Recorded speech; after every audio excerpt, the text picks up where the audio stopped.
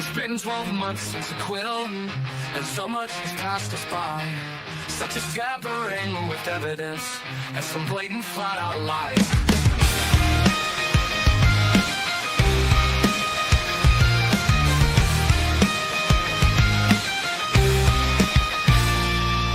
Special new press sector, and Hank Breeden is his name. He is a dirty Boston lawyer, and his arguments are lame. He's trying to squash all of our experts, as he has no case to claim. He should have won an Oscar medal to convince the court he's sane. He can lie without a conscience and keep that smirk upon his face. I bet he wears those silky undies, the ones with that jean made of lace. And Judge Beverly Academy is so biased for the state, is wading through 100 motions in a rush to seal my fate. So you can bring in Massachusetts, cause we all ain't got no quit. And we all know that the truth is my car is not the thing John hit.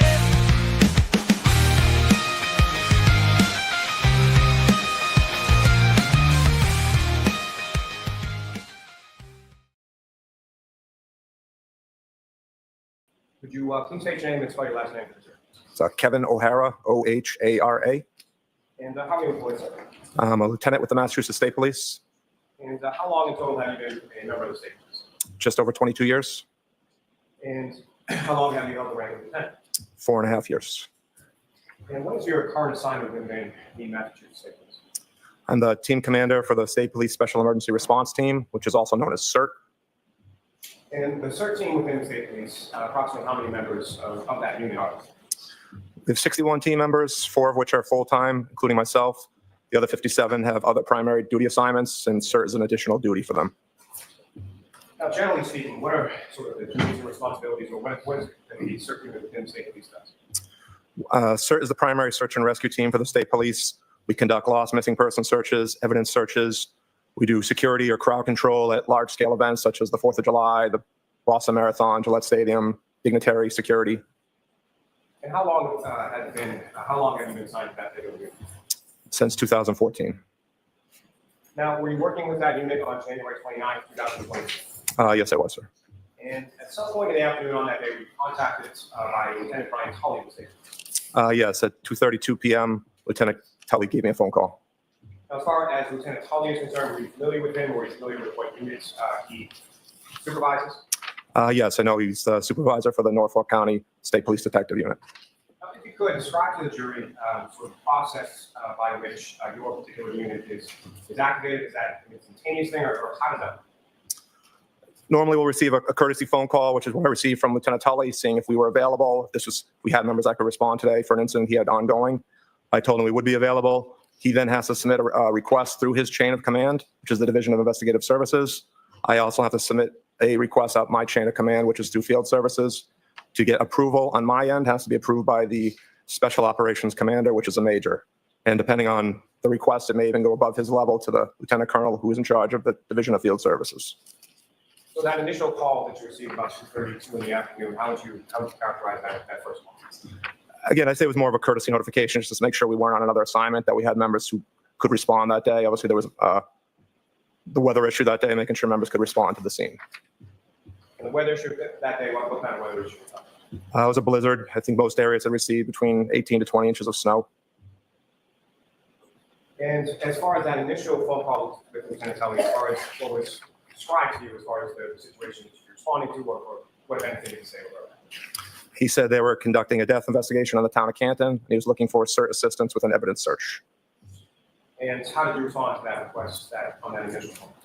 I told him we would have members that would be able to respond, and that I would start working on the approval process. Looking out my own window, I had been outside my house that day. I had large snow drifts at the end of my driveway. I told him building a roster and having members clear their driveway at least an hour plus on a response time. And following that initial conversation, did Lieutenant Tully reach back out to you at some point? Yeah, I'm not positive if he called me or if I called him. I think after I cleared my driveway, I spoke to my captain just to make sure, see what the status was on the approval process on our end. He said we were cleared on our end. So either Lieutenant Tully called me or I may have called him, because I was getting nervous that now that my driveway was cleared, that the town plow was going to come back and buried at the end of my driveway again. So I'm not sure who called who, but I called him and told him we were cleared through the Division of Field Services. He also told me that we were cleared on his end. The approval requests have been approved. And do you know approximately what time of day it was that you had that second conversation with Lieutenant Tully? It's probably about 3:45 because we sent out an alert to our team at 3:48 telling them that we were authorized to respond to Canton. And as far as your team was concerned, can you speak a bit about sort of that process as far as the response and who was to respond and how you were able to sort of pull together the body to respond? So CERT is broken up. We're geographically dispersed across the state. So we have an East team, West team. I had reached out to a supervisor from the West team, someone I knew who I wouldn't request to drive that far in the snowy conditions, to set up a roster for us. So he sent out an alert to the team at 2:53, requesting an availability list. I told him to just confirm that the people responding either had a truck or some kind of four-wheel drive vehicle to respond. And where was it that you were told, where did you eventually respond to? Lieutenant Tully told us that we were going to 34 Fairview Road in Canton. And from the time that you cleared your driveway, secured response from your higher-ups, well, what time was it that you left, or how long did it take you to get from your home to 34 Fairview? Well, like I stated, the alert went out authorizing the team to start responding at 3:48. I got the exact address via text from Lieutenant Tully at 4:10. We sent out another alert message at 4:17, just reminding people to bring shovels, brooms, rakes, etc. I left my house at 4:13 in the afternoon, and I got on scene at 4:56. So it took me 43 minutes to drive there. And from your house to that location in Canton, about how, absent sort of weather, how long a drive would that go? Probably 20 minutes, sir. And when you respond, how many other members of the unit were able to respond to the scene? Initially, we dispatched 8 members, including myself. Only 7 of us made it to the scene. One of the members could not get off his street. The end of his street had been plowed in by his town, and he had called his town DPW to try to get some assistance, but he was not able to make it to the scene. So we only had 7, again, after we initially started 8, which did kind of shift some of the dynamics of how we ran the search on scene. And getting to that moment, when you first arrived on scene, think anyone else preceded your arrival? Who was on scene? Just one other trooper from CERT, Trooper Jay Bousselet, was on scene. I believe he arrived 2 minutes prior to my arrival. Could you say that name again and spell it for us? Yes, sir. It's Trooper Jason Bousselet. It's BEAUSOLEIL.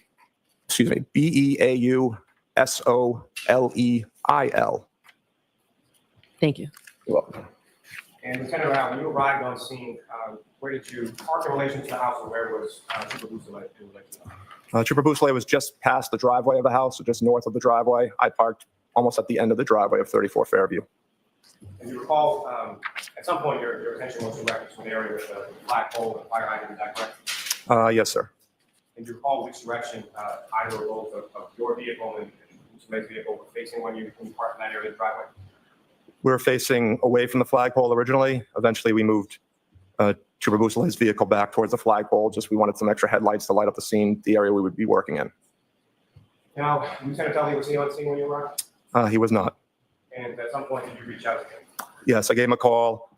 He stated he was just leaving. Canton PD would be on scene in about 5 minutes. That was probably around 5 o'clock. Now, as far as the house that you were parked in front of, and as far as the residences on that street, who, if anyone else, as far as neighbors or anything like that, people from the house, did you see outside the house while at any point in time? We didn't see anyone outside the houses. A resident of 34 Fairview exited briefly after we were first on scene, but that was the only person we saw. And exited came down to where you were, or where did that person? No, he was, if you look at the house, you can consider 2 front doors, one closer to the garage, which would maybe be a mudroom or a den. Adult male exited from that door and hooded sweatshirt on. He asked us if we were here for what had happened earlier. We said yes, and he walked back inside the house. Now, as far as you mentioned a bit about the snow, as far as the roadway conditions of the area where you were in, what if anything did you know or observe in regards to the roadway and sort of how it had been treated the plow prior to the plow? The plow had really only cleared the center of the road. There was a good 3 to 4 foot snow drift coming off each side of the road. So maybe enough for 2 vehicles to pass, but not cleared curb to curb. And as far as Lieutenant Tully arrived on scene around 5, at some point did he, what if anything, where did he direct you? He had instructed us that the death investigation involved a motor vehicle. He told us where the motor vehicle was believed to have been parked and wanted us to search from that area south towards the flagpole fire hydrant. Now, as far as this type of search was concerned, what if any experience did you have doing this type of searching?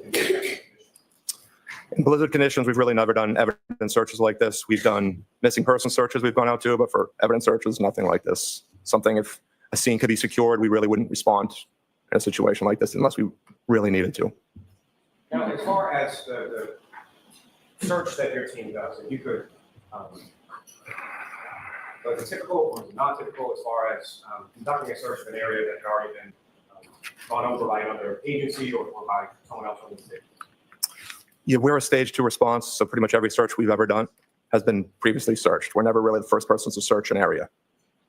And can you describe sort of sort of the difference between what you do as far as searching is concerned and sort of looking or making observations or things of that? I think our training is a lot different than maybe the regular patrolman or trooper responding. There's not much training provided anymore in the academies. So we do extensive training through a lot of the search and rescue groups that we're a part of, which would be the National Association for Search and Rescue, which is NASAR. We do search and rescue initial actions. We do line searching, managing lost person incidents. We do multiple trainings a month with a team, which is different than what other personnel would get. I think traditionally, looking back to even my time before I was a member of CERT, a search would be, you go this way, I'll go that way. There was really no methodical approach to the search. And as far as your training is concerned as it relates to this particular search, what if any, sort of methodical approach did you develop or what did you employ in this case? We gridded off or marked off the area Lieutenant Tully thought would be the best area for us to search. So we had a starting point and an end point. Once all the members got on scene, we set up a line search, or what we would call a grid search, which again would just be a slow, methodical search with all of us working in unison, moving through the area. And about how big an area was it that you initially sort of set out to search? It was just over 50 feet, I believe, from the front door, which is the left door, looking at the house from the street, to the fire hydrant. I believe it was 59 feet. Was that length or width? That is length. And as far as the width of the area that you were searching about, what kind of area were you searching? It's about 3 to 4 feet was the snow drift coming off the curb. Now, as far as the information that you received prior to conducting the search, were there any items that were specifically identified as far as items that you might be looking for, or what if anything was in relation to that? Yeah, Lieutenant Tully had informed us that the victim, in this case, was struck by a vehicle. He believed there would be broken pieces of taillight in the area. He also stated the victim was missing his sneaker. So he asked us to search for both of those items. And sir, at some point, did you ask Lieutenant Tully any questions about the vehicle in question or anything in relation to that? After we found one or two of the pieces of the taillight, I asked him if we knew how much damage was to the taillight, or if he had a photo that we could get of the taillight. And what if anything did he tell you? He told us at that time the vehicle was being towed back to Canton PD, so he did not have a photo to show us. And at any point did he make any reference to who was coming along with the tow at Canton PD? He said Sergeant Buchanan and Trooper Proctor were following the vehicle back to Canton PD. You mentioned an alert that was sent out to troopers as far as the right certain items. Can you describe to the jury sort of the process and what any tools or implements you use and sort of how that sort of So like I said, we moved Trooper Boussolet's vehicle to face the scene to give us some extra, uses headlights for extra lighting for the scene. All the team members also put on a headlamp, which would basically just be like a hiking headlamp. We all had shovels. We had a couple of rakes, the smaller garden rakes, just to kind of help us sift through the snow. And I also had a small push broom to move the snow around as well. You mentioned sort of the headlamps and moving the vehicle as far as the headlights on the area that you were searching. What was the visibility and what was the lighting conditions around that area at that time? You were conducting? It was poor lighting. There really wasn't much as far as what we felt enough for street lighting, but with the headlamps, we had decent visibility. So when you first arrived on scene about 4:53 p.m. or so, was it dark out there? Yes, it was. It remained dark while you saw on scene. Yes, sir. And in the area that you were looking, your testimony, there wasn't much overhead sort of ambient lighting or street lighting in that area, as far as you recall. Nothing that really helped the search. So the area that you were searching was in the area of the fire hydrant, is that correct? We started almost directly across from the front door and moved south towards Chapman Street, towards the fire hydrant. And to be clear, as far as the area that you were searching with shovels and the other different implements to sort of sift through the snow, where was your focus as far as the street versus the front wall? Our right flank was on the curb, and then we moved out across the street from there. So we were lined almost shoulder to shoulder as we moved south through the area we were searching. You're primarily searching or entirely searching along the roadway, is that correct? Correct, sir. And as far as some point did you, through the course of sort of shoveling and the removal of snow from that area, did you approach or come in contact with the area of the grass in front lawn? We did, as one of the members who was working along the curb, he did started to clear some of the grass on the front lawn. Yes, sir. What, if any, issues did you encounter when you got to the grass? It was very difficult to clear the snow. I don't think we had very good visibility on what we were moving, even with the push broom and the rake. It was very difficult to definitively say we'd cleared the lawn properly. So we didn't focus too much of our efforts on that area. You referenced that only 7 members of your unit were able to respond because one got stuck in snow in the industry. Is that correct? Correct, sir. And that had some impact as far as documentation of the scene. Is that correct? Correct. Normally on a search, if I'm the overall, as a team leader, I would run what you consider a command post or be the incident commander for CERT. I would stay behind the line and kind of document our efforts. But because this was such a small search area, it wasn't really an issue because we weren't breaking people off into teams. No one was out of my sight line. And we had multiple detectives on scene that were able to fill that role for me. And so to that point, as far as the 7 members from your unit, in addition to the 7 members from your unit, was anyone else present for the course of that? I believe there was 5 other members. I believe there were only 2 that I recognized from the state police. So I'm not sure who the other 3 were. If they were Canton detectives or Canton patrolmen, but they were all dressed in, plain clothes. And as far as documentation for the scene, what, if anything, was done with reference to that? As we began to find evidence, I spoke to Lieutenant Tully and just confirmed that he was going to document everything we were recovering via photograph and evidence log. As far as documented photos taken by Lieutenant Tully, Yes, they were, sir. and the items that were photographed, were they photographs prior to anyone sort of touching them or moving them or placing them, other than those sort of related to search efforts? Correct. As soon as we found anything deemed as evidence, we stopped our search efforts until they were documented by Lieutenant Tully. And in reference to your search efforts, what, if anything, of evidentiary value did you and your team locate? I found multiple pieces of red and clear taillight. And where were they in relation to sort of the grid or the area that you were set up to serve? They were on the street in between the flagpole and the fire hydrant. And sir, in addition to the pieces of red and clear plastic taillight that you uncovered, you know approximately how many pieces of that you were able to locate on that day? I believe maybe 6 or 7 pieces. And how big or how small or did they range in size as far as the pieces that you located? There was 3 larger pieces, 2 red, 1 clear, and then a couple of smaller pieces. In addition to the pieces of red and clear plastic taillight that were uncovered during the search process, what, if any, other items of interest were located? We found a sneaker. And where was that sneaker located in reference to seeing your search efforts and in reference to the pieces of clear and red plastic? It was same location. Generally, it was in between the flagpole and the fire hydrant. The sneaker was flush up against the curb and it was upside down. I think we had found 1 piece of taillight prior to the sneaker. And then after we found the sneaker, we found a few more additional pieces of taillight. Now, with reference to the sneaker and each of those pieces of red and clear plastic, where were they in relation to the snow that was being dug through? And by that, where were they in relation to the ground? Can you repeat the end of that, sir? With reference to each of the items of evidence that you're talking about, whether it be sneaker or the red and clear plastic, where were they in relation to the snow that you were digging into? Where were they in relation to the asphalt surface? Close to the curb. As we started digging originally, the snowpack was pretty solid from where the plow had kind of cleared to. So once we were able to move through that, we started getting into fresh, undisturbed snow, started moving through that, which was a lot easier to move at that point. And all the items we found were close to the curb. And so my question also, sir, is sort of how deep within the snow that you were digging was each of those items? They were all found at ground level.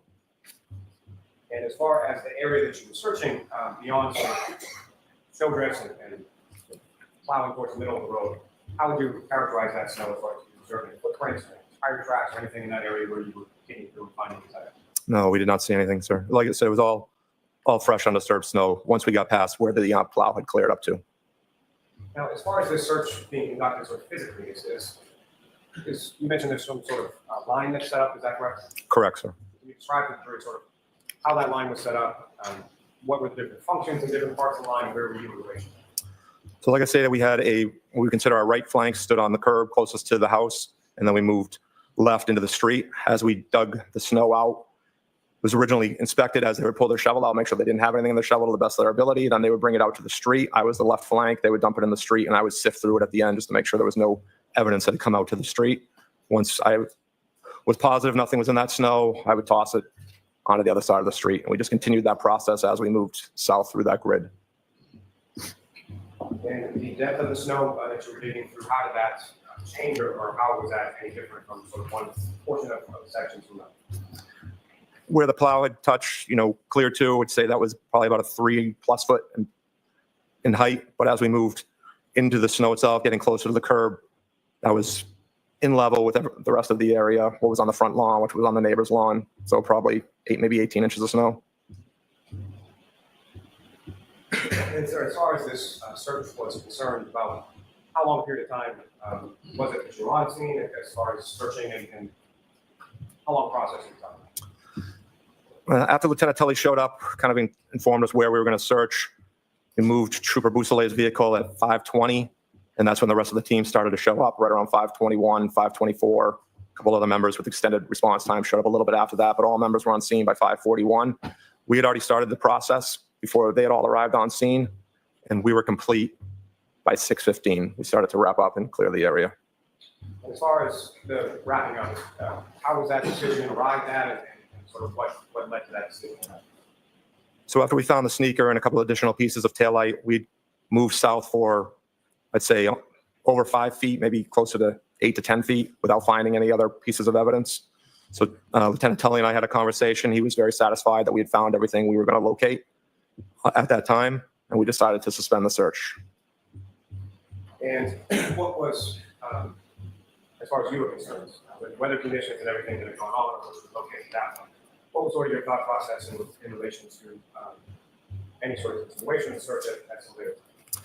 I told Lieutenant Tully, we'll do a debrief at the end. We'll go over probability of detection, how I feel, whether we would have found everything that was there. I told him that there was a good chance we did not find everything. I said if you wanted us to come back in the daylight, which give us better lighting to search, or after a couple of days, the weather was supposed to warm up. If you wanted us to come back after there was some snow melt, just to reach out to me, and we would come back. And as far as suspending the search at that point, was that something that was your decision independent of Lieutenant Tully? No, that was in consultation with Lieutenant Tully.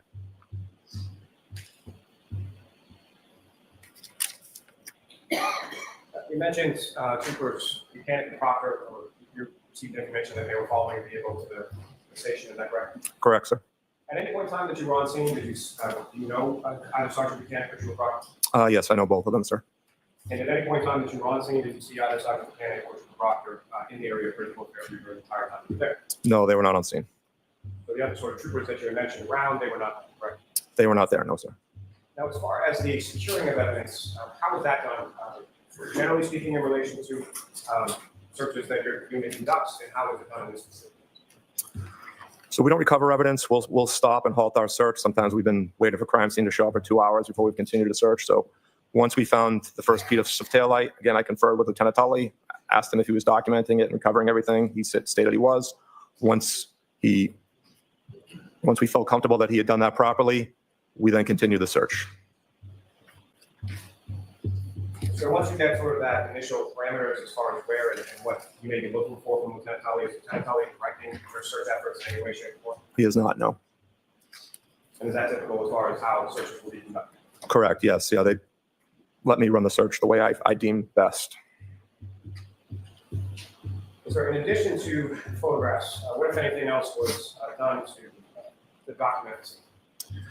We had one of our members use a handheld GPS, which we use a Garmin 64 ST, and he marked each item we found, which we then can upload later to a map, which we did later that evening. If you could just describe during that process as far as mapping is concerned, so how global positioning system or GPS is utilized in creating that.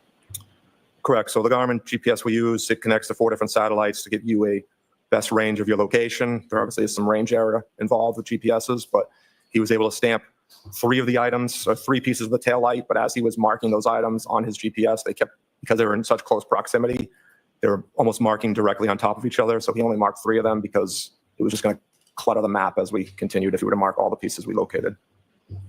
So with respect to the three pieces of taillight that were marked on the diagram, excuse me, were those the larger pieces, smaller pieces, or something?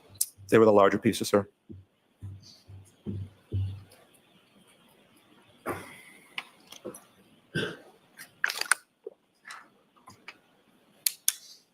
May I go to the concern? Yes.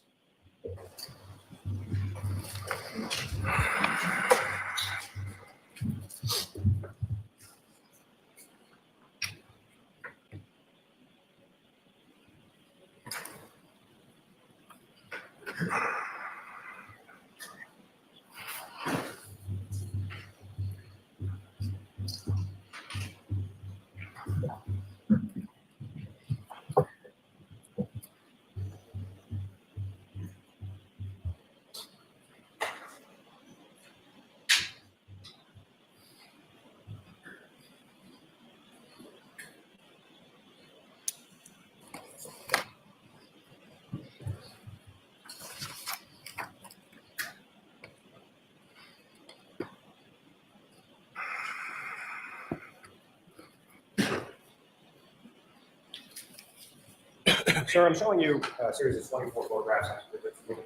Briefly, I'm going to ask you in a moment if you recognize.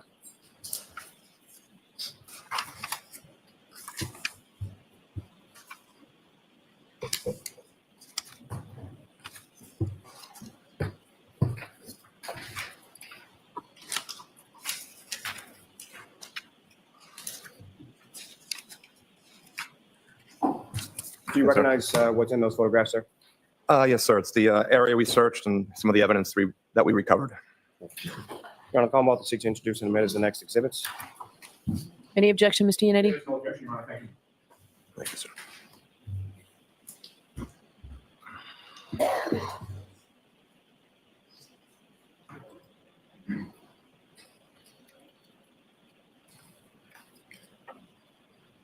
How are they being marked? Maybe you're supposed to be.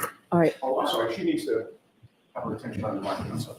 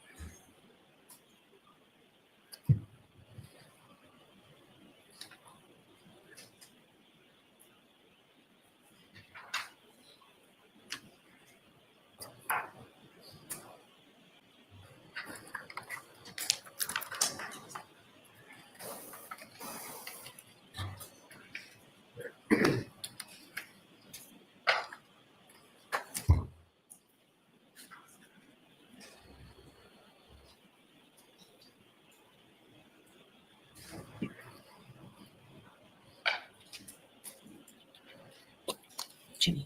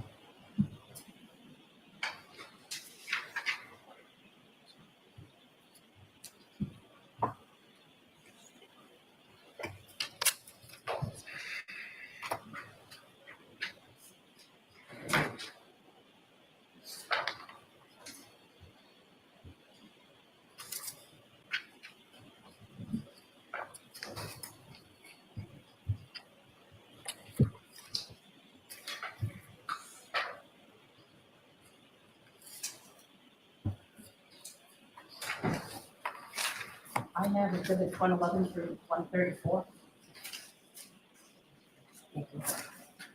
Jurors, it's very important that we keep our records straight. It will be important for you during the deliberations that we do this. Sometimes it takes a while. We're fortunate we've got such a great court reporter here to take care of this for us, but sometimes it takes a while. I caution counsel that maybe you can all work together so that we don't do this, take up any extra time. All right, do you need those photos back, Mr. Lally? Any report on that, Ron? All right.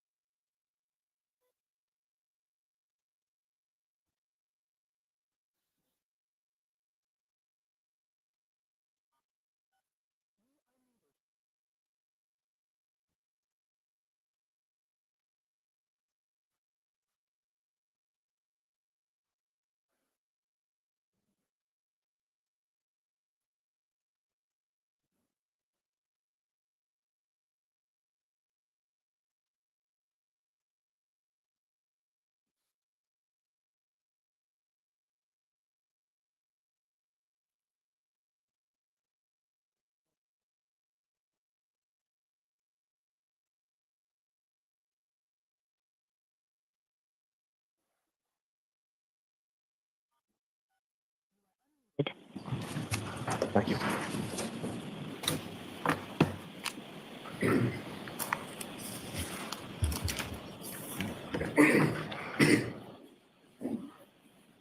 Your Honor, the post commission may publish those, what's just been marked as those exhibits to the church. Yes. Approach the witness, Your Honor. Yes. Chapter 40 is later point, just on that point, it's really firing and that's it. Okay, thank you. Lieutenant O'Hara, I think it's going to be good. You didn't know that. So, Lieutenant O'Hara, what you have up on the screen before you, is that what you have as exhibit 134?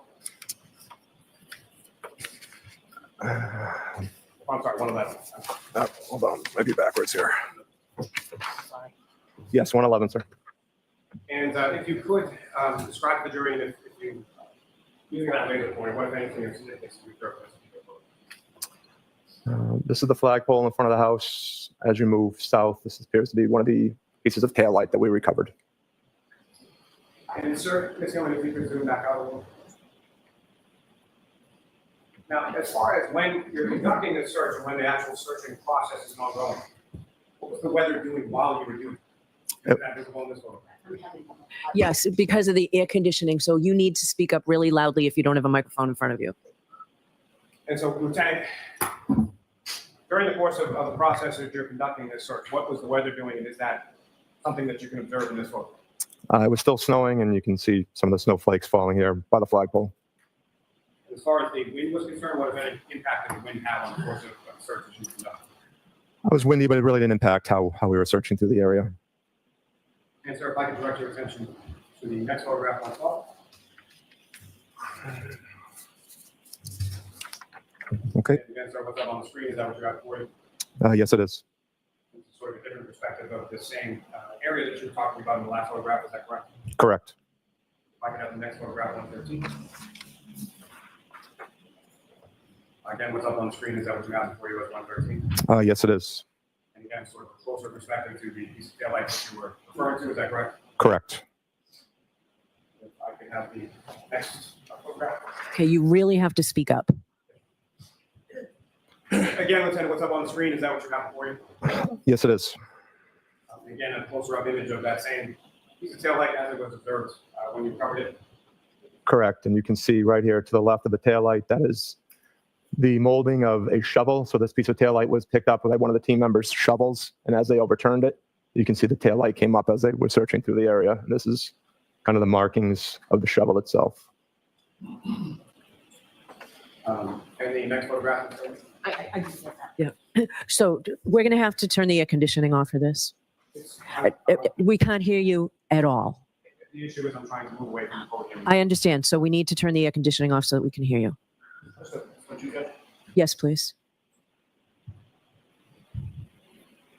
And again, Lieutenant, what's up on the screen, is that what you have for you as the next? Yes, it is. If you could describe to the jury what we're looking at. You can see the piece of taillight that we recovered, and again, this is kind of the overturned snow from the shovel, and again, seeing the markings from the shovel from where it was overturned. And the next photograph is going. This particular piece, is this one of the larger or is this one of the smaller pieces that you were describing earlier in the test? This is one of the larger pieces, sir. And as far as length, size of it, if you know, how much would you estimate it, how big it was? I guess a couple of inches, but I didn't measure it, sir. And Ms. Gilman, if I could have the next photograph. And Lieutenant, if you could describe to the jury sort of what is depicted or what, if anything, is significant to observe in this photo. So this is the CERT members working through the area, again, working on as a line through the grid formation. One of the things we stress is your critical separation, making sure you're close enough to each other that you won't miss a piece of evidence. If you're too far apart, you will miss that. A lot of times before searches, we will take an item of similar size item that we're looking for, and we'll space out. Because this was such a condensed search area, we just had the team members stand almost shoulder to shoulder as they search through the area. And the next photograph is going. And again, sir, if you could describe to the jury sort of what we're looking at, what, if anything, significant to observe in this photo.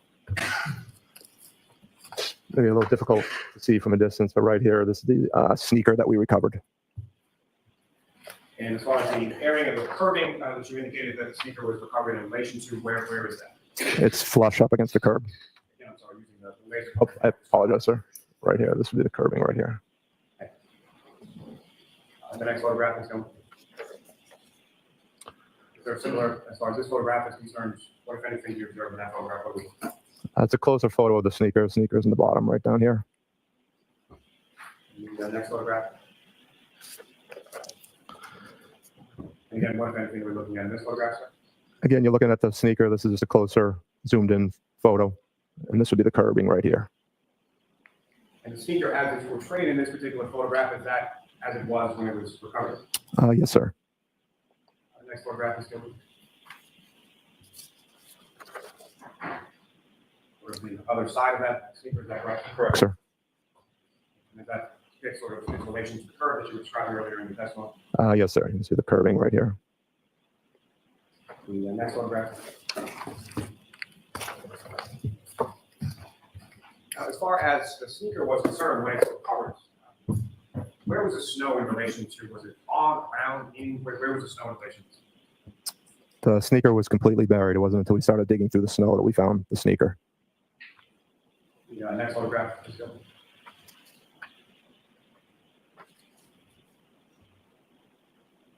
And this is how it was discovered, is that correct? Correct, sir. Or how it appeared when it was discovered? Yes, sir. Next photograph is coming. Next photograph is coming. And sir, in this photograph, if you could use the laser pointer, draw the jury's attention to what, if anything, of significance you observed. This is Exhibit 125. It's the photo I have in front of me. This might be difficult for them to see, but this is a clear piece of the tail light right here.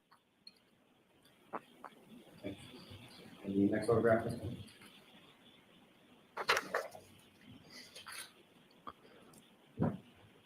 And again, so what is depicted in this? Exhibit 126. See a little closer zoomed in version of the clear piece of tail light that was recovered.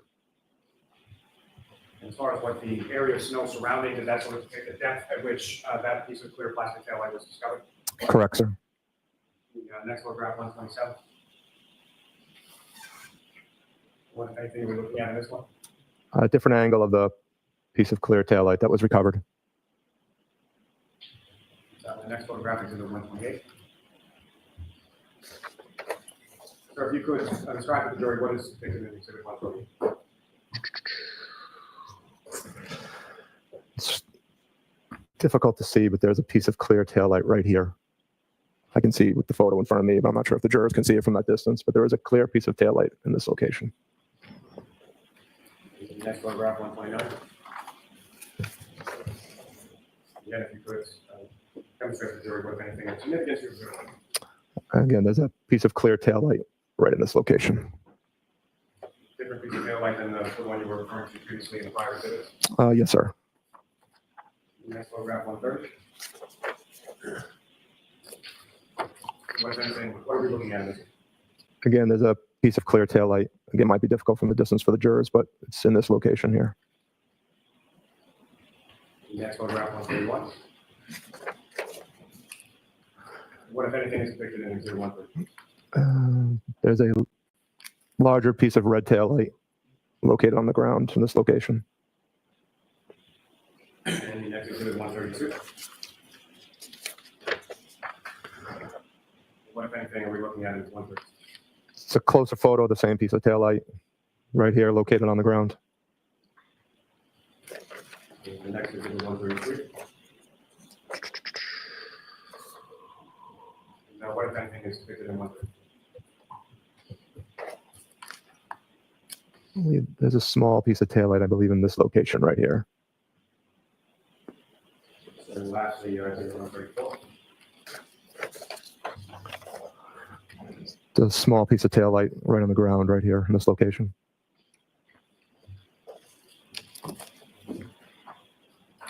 John, may I approach? Yes.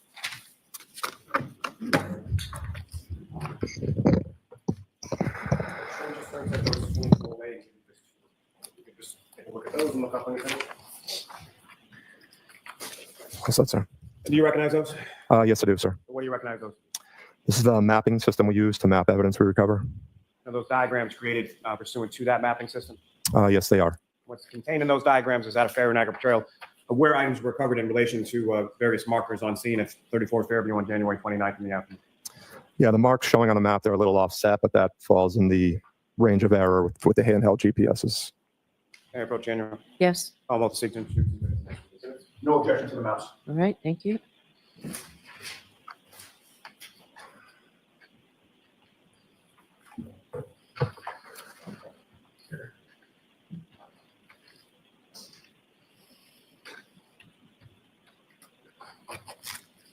It is 135 and 136. Thank you. Thank you. And Your Honor, with the court's permission, may I publish those one in each succession to the jury? Yes.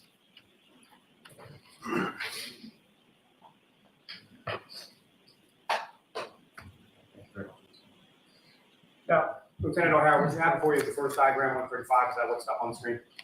Yes, it is, sir. And you mentioned something earlier in your testimony just now in regard to sort of items being found in close proximity, creating some overlay with the GPS system. Is that correct? Correct, sir. And you mentioned range of error. Is that correct? Correct, sir. Can you describe what the range of error is and how that impacts sort of how it's depicted in this particular diagram?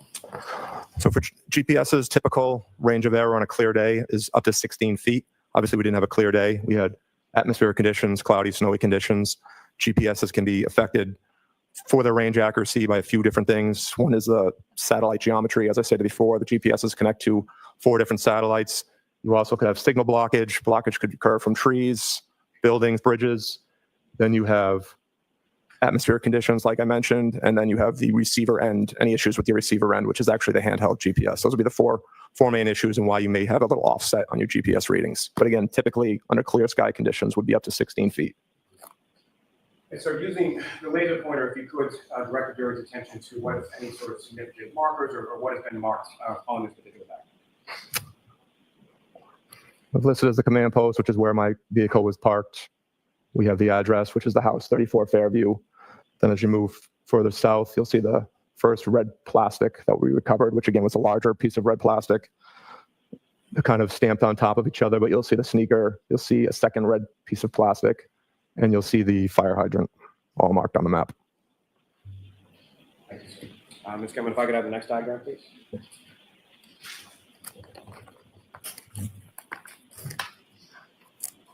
Again, so what's up on the screen, is that what you have before you? Is it 136? Yes, it is. And again, if you could describe to the jury sort of what we're looking at in this diagram, or what, if anything, is different between 136 and 135. We just changed the layering on the map just to make it a little easier to read. So we removed the taillight pieces, and now we just have the sneaker and the fire hydrant listed on the map here. And that area, as far as you were talking, sort of the concentration of the search was in the area of the flagpole and fire hydrant, is that correct?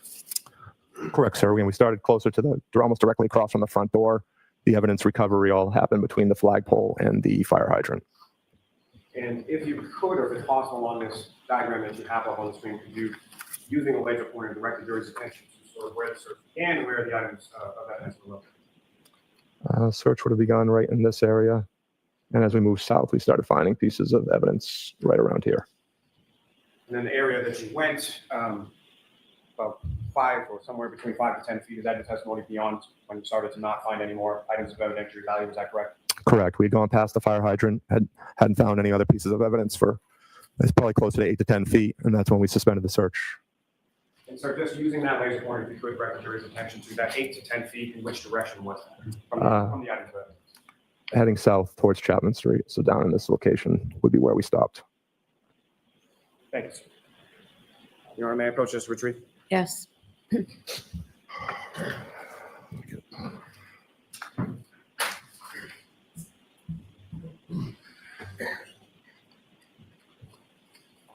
Now, sir, at any point in time that you were on scene, were you able to look at or see any sort of photographs or any images of the damage to the taillight? No, I was not. So fair to say that at the time that you're conducting your search on that particular afternoon, you weren't aware of how much taillight could be there or how much you might be looking for, correct? Correct. We did not know how much damage there was. Now, so you talked a little bit about, well, let me ask you this, as far as from your training and experience in relation to conducting these types of searches, are you familiar with the term known as POD? Correct. So that'll be probability of detection. And I believe you've referenced earlier in your testimony some variables that go into that terminology, is that correct? Correct. And can you describe to the jury sort of what some of those variables are and how it related to this particular search? So probability of detection winds up turning into a mathematical formula to make it simpler, give us more of a baseline objective on how well we did search in the area. Covers 10 different categories. We'll rate those categories 1 through 10 on how we feel we did and kind of come up with a score to give just a baseline on what we think percentage-wise we would have found the objects we're looking for. Those categories would include the terrain, as number 1, hazards would be 2, lighting would be 3, weather would be 4, vegetation would be 5, which in this case would have been some of the grass we encountered as we got in the front lawn. As you continue on would be your spacing, which again is how the team members are separated as we're searching through the area, the tactics you're using, the area size, then the team composition, and then the last one is instinct and variables. And really the last 2, I think, is what works best for us. What stands out most about our team is your team composition and the instincts, just for the experience we have in searching. And so was it those variables that sort of led to the conclusion in conjunction yourself and Lieutenant Tully as far as to cease searching at that particular point after you were gone 8 to 10 feet south of the evidentiary items without locating any other evidentiary items? Correct, sir.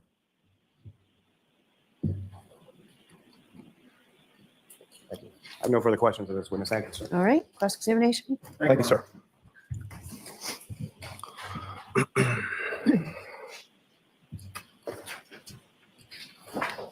Good morning, Lieutenant. Morning, sir. Sir, so you will agree with me that it was Lieutenant Brian Tully who first called you at 2:32 p.m. to ask that your team come out for an evidence search? That's correct, sir. And you knew at that time that Lieutenant Tully was he was in charge of the Norfolk County State Police Detective Unit, correct? Correct, sir. Attached to the Norfolk County DA's office, correct? Correct, sir. And you also knew Trooper Michael Proctor at that time? I knew who he is, yes, sir. And you knew that Trooper Michael Proctor was in the same unit as Lieutenant Tully, correct? I don't know if I knew he was assigned to that office. I'm not sure where he was assigned, sir. You've since found out that he is. Correct, sir. Now, you told Lieutenant Tully during that phone call at 2:32 p.m. that you would make your team available that day, correct? Yes, sir. But at that point in time, Lieutenant Tully specifically held you up, right? Because he didn't have authorization yet? Objection. Is that true? It's not. Okay. He told you that he did not have the green light, correct? He had not requested official response from sir at that time. Okay. So you were not authorized to respond at that time, correct? No, neither one of us are allowed to dispatch my team. We have to send up formal requests to get authorization to respond. All right. Now, by 2:32 p.m. on January 29th, when you first spoke to Lieutenant Tully, snow had been falling consistently in Canton since the early hours, correct? The early morning hours? I would assume so, yes, sir. It wasn't my house. I'm sorry? It wasn't my house, so I would assume so, yes, sir. But you lived in Massachusetts at that Correct, time, right? yes, I did, sir. And you weren't hours away when you were contacted by Lieutenant Tully, correct? I was not, no. All right. Now, you were aware that John O'Keefe's body was found on Brian Albert's lawn at 6:03 that morning? I believe when I spoke to Lieutenant Tully, he told me around 6:30. Okay. Well, let's go with 6:30 then. So when you received the call from Lieutenant Tully, snow would have been accumulated from 6:30 a.m. approximately to approximately 2:30 p.m., correct? Yes, sir. And so snow had been accumulating at that point when you first got the call for about 8 hours after the body was found, correct? Correct, sir. Now, before you conduct a search, is it important for you to know in general terms the working theory of the police and the investigators in terms of what had happened at the scene? It's not. I want as detailed information on what we're looking for. As far as the investigation is concerned, that's not interesting to me. I'm not interested in those exact specifics. I just want to know where you would like us to search and what you need us to find. Right, but in order to know what you are seeking to find, you'd need to learn from the investigators what they believed happened that would leave that evidence, correct? Correct, sir. He told us we were looking for pieces of taillight from a vehicle. All right. You'd also want to know prior to getting to the scene who had access to the scene before you got there, would you not? I did not need to know that information, no, sir. And I did not ask that. All right. Is it important to maintain the integrity of a crime scene before it's searched or processed? Sometimes, but a lot of times when we're involved in searches, we might not be out for days later. If search efforts have been exhausted and they don't think any evidence can be recovered, we will go out to scenes that have been left unsecured for days on end. Sure. No, I understand that, but that wasn't my question. My question was, is it important to maintain the integrity of a crime scene before it's searched or processed?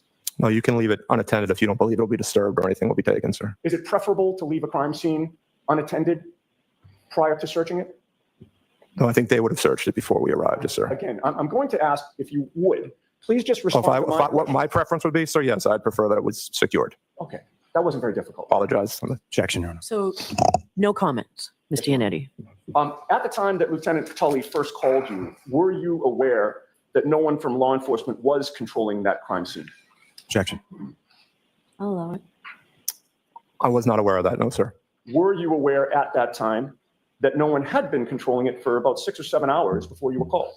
I was not aware of that, sir. Were you aware that the scene had been abandoned by the police and investigators at about 7:50 in the morning? Objection. I'll allow it. I was not aware of that, sir. Were you aware that the scene was left open to the public for hours before you were asked to search? I was not aware of that. All right, in any case, when you got there was only one trooper on scene, and that was a trooper from your unit, Correct, sir. Beausoleil? Correct. Nobody else was guarding the crime scene at that point, correct? There was not. In fact, at that point, did you know where specifically on the property you were going to be searching? I did not. And in your experience, is it proper procedure in an investigation that requires a search for law enforcement to give up control of the area that will be searched? It's not unusual for us to respond to scenes like that, sir. It happens, but is it proper procedure, sir, to give up control of an area to be searched prior to the search? If they don't think anything will be recovered in the meantime, sir, it's something we encounter all the time on our searches. Right. So in this case, is it your testimony then that the investigators didn't think that anything would be recovered? Objection. I'll sustain the objection. All right. Well, you recorded that there was a second alert regarding this case at 2:53 p.m., correct? That was the initial alert, sir. Maybe we're getting into semantics here, but you were first notified at 2:32 p.m. by Lieutenant Tully, correct? That's him calling me. The 253 alert is sent out to my full team. Okay. That 2:53 alert is the second time that you're receiving information about this case, right? The first being 2:32 from Lieutenant Tully. No, that's not new information. That's me taking the information I received from Lieutenant Tully and sending it out to the rest of my team. Because they were not aware of the circumstances yet. So you were the one to send out that second alert, or that alert? West team supervisor, because I was going to start clearing my driveway. So I reached out to a West team supervisor. He sent out that alert. And who was that? That was then Sergeant, now Lieutenant Simpson. And the alert that Sergeant Simpson sent out was an instruction for members of your team to begin clearing off their cruisers and their driveways to get ready to go, correct? That was an availability of alert to see who would be available to respond. And that they should begin clearing off their cruisers and driveways, correct? Yes, so they would be able to respond. Right. But your team was still not activated at that point, correct? Correct. In fact, Sergeant Simpson explicitly wrote in that alert, quote, "We do not have the green light yet," end quote, correct? Correct, sir. Sergeant Simpson at 2:53 p.m. in that alert actually typed it in twice that your team did not have the green light, correct? Correct. It's a voice generator response. It will normally duplicate the instructions. So as they listen to it, if they miss it the first time through, they can hopefully hear it clearly the second time through. Okay. And it was very clear that you didn't have the green light from that alert, correct? Correct, sir. We weren't authorized to respond yet. Okay. Now, you stated that you were in Massachusetts at the time you were first contacted, correct? Yes, sir. And how far were you from Canton? Normally would be about a 20-minute ride. All right. With the blizzard conditions, however, it took you longer than that? 43 minutes, sir. Now, you're familiar with the CERT Administrative Journal extract? The Daily Journal, sir? Yes. Yes, sir. That recorded, and when I say that, I mean, you called it the Daily Journal? Yes, sir. All right, I'll call it the Daily Journal. That Daily Journal recorded the initial contact that you had with Lieutenant Tully at 2:32 p.m., correct? Yes, that was entered into the Daily Journal. And then the second entry was the 2:53 p.m. alert that was sent out by Sergeant Simpson, correct? Yeah, I'm not sure if that's in the Daily Journal or not, but that would be the alert, sir. May I approach the witness, please? Yes.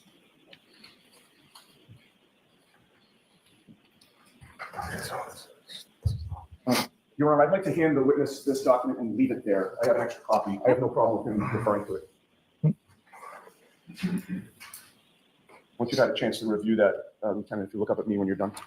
All set, sir. So you'd agree with me that the 2:32 p.m. phone call with Lieutenant Tully is in the Daily Journal, correct? Yes, it is. And the 2:53 p.m. alert by Sergeant Simpson is also in the journal, correct? Yes, it is. Both of those have a timestamp, do they not? They do, sir. What is the next entry on that journal? It says, "Sir, activated en route to Canton." Now, there is no time entry next to that.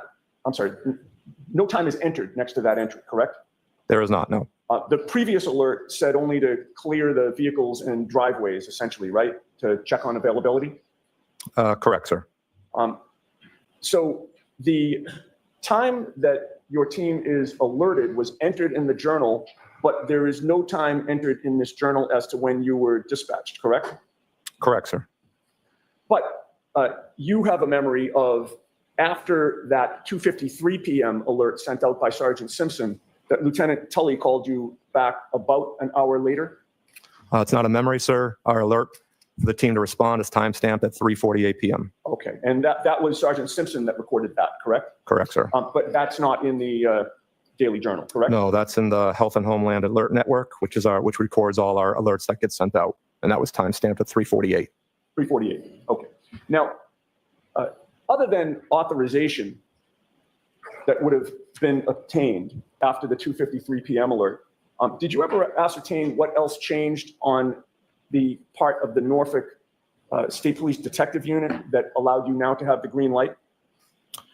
Once I was done cleaning my driveway off, which took a significant amount of time, I spoke to my captain. He said we were approved through our chain of command. And that's when either I contacted Lieutenant Tully or he called me. He said he was approved through his chain of command to include the deputy superintendent who was authorizing a response. Okay, So there's several layers of the chain of command that have to approve a response for numerous reasons. Staffing reasons, they know I'm pulling, again, I said some of my team members aren't full-time members. Some of them I have to pull off their assignments. So if they're on patrol, I'll now be shorting a barracks. They take that into consideration, overtime consideration, safety consideration of now additional members driving through the whether to respond. So that all gets discussed at levels above us. all right. That answer applied to strictly issues regarding authorization on both ends, correct? Yes, sir. All right. You recall my question, which was, other than authorization, did you learn what, if anything, had changed in that time period from 2:53 p.m. to 3:48 p.m. on the part of the Norfolk State Police Detective Unit? No, sir. We just talked about the authorization process. Sometime shortly before 4 o'clock, you're talking about 3:48 being the alert authorizing you to depart. Sometime before 4, Sergeant Simpson informed your team to start heading to Canton and to report to you, correct? Correct, sir. That meant that team members should basically stop what they're doing, the ones who were going to be going, get their gear ready, suit up, get in a car, and start driving to Canton to meet up with you, correct? Correct, sir. And we've already discussed that on this particular day with blizzard conditions and the roads as they existed, that would obviously take more time than it would on a clear sunny day, correct? Correct, sir. And I believe your estimation is maybe about a 20-minute drive in good weather with good roads versus the 43 minutes it actually took you to get there, correct? Correct. Now, the 7 members of your team who did show up were Bearden, Beausoleil, Carrier, Louise, O'Brien, you, and Viscardi, correct? Correct, sir. You all arrived at about the same time, sir? No, we had a pretty significant difference between arrival times. Okay. Is there something called a personnel status report that records arrival time, sir?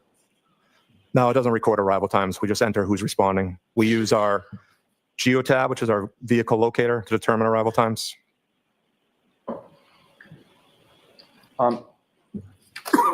Is it your testimony? Let's get back to the podium. Is it your testimony that the personnel status report does not record the date and time that somebody arrived on scene? No, that's all manually entered, sir.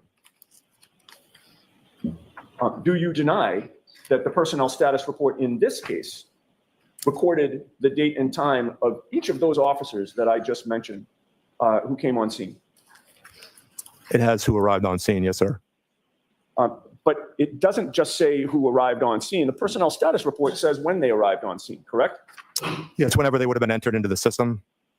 But that doesn't mean they were officially on scene yet, All sir. right, but again, that's not what the document says, right? It doesn't say we're entering this into the system because they're arriving. The document says on scene and it gives a date and time, does it not? Yes, it does, sir. Now, your testimony is, oh, and by the way, the personnel status report, you'd agree with me, has everybody except for you and Beausoleil showing up at 5 p.m. on January 29th of 2022, does it not? Yes, it does, sir. And it has you and Beausoleil showing up 5 minutes before that at 4:55 p.m. on January 29th, correct? Correct. But it's your testimony that when you got there, it was just you and Beausoleil, correct? Correct, sir. Which actually would be consistent with the personnel status report, right? Yes, sir. Because that has you two showing up first as well, right? Yes, sir. And then your testimony is that other members didn't show up until between 5:20 and 5:24 p.m. Trooper Bearden arrived at 5:21. Sergeant Luis and Sergeant O'Brien arrived at 5:24. Trooper Viscardi showed up at 5:34. Sergeant Carrier showed up at 5:41. Okay, and so the last member of your team, which is, again, Carrier, Carrier, correct, sir, 5:41. he showed up at 5:41 and now your team was all there, correct? Yes, sir. So is it your testimony that you did not meet up as a team somewhere and head to 34 Fairview? You all arrived individually. That's correct, sir. Did every single trooper who arrived have their own cruiser? Yes, they did, sir. All right. Now, you would agree with me that when Lieutenant Tully first contacted you at 2:32 p.m., it was still daytime, correct? Yes, it was. So it was light out, correct? Yes, sir. You'd agree with me that at around 5 o'clock on this late January day in Massachusetts, it was dark out by the time you got there, correct? Yes, it was. So when you finally arrived on scene, after getting the team getting the green light, it was dark for the start of your search, correct? Yes, it was. When you got there, you set up a command post. Well, you could call my cruiser command post, sure, sir. Well, I didn't use the term command post, sir, did I? You did Who not. used it first? We marked my cruiser as a command post on the map, sir. Okay, all right. And a command post is a base of operations at the scene, correct? Yes, sir. And you parked your cruiser basically in front of the driveway at 34 Fairview to serve as the command post? Yes, right side of the driveway, yes, sir. And you were initially facing away from the flagpole when you did that, Yes, sir. which would mean that your cruiser was parked technically on the wrong side of the street facing Cedar Crest because you were against 34 Fairview, Correct, sir. and then ultimately turned it around? Well, yes, myself and Trooper Beausoleil moved our vehicles.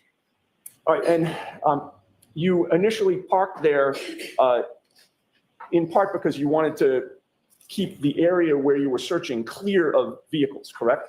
Yes, sir. And that was where you met at the, we'll call it a command post because you did, your cruiser. That was where you met to discuss the parameters of the search? When Detective Lieutenant Tully arrived on scene, that's where we spoke. Okay.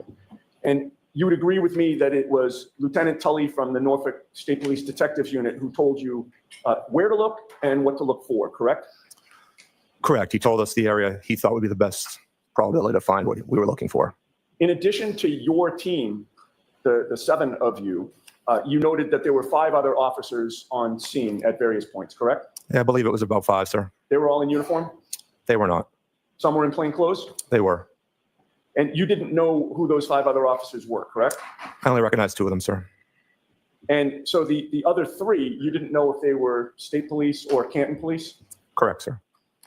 At that point, were you made aware that the Canton police had been conflicted out of this investigation? I had not, no, sir. All right. Now,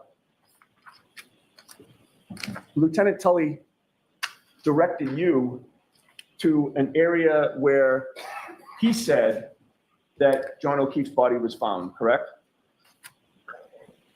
He directed us to where he believed the vehicle involved had been parked and to where the victim's body was recovered. All right. So again, in answer to my question, he did direct you to an area where he believed the victim's body was found, correct? Yes, sir. And he told you that he believed that the victim officer was hit and dragged by a motor vehicle, correct? Yeah, I believe he might have said possibly dragged. All right. But in terms of your paperwork on the case, there's something called a final mission report, correct? Yes, there is, sir. And what is the final mission report? That's just a brief summary of the actions conducted by CERT during our assignment. And with regard to, just going back for a second, with regard to those 5 officers, you mentioned that you recognized 2 of the 5 officers that were in plainclothes at the scene. Correct, sir. And what departments were they from? The only 2 I recognized were from the state police. Okay. Now, getting back to the final mission report, you called it a brief summary of what you had done with regard to the search, correct? Yes, sir. Just because it's brief doesn't mean that it should be inaccurate, correct? Correct, sir. It's important with regard to anything that you submit on this case that you be as accurate as possible, correct? Yes, sir. And you try to be, correct? Do our best, sir. And there is an entry, well, there are 6 different categories on, or I should say 7 different categories on the final mission report. The first being the mission name, which you entered as the Canton evidence search, correct? Yes, sir. And that was accurate. The evidence search occurred, and it occurred in Canton, correct? Yes, sir. And you also put the date and time of the first call, and you entered that as January 29th of 2022 at 2:32 p.m., correct? Yes, sir. And that was accurate because you've testified that's when Lieutenant Tully contacted you, correct? Yes, sir. And there's a entry or a question or a box that says general terrain, and you entered that as neighborhood, snow-covered street, and front lawn, correct? Correct, And sir. that was accurate, right? Yes, sir. And in terms of incident type, you entered evidence search, correct? Yes, sir. And that was accurate, correct? Yes, sir. And then there's a final mission report that talks about your mission and starts with, 7 CERT members, and that's the CERT team, right? Yes, sir. 7 CERT members responded to the scene, and it talks about, the snow in the area where the victim's body was found, the plows hadn't cleared the street, et cetera, et cetera. That paragraph is accurate as well, correct? Yes, it is, sir. And then there's a final mission report by, and it gives your name, Lieutenant Kevin O'Hara, and it has your accurate badge number, which is 3042, correct? Yes, sir. All right, everything that we've just discussed in terms of what you put in your final mission report was entered accurately, correct? Yes, sir.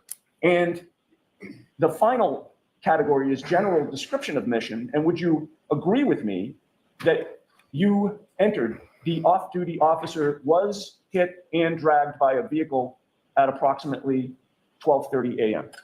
I don't remember exactly how it's worded, sir. If I could. May I put you on? Yes. It's been a recurring theme. Do you need I do not. glasses? I do not, Okay. sir. All right, I'm sorry. Thank you, sir.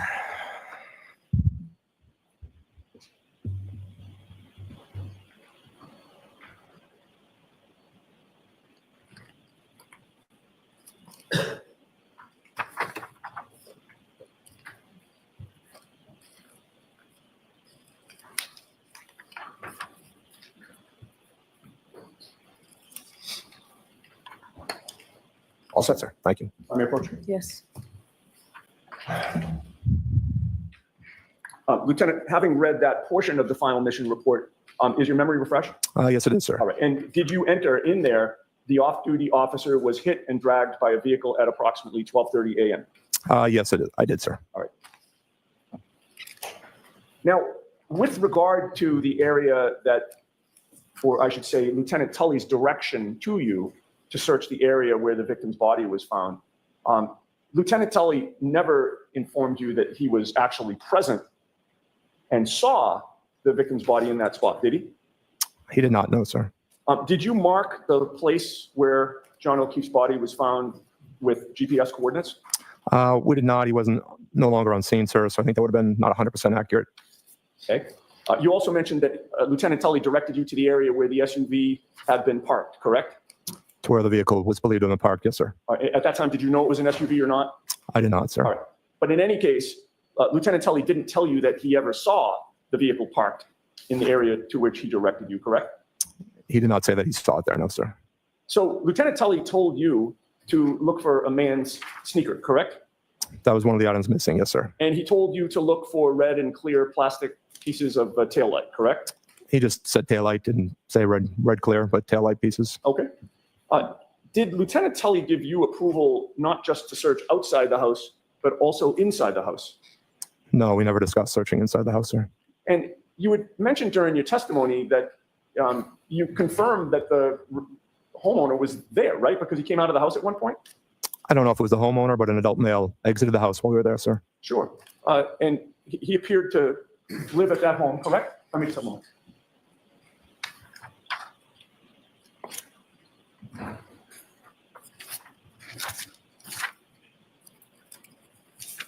All right. Now, with regard to the area that you were searching, you would agree with me that Lieutenant Tully was the one who directed you where to search and what to search for, correct? He gave us the best idea for the search area, yes, sir. All right. And it was based on his direction that you created a grid and began your search.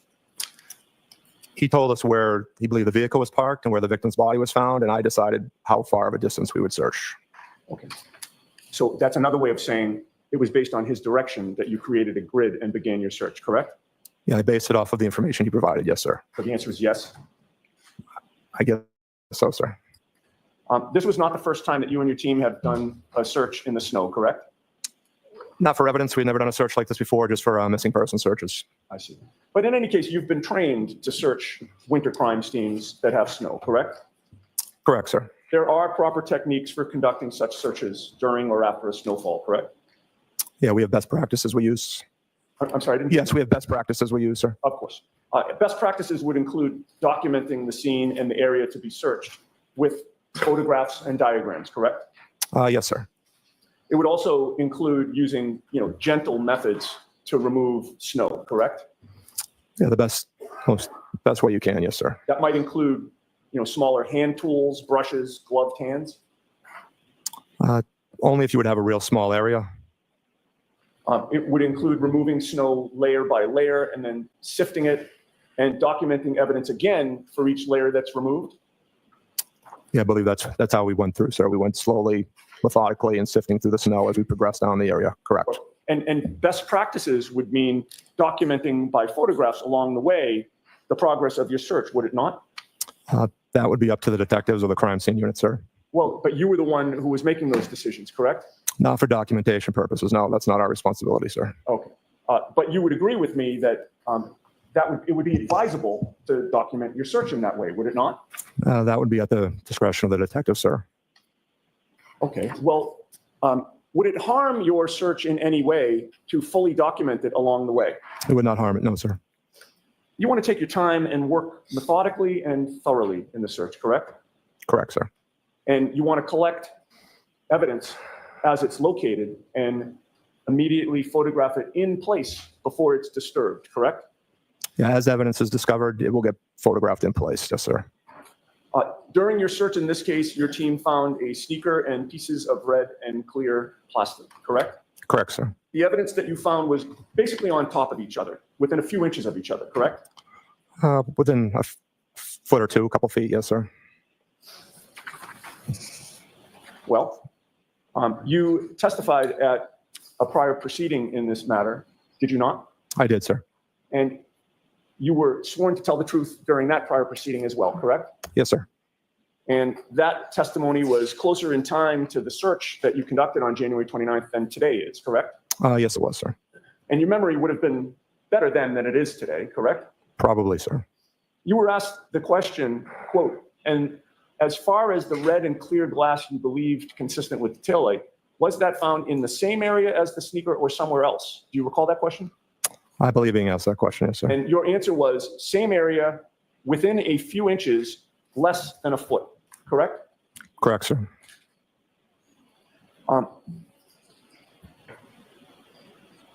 Now, you mapped out GPS coordinates for what you found? One of the team members did, yes, sir. Your team did. Yes, sir. And Lieutenant Tully from the Norfolk State Police Detective Unit was present during the search, correct? Yes, he was. And he was the one that was photographing the items that were found? Yes, he did.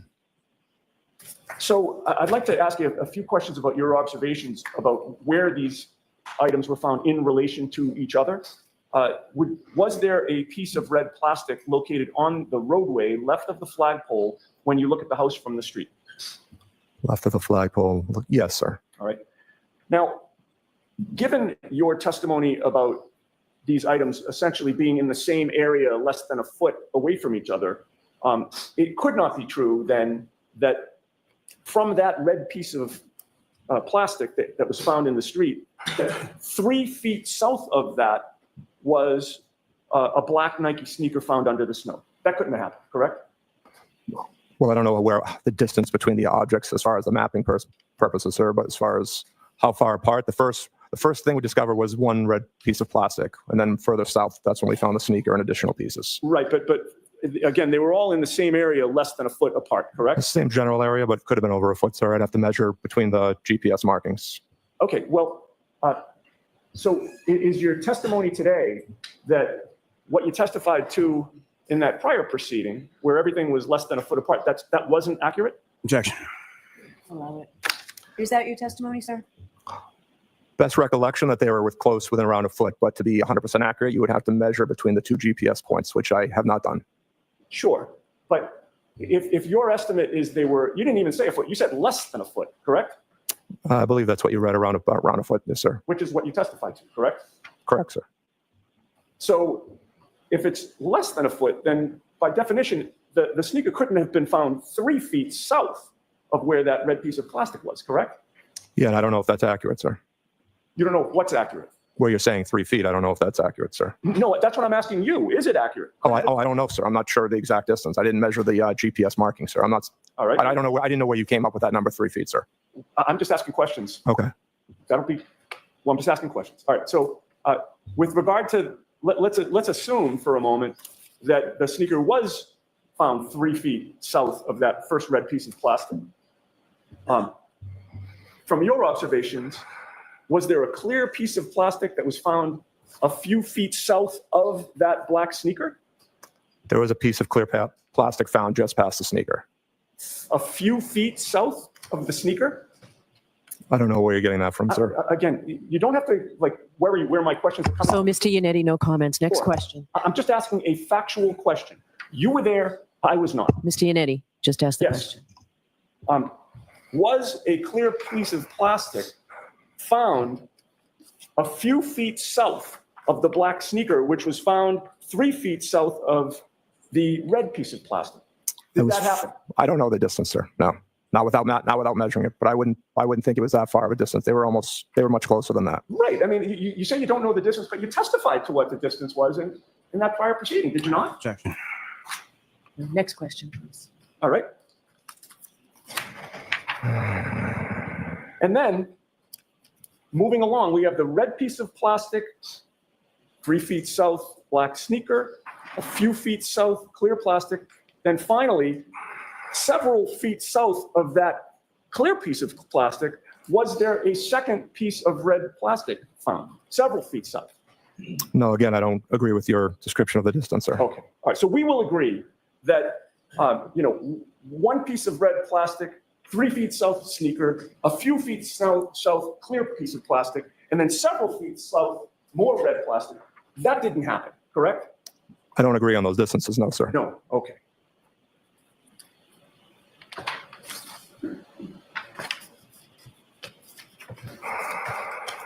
Now, you testified that these items were buried under some snow, correct?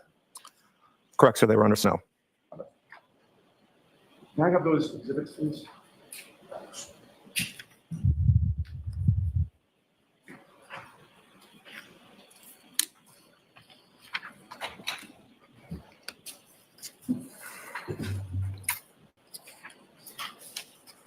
Okay, can I display exhibit 113, please? All right, the jury needs to take a break. Why don't we Oh, sure. why don't we have this be our morning testimony? So take like 15. All rise for the court, please.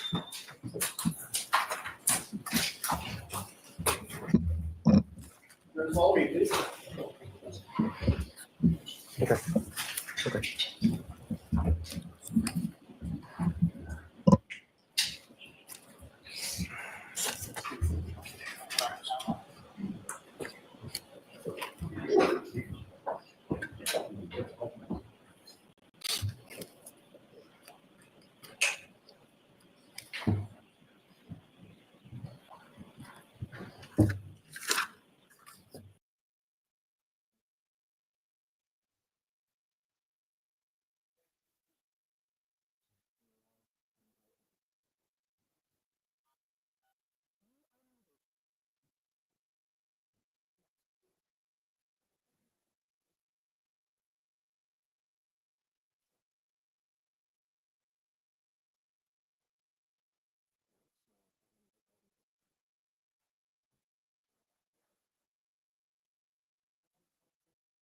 Pieces of plastic, correct? I believe that's what we found, yes, sir.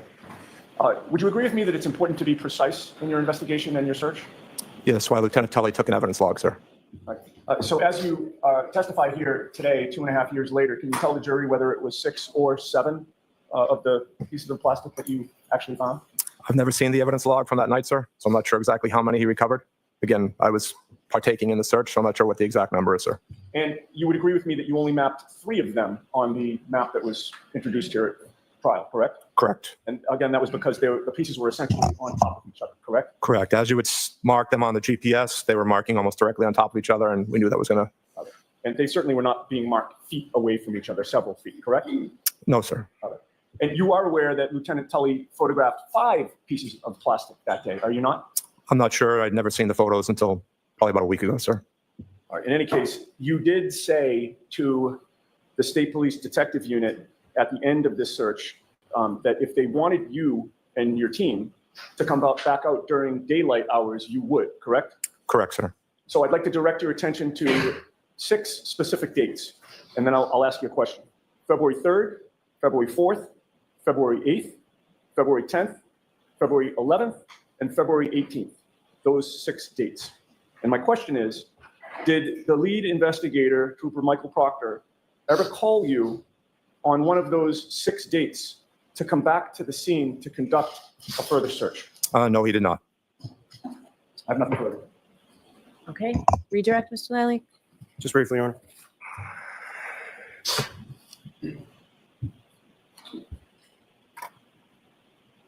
So Lieutenant O'Hara, with respect to both yourself and Lieutenant Tully, as far as being dispatched, that decision comes from above both of your heads with respect to each of your units. Is that fair to say? That's correct, sir. Now, you were asked some questions about a daily journal. Can you describe for the jury sort of what that is or what kind of information would typically be kept in that? That would just be our day-to-day activities. We'll give a quick gist of what we're doing each day. Be more general than, not doesn't get too thorough. Now, you had made mention during your testimony of some other documentation that would be more specific. Is that correct? Correct, sir. And what would some of those be, and how would that be more specific? That's a report that gets generated through our mission manager software, so it creates a little bit more detailed response. And are you familiar with an AVL? I am, yes, sir. And what is an AVL? It's the Geotab GPS on the cruiser's automatic vehicle locator system. And the vehicle that you were operating that day, was that equipped with an AVL? Yes, it was, sir. And is that how you're able to tell the precise time of your arrival on scene, Correct, sir. as well as each member of your unit? Is that correct? Correct, sir. Now, as far as the items and where they were, again, I just asked from the photographs that were marked as exhibits before, where the items were when they were located by members of your team, they were photographed as they lay. Is that correct? Correct, sir. As they were discovered, they were photographed.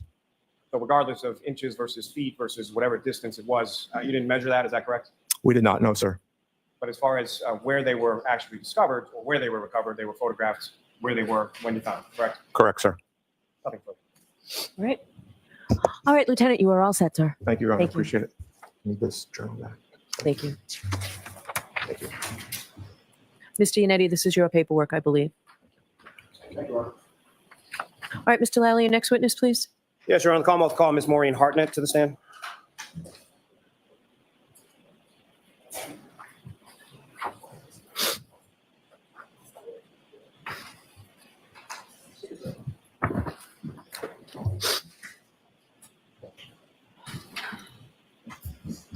You step right up here and just watch your step for me.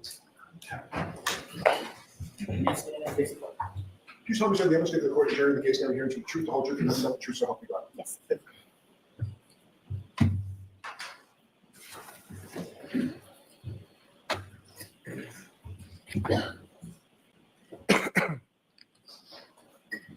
Morning, ma'am. Good morning.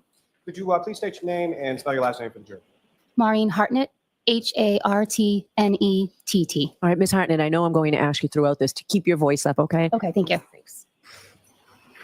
And Ms. Hartnett, what do you do for work? I'm a forensic scientist too with the Criminalistics Unit and Crime Scene Response Unit at the Massachusetts State Police Crime Laboratory. And how long in total have you been with the Massachusetts State Police Crime Lab? In total, approximately 8 years.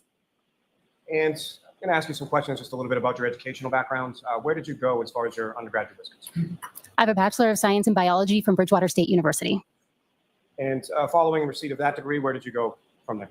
I have a Master of Science in Forensic Science from the University of New Haven. And after you received your master's, where did you go after that? I was then hired by the Massachusetts State Police Crime Laboratory. And when you're initially hired, you mentioned that you're a forensic scientist too now, is that correct? Yes, correct. So when you're initially hired, or when you were initially hired at the State Crime Lab, what was your position and what did that entail? Are you referring to back in 2004 or in my current hire? You're back in 2000. In 2004, I was originally hired as a temporary employee in the CODIS unit. And what is it that you did there? I collected blood samples for the DNA database.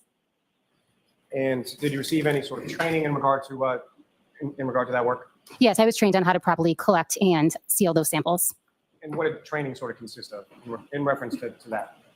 I demonstrated being able to take those collections and then properly store them and seal them. Now, your current position, what is your position at the crime lab now? Currently, I'm a forensic scientist 2 in the Criminalistics Unit and Crime Scene Response Units.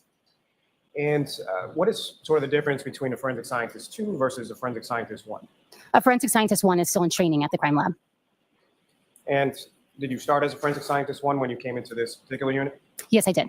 And about how long a period or process is it from the time that you start as a forensic scientist 1 before you become a forensic scientist 2? It took me approximately 9 to 10 months to be signed off to be a forensic scientist 2. And can you explain to the jury sort of what goes on as far as that process is concerned, going from a forensic scientist 1 to a forensic scientist 2? During that time period, we are being trained in the various types of analysis that we'll perform in the Criminalistics Unit. And what exactly does that training sort of consist of? The training is broken up into modules, which addresses each type of analysis. At the end of each module, we take a written exam, an oral exam, and a hand-on practical exam. Once each module is successfully completed, we'll move on to the next module. And what are your duties as a forensic scientist in the criminalistics unit and the crime scene response? In the Criminalistics Unit, I examine items of evidence submitted by law enforcement personnel or crime scene responders for the presence of biological fluids such as blood, semen, and saliva, as well as trace materials such as hairs and fibers. I also perform gunshot residue collection and damage analysis. And with respect to the crime scene response unit? For the Crime Scene Response Unit, I respond to crime scenes. I document crime scenes, analyze or test evidence, preserve the evidence, and then transport that evidence back to the crime lab. And now, with reference to your training experience, specifically in the crime scene response unit, what is, based on your training experience, what is sort of the definition of what is a crime scene? A crime scene is any location that may contain evidence related to a crime. Now, with regard to those two positions, what, if any, training did you receive in regard to those two units that you're currently in while you were at the lab? I'm sorry, are you speaking about the crime scene training specifically? Crime scene training, yes. Let me ask you first to start with the criminalistics training. The criminalistics training, I completed modules on body fluid identification, such as blood and semen, trace analysis, identification of hairs and fibers, pattern evidence, such as blood stain pattern evidence, as well as damage analysis. And as far as the training was concerned with regard to the crime scene response? I received training in proper documentation using sketches and diagrams of the scene. I also received training in trace collection at crime scenes, as well as gunshot residue collection at crime scenes. Now, the crime lab that you work for, is that lab accredited? Yes, it is. And what does that, as far as accreditation, what does that mean? Accreditation is a voluntary quality assurance process that the laboratory is a part of, or an outside body evaluates our crime lab to ensure that our personnel, procedures, and instruments are held to certain scientific standards. And the outside sort of vendor or the outside accrediting agency, who is that in regard to the Massachusetts State Police Crime Lab? Our laboratory is accredited by ANAB, which stands for ANSI National Accreditation Board, and ANSI is another acronym that stands for American National Standards Institute. And as far as that accreditation is concerned, how often is that something that that your lab undergoes, or is there some audit process? How is accreditation sort of achieved? We are audited, I want to say every 2 years, but I'm not 100% sure. They come out to the lab and they go through certain systems or have a certain scope in which they audit us. We also do internal audits as well. And as far as that accreditation is concerned, is that something that was up to date in the month of January of 2022? Yes, it was. And is it up to date currently as well? Yes. Now, your work, I believe you just alluded to this as far as your testimony, but does your work go through some sort of review process? Yes, every assignment that I complete goes through both a technical review process and an administrative review process. Can you explain a little bit about what each of those is and what it means? A technical review process is done by an independent analyst, either a peer or a supervisor, who will look through my file and determine whether or not they can come to the same conclusions that I came to based on my notes. Are you familiar, based on your training and experience within the lab, of something called a proficiency test? Yes, I am. And can you explain to the jury what is your understanding? What is a proficiency test? Proficiency tests are given in the different types of analysis that we do at the lab to ensure that we are maintaining our competency in that type of analysis. And about how often are these administered, or how often do you take proficiency tests? For biological fluid identification, I take 2 per year. For trace identification, I take 1 per year. And for crime scene response, I take 1 per year. And these proficiency tests, are they required by the accrediting body ANAB that you were referring to? Yes, they are. And did you take a proficiency test in hair and fiber identification in 2022? Yes, I did. And what was the outcome of that proficiency test? That was successfully completed and required a remediation. Can you explain to the jury what remediation is and why this specific proficiency test required remediation? A remediation occurs when you have an inconsistent answer with that is expected by the laboratory or by the test provider. In this particular instance, I had an inconsistent answer with the expected laboratory result. And how was the remediation completed in this instance? After the inconsistent answer was identified by my technical leader, we had a verbal discussion about why I came to the conclusion I did. To be more specific, each item had 2 samples. One of the samples for item 4, I determined as being a human hair without a root, when in fact the root was present. We had a discussion on how I came to that conclusion, and then she then mounted that hair back on the microscope, and we discussed different ways that I could have come to the correct conclusion. And during that remediation process, were you permitted to continue to perform casework during that time? Yes, I was. I was permitted to continue to perform casework in hair and fiber identification. However, I was temporarily asked to not perform technical reviews of my peers' work on hair and fiber identification. And was prior casework that you had completed evaluated to verify that the previous reports were issued correctly? Yes, they were. And what was the determination in regard to that? No previous casework was affected by this error.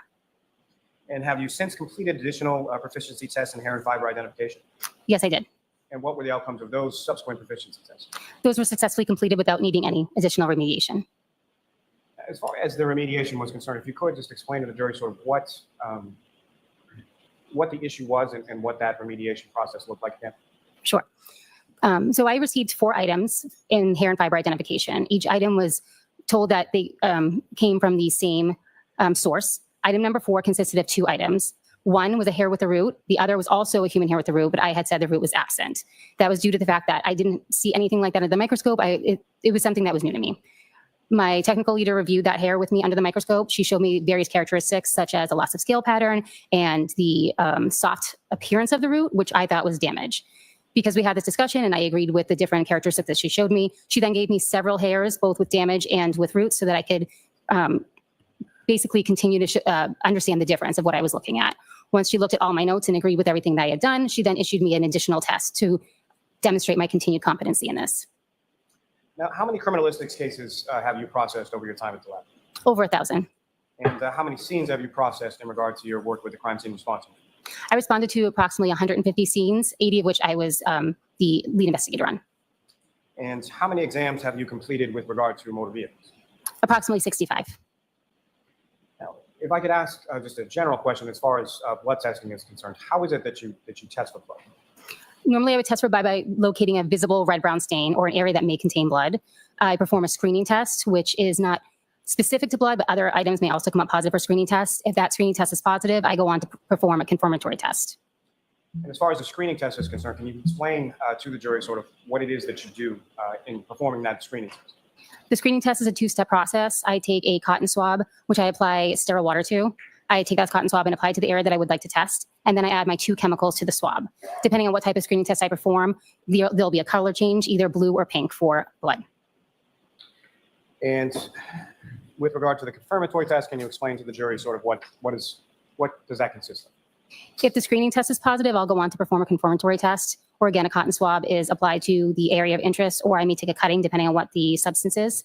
I then add a chemical to that cutting or swab, and then the liquid portion is added to a test card, something similar to a COVID, if you've taken a COVID test or a pregnancy test, the liquid is spotted at one end of the card and it flows up the strip. If there's 2 lines, it's positive. If there's 1 line, it's negative. And through your training experience and work with the lab, are you familiar with a term called QLIM or QLIM? Yes, I am. And can you explain to the jury what QLIM means or how it's applied? QLIM stands for quantity limited, which means that the sample, if it's being sent forward to DNA, would not be able to be divided in 2. Typically, we divide each sample going forward to DNA into 2, one to be tested in our DNA unit and one to be preserved for future testing. If an item is deemed QLIM, it means that the entire item will be used up in the DNA processing. Now, Ms. Hartnett, if I could turn your attention to February 2nd, 2022. Do you recall that date? Yes, I do. And on that date, were you dispatched to the Canton Police Department? Yes, I was. And do you recall approximately what time of day it was that you arrived at the Canton Police Department? I believe it was approximately 9 a.m. And when you arrived there, who, if anyone, beyond yourself from state police or other sort of personnel was present at the Canton Police? Trooper Proctor, Trooper Dunn, and Trooper Clark from Crime Scene Services Unit. And at some point subsequent to that, were there other members of the state police that arrived in that area as well? Yes. And was one of them a reconstructionist named Trooper Paul? I'm not sure what the name was. I do know that the reconstruction team did come on after I arrived. Now, where within the Canton Police Department were you directed to go, or where did you go? I was directed to the Canton Police Department garage. And when you got to the garage, what specifically did you observe there, and what, if anything, were you asked to do? I was asked to examine a black Lexus SUV. And did you then examine that black Lexus SUV? Yes, I did. And you made certain observations of that, is that correct? Yes, correct. Now, with respect to your observations that you made of the black Lexus SUV, was that memorialized in any way? Yes, I took notes as I was examining it. And you mentioned Trooper Clark as well, is that correct? Yes, correct. And is he from the Crime Scene Services section within the State Police Lab? Yes. And what, if anything, was he doing with reference to the black Lexus while you were making your observations, while you were conducting your work? I believe he was taking photographs. I don't know any other, I don't know what else he performed while he was there. And you want a may approach? Yes.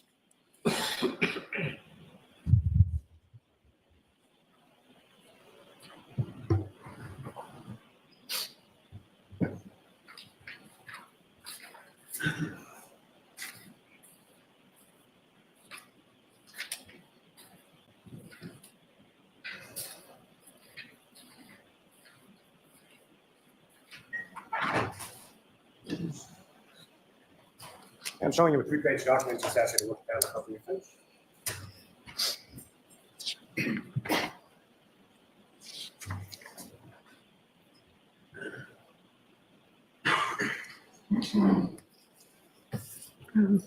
Do you recognize that document, ma'am?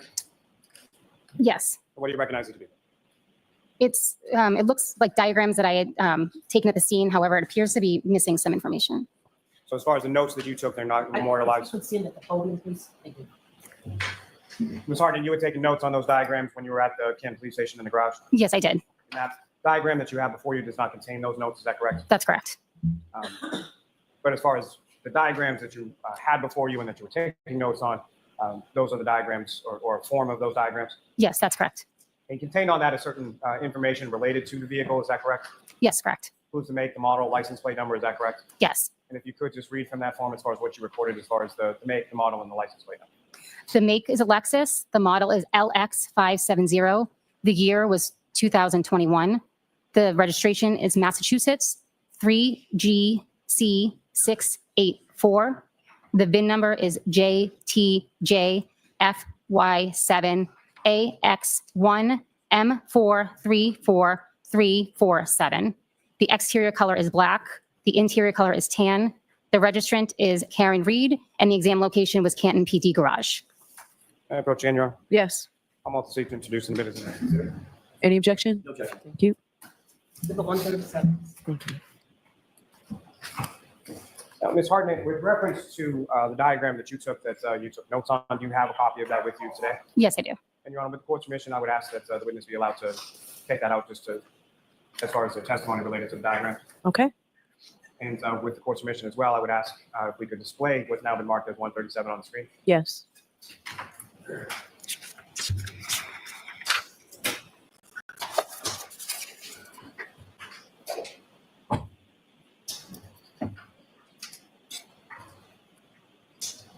And Ms. Hartnett, before you, I believe, on that desk in front of you, there should be a laser pointer.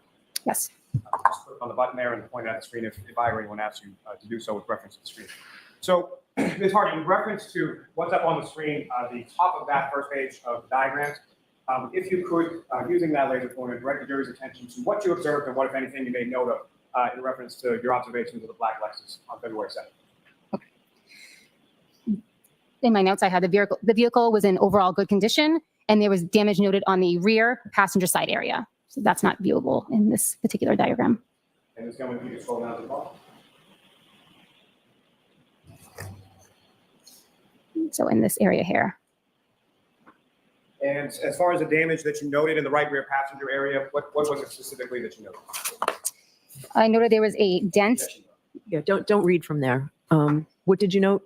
There was a dent in the trunk door. There were scratches on the rear bumper, and there was a broken taillight. And Ms. Gilman, if I could have the next page, please.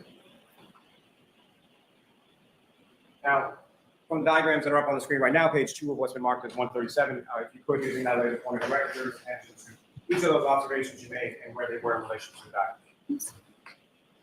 The damage to the dent, the rear door was in this area. The broken tail light was here, and then there were some scratches on the rear bumper as well. Now, in addition to scratches on the rear bumper on the area of that lifting in the back, what, if anything else, did you observe sort of within that area? I observed an apparent hair on the rear quarter panel about here, and I also noted some pieces of glass on the rear bumper. Oh, excuse me, I want to say apparent pieces of glass.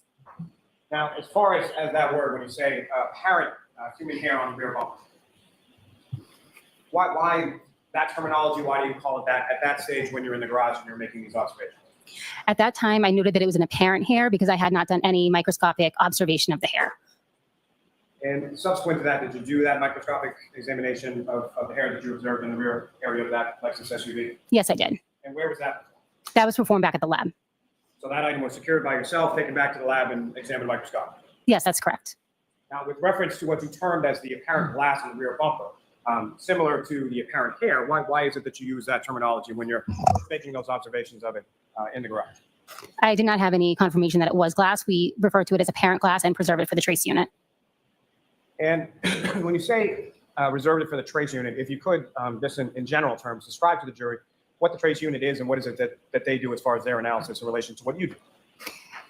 Certain items will be examined in the trace unit for identification. So the criminalistics unit does not perform glass identification. That would be done in the trace unit. They also will look at other items such as plastic and hairs, but I'm not comfortable going into the analysis they perform. I don't have the details on that.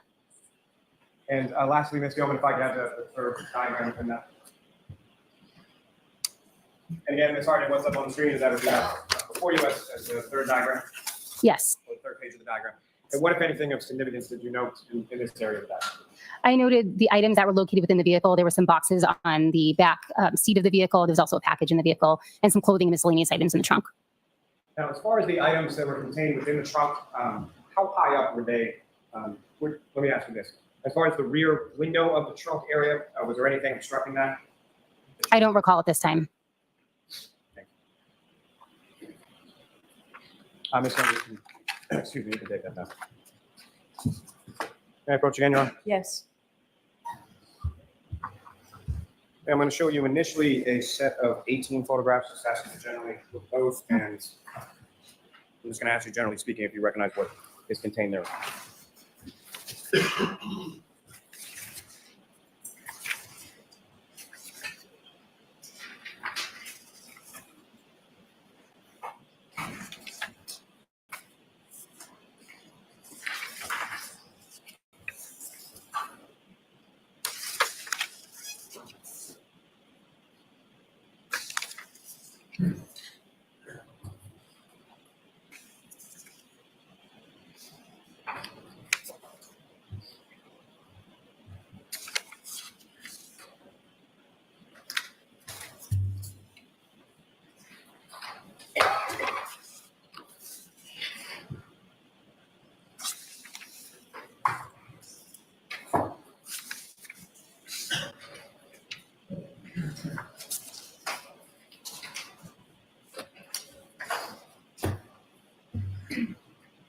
And ma'am, do you, generally speaking, do you recognize what's depicted in those photographs? Yes, I do. And what do you recognize those? These are photographs of the black Lexus SUV that I examined at the Canton Police Department. And what's contained in those photographs, is that a fair and accurate portrayal of what you observed as far as the black Lexus on that date of February 2nd? Yes. May I approach? Yes. I'll offer 6 minutes to the minute of the next minutes. No objection.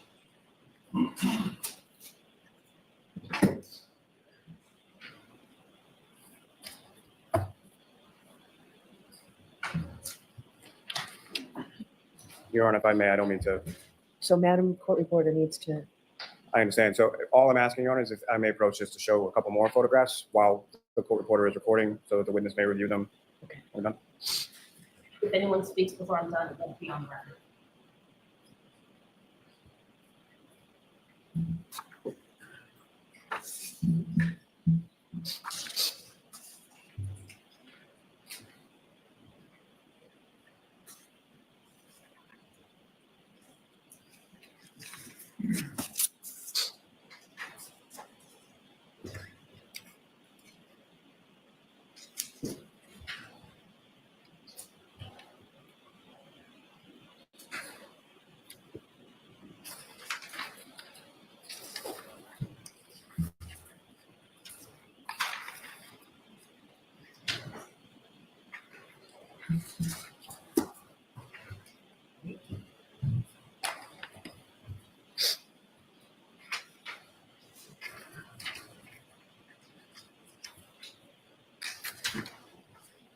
So it's 138 to 155. thank you. Thank you very much.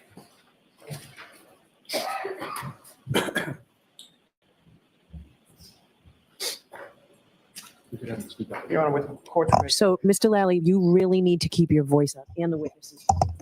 Yes, sir. Your Honor, with the court's permission, may I publish those photographs that have now been marked for the jury? Yes. And Ms. Gilman, if I could start with 2498.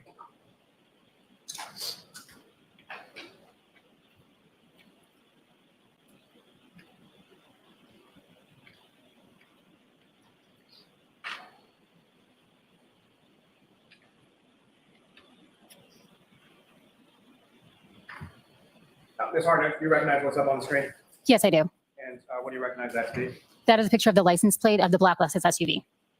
And if I could have the next photograph, Ms. Gilman, 2499.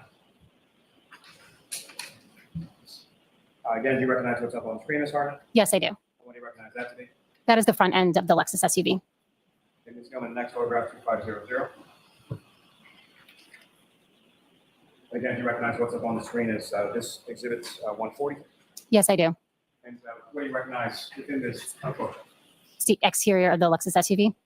And as far as this is inside of the garage at the Canton Police Station, is that correct? Yes, that's correct. In addition to the vehicle, is this a fair and accurate portrayal of what the inside of the garage looked like when you were there that day on February 2nd? Yes. And if I could have the next photograph, that's going 2501.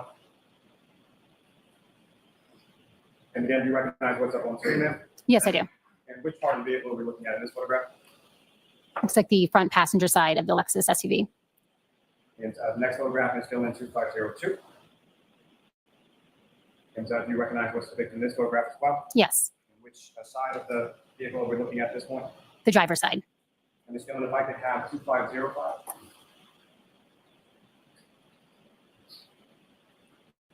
And do you recognize what's in this photograph, Ms. Hartnett? Yes, I do. And what do you recognize?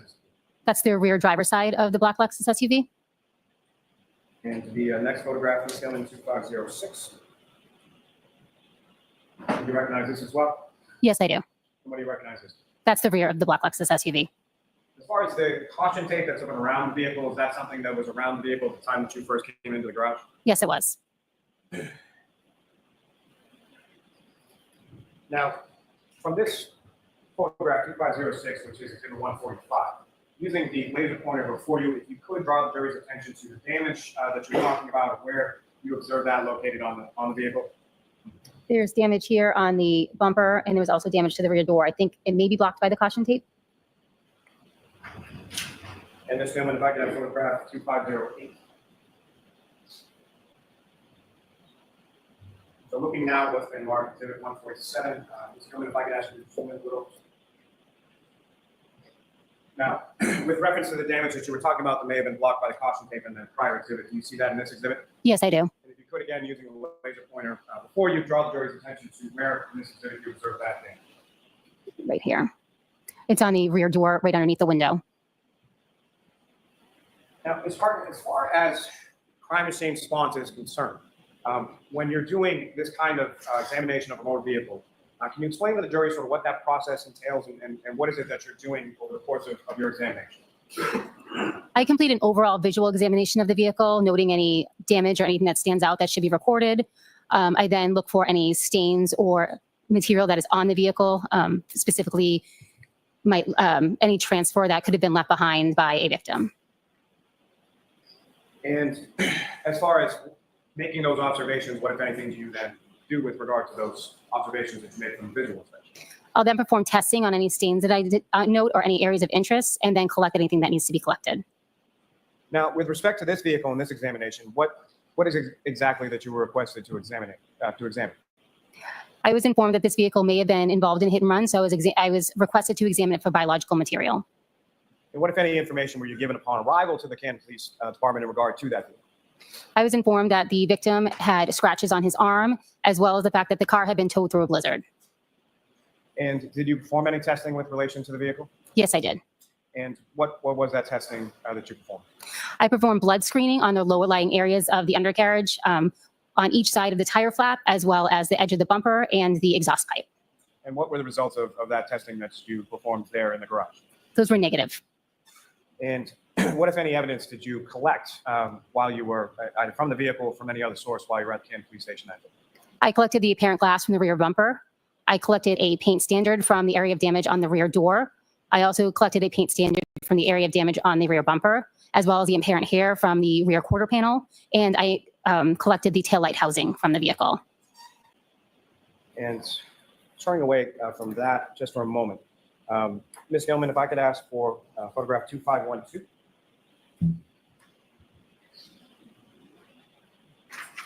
And Ms. Hartnett, right here, attention on the screen, what's been now been marked as exhibit 150. Do you recognize this? Yes, I do. And what, if anything, of significance in relation to items collected or items that you observed, do you observe in this particular photo? I observed the apparent glass on the rear bumper. And Ms. Gilman, if I could have photograph 2515. And again, up on the screen, what's now been marked as exhibit 153. Do you recognize this? Yes, I do. Now, as far as that area that you were talking about where you recovered, which you termed initially in the garage as an apparent human hair, do you see the location of that within this photograph? Is it possible to zoom in a little bit on the area right next to the rear tail light? Gilman, if you could. To the best of my recollection, it was in this area. Now, as far as areas where you observe certain items or where damage is indicated or observed by you, is that later marked in some fashion? I note the damage in my notes. But as far as on the physical item itself, is that marked in any way, shape, or form?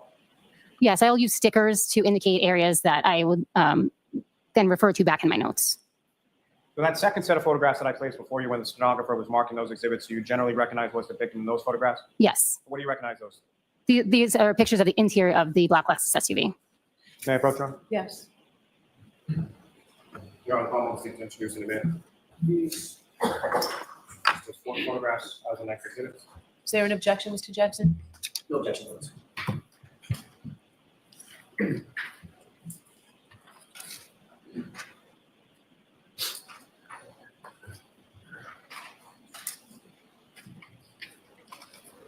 156 to 159.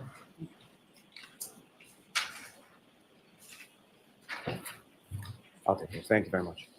Your Honor, with court's permission, I would ask to publish those for the jury as well. Okay? Ms. Gilman, if I could have photograph 2521. Ms. Hartnett, again, direct your attention to the screen. Do you recognize what's now been marked as exhibit 156? Yes, What do you recognize that to be? that's the driver compartment of the black Lexus SUV. And if I could have Ms. Gilman photograph 2527.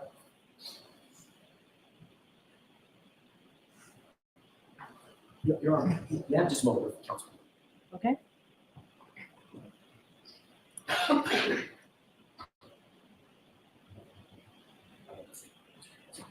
Thank you, Your Honor, appreciate it.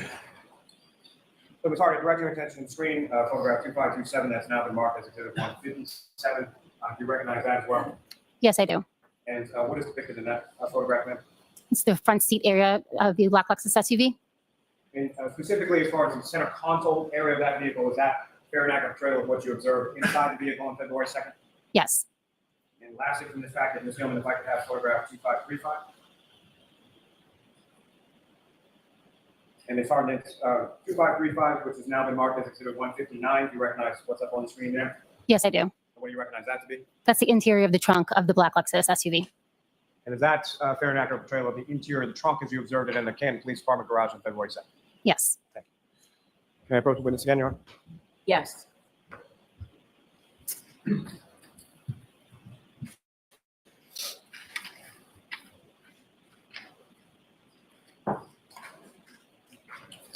I'm showing another series of 9 photographs again, just ask you to look at those. Look up when you're finished, but really what I'm going to ask you is do you recognize what's depicted in this?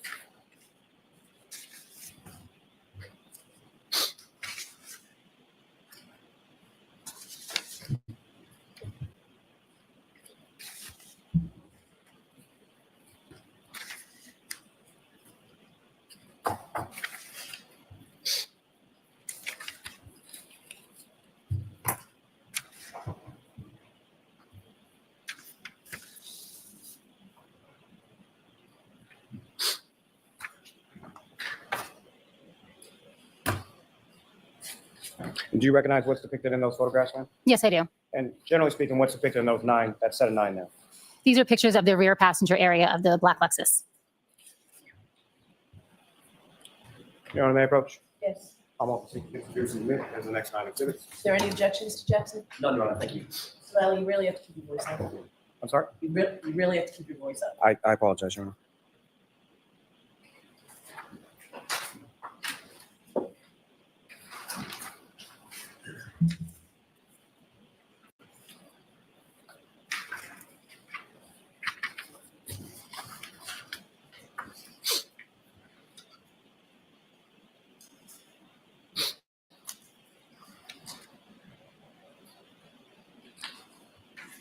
Okay. 160 to 166 one.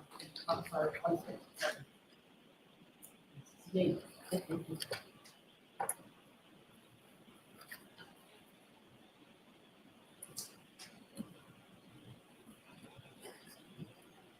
Thank you very much. And Your Honor, with court's permission, may I publish portions of this for the jury as well? Okay? Ms. Gilman, if I could have photograph 2539. Ms. Hartnett, what's up on the screen is photograph 2539. That's now been marked as exhibit 160. Do you recognize that? Yes, I do. And what do you recognize that to be? That's the rear passenger area of the black Lexus. As far as the damage that you observed from the broken taillight, if you could, using the laser pointer before you direct the jury's attention to that, or what's visible of that in this photograph. This area here is the broken tail light. And Ms. Gilman, if I could have the next photograph 2540. Now it's 161. Again, Ms. Hartnett, if you could, using that laser pointer, direct the jury's attention to where you observe, if anywhere in this photograph, damage to the right rear passenger tail. There's damage in this area here to the rear tail light. From the damage that you observed, it essentially wraps around from both the back and from the passenger side of the vehicle. Is that correct? Yes, that's correct. And Ms. Gilman, if I could have photograph 2554.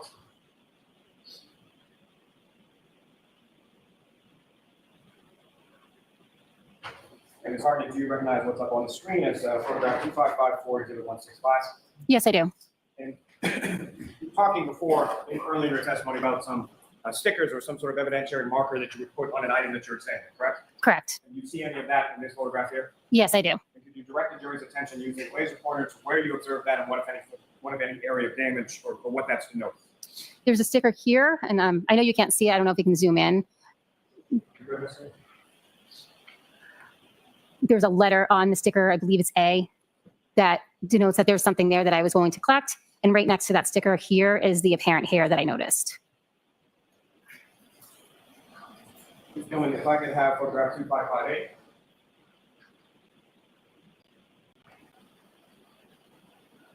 My apologies, 2556. And similarly, Ms. Hartnett, do you recognize anything in this photograph in regard to something that you had marked? Yes, that's the rear bumper of the SUV.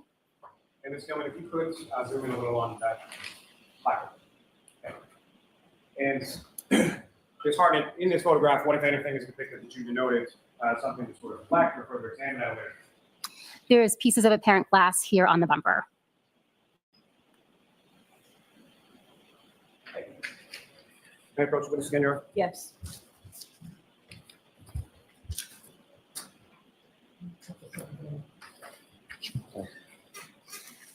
I'm showing you another series of 4 photographs. If you could just those up on your pen.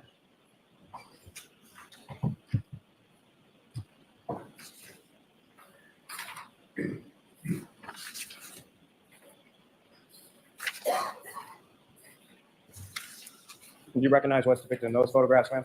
Yes, I do. And what do you recognize those to be? This is the rear passenger exterior right below the tail light on the Lexus SUV. And Your Honor, may I approach the witness? Come up, please introduce you as an excellent exhibit. Objection.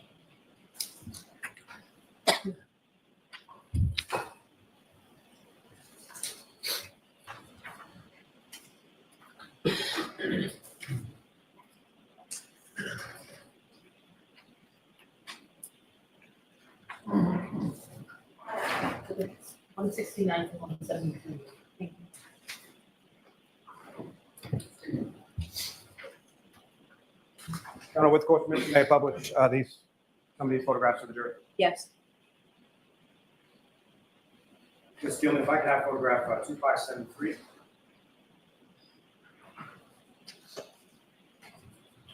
Ms. Hartnett, again, photograph 2573, what's now marked as exhibit 169. You recognize what's depicted in this? Yes, I do.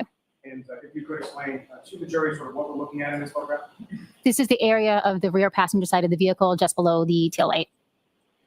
And Ms. Gilman, if I could ask sort of towards the top center of that photograph, if you could zoom in on that area. Ms. Hartnett, do you observe another sort of sticker or placard that you place in that area? Yes, I do. And what, if anything, is that in reference to? I'm sorry, I can't see what the letter is on it, so I'm not sure what that's in reference to. If I could ask Ms. Gilman. So, Mr. Lally, when you put your head down to read, your voice goes down considerably. We can't get a recording of your voice, so you need to speak up. Understood. Ms. Gilman, if I could have photograph 2576.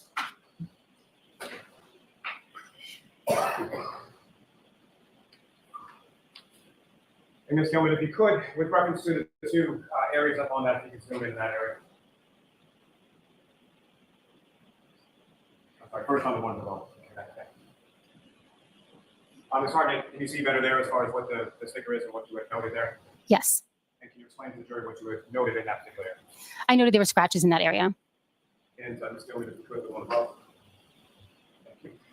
Also within this exhibit 172, there's another sticker further upward on the vehicle. What, if anything, did you note or observe in that particular area? In that area, I noted the apparent hair. Thank you. May I approach the witness again, Your Honor? Yes.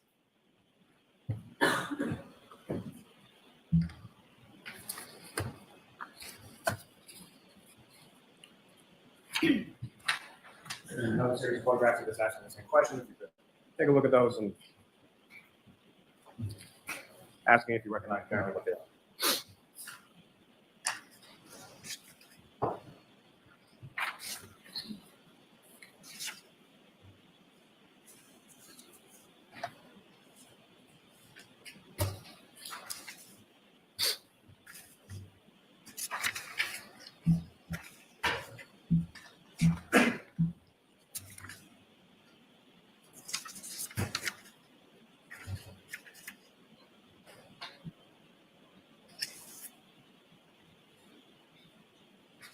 Next question, Mr. Lally. I'm sorry, Your Honor. May I approach? Yes.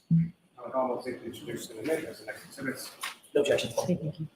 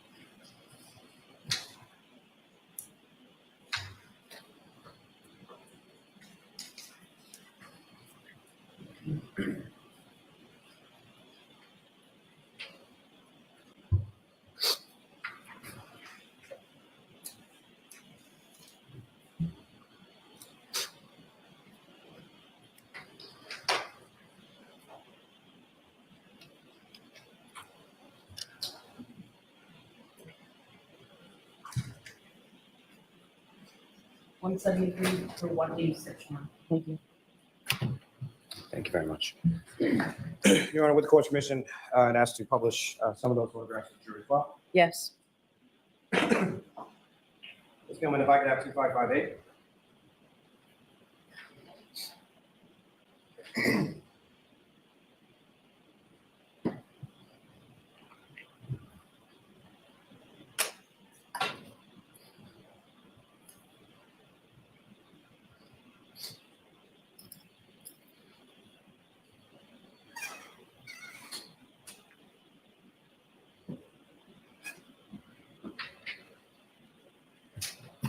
Again, Ms. Hartnett, do you recognize what's contained in photograph 2558, exhibit 173? Yes, I do. And Ms. Gilman, if I could ask you to just zoom in a bit on the sticker in the middle of the screen. And again, Ms. Hartnett, what is depicted in this photograph? That is a picture of the apparent hair I noted in the area. Ms. Gilman, if I could have 2561. For the record, this is exhibit 176. Ms. Gilman, if I could ask you to zoom in a bit on the sticker in the middle there. It's hard to recognize what's depicted in this exhibit. Yes, I do. What do you recognize that to be? That's a damage I noted on the rear door.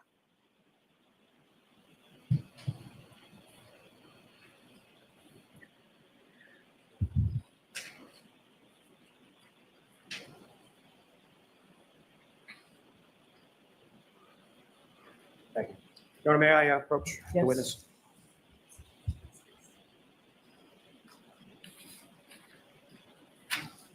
I'm showing you a series of 3 photographs. Yes, those are finished.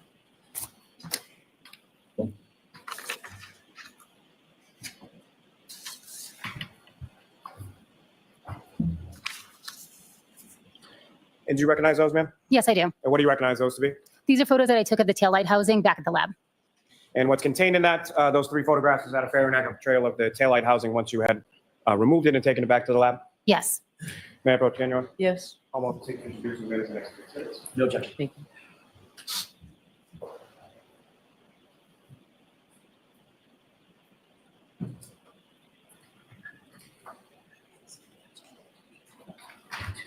One 187 for 139. Thank you.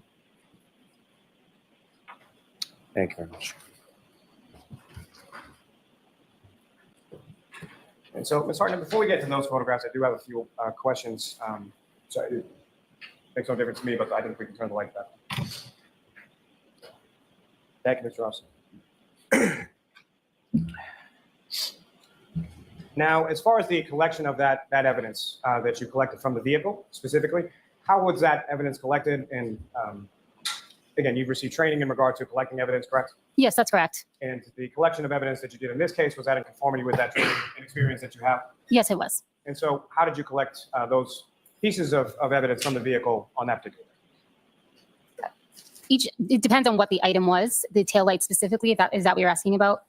Well, first, let me ask as far as the hair, and then I'll move on to some other items if that's all right. So as far as the hair was concerned, how was that collected? I would have collected the hair with tweezers, put it in a glassine envelope, and then put that into a larger manila envelope.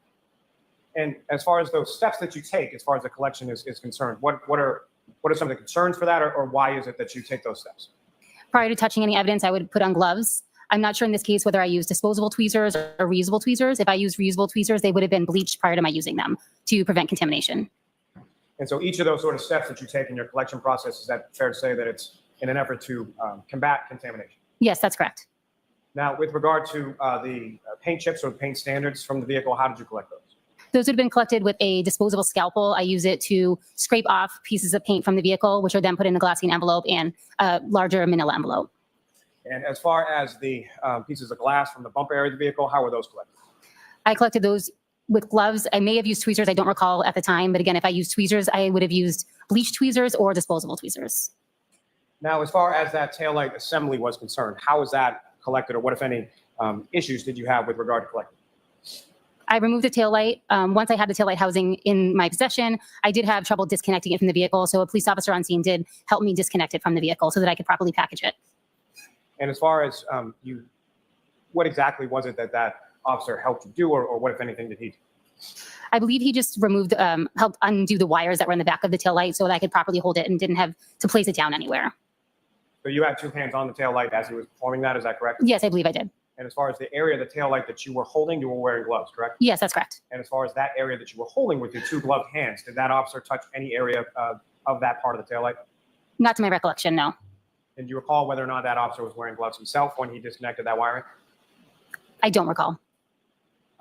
Now, as far as once you removed that taillight from there, what, if anything, did you do with the taillight there? I put it into a brown paper bag and then transported it back to the lab where I then properly secured it in a box with added cushion from additional paper to ensure that no additional damage was done. Now, with respect to your time at the Canton Police Station, were you presented with any additional evidence by any officers from the Canton Police? Yes, I was. And what were those items? I was presented with a broken drinking glass that was reported to have been recovered from the scene at 34 Fairview Road. I was also presented with several solo cups filled with frozen red-brown stains. Now, starting with the drinking glass, what, if anything, did you do with regard to the drinking glass? I packaged it in a brown paper bag. And with regard to the cups with red-brown stains contained within, what, if anything, did you do with regard to that? I allowed the cups to thaw, and then I took 2 sterile swabs, like something similar to a Q-tip, and collected a sample from the red-brown stains in those cups. And then what, if anything, after you took the swabbings from those solo cups, let me ask first with regard to the solo cups, what were done with those? I'm sorry, can you repeat that? Sure. So after you took the swabbings from the red cups, what, if anything, was done with the red cups? I returned those to the Canton Police Department to store as they saw fit. And as far as the swabbings that you took, what did you do with those? I secured those in a glassine envelope and a larger envelope, and then transported those back to the lab. Now, after your examination on scene, you returned back to the lab, correct? Yes, that's correct. And what items of evidence did you examine first in this case in the laboratory? I examined the apparent hair from the vehicle as well as the broken taillight. Now, starting with the examination of the taillight, well, let me ask, in general terms, when items are taken by you back from any kind of scene or any kind of place that you're processing, and you bring them back to the lab, what is it that you do with them when you get back to the lab? When I get back to the lab, I ensure that they're packaged properly, that they're sealed, and they're stored in the appropriate location within the lab. I also enter them into our laboratory information management system so that from that point forward, those items can be tracked throughout the lab. Now, each of those, now when you come in with sort of a case, is there some sort of number or something that's associated with the case when you first sort of generate that? Yes. And do you recall the case number that you assigned or was assigned with regard to this investigation? Yes, I do. And what is that case number? The case number at the lab was 22-2184.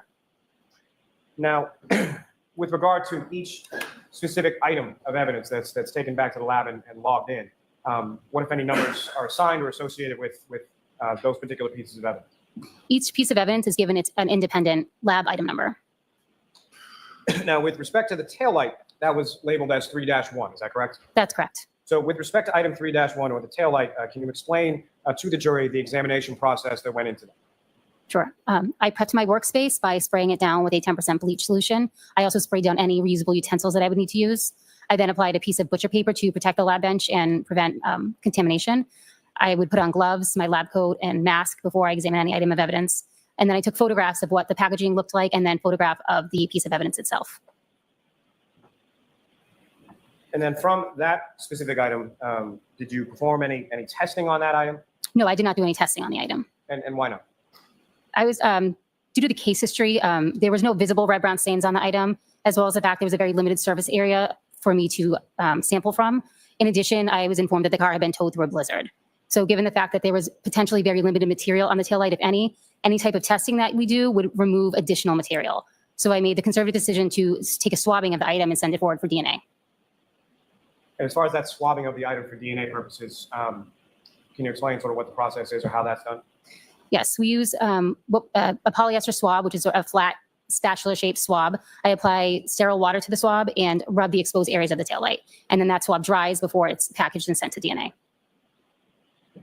Now, with the court's permission, could I publish for the jury what's now been marked as exhibits 187 through 189? Yes. And it's if I could have first photograph 8970.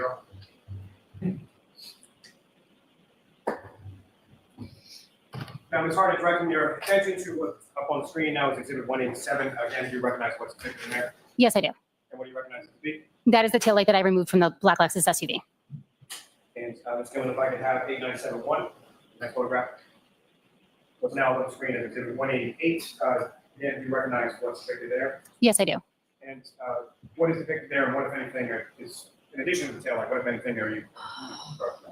That is the taillight from the black Lexus SUV from a different angle. I'm holding up a ruler to show the scale of the item.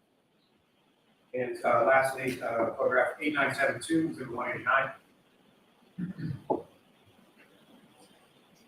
And again, do you recognize what's up on the screen? Yes, I do. Can you explain to the jury what we're looking at, perspective-wise, and what, if anything, you're doing this for? That is the back side of the taillight. And again, I'm holding up a ruler to show the scale of the item. Ms. Gilman, you can take that down.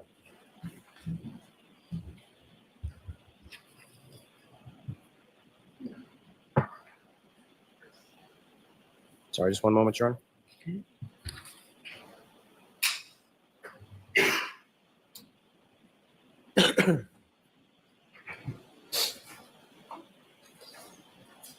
Now, Ms. Hartnett, from your initial response to the Canton Police Department, you secured a number of different items from the Canton Police Station that day, correct? Yes, that's correct. And those were labeled subsequently as items 3-1 through 3-13, is that correct? Yes, that's correct.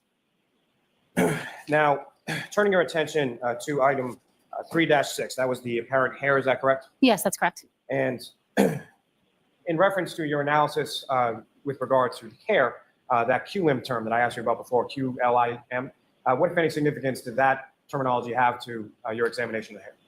Per protocol, all hairs that will go forward for DNA are considered QLIM, meaning that the entire sample will be used up during testing. And with regard to item 3-6, the apparent hair, can you explain the examination process or what it is that you're doing with reference to that? Yes. I take the apparent hair and I mount it on a glass slide using deionized water. I then put the slide under a microscope and I'm looking for certain characteristics to determine if that piece of material is a hair or fiber or some other unknown material. And as far as your examination is concerned in that microscopic analysis, what are some of the things or what are some of the characteristics that you're trained to look for that you observed in this specific instance to give you that determination that it was a human hair?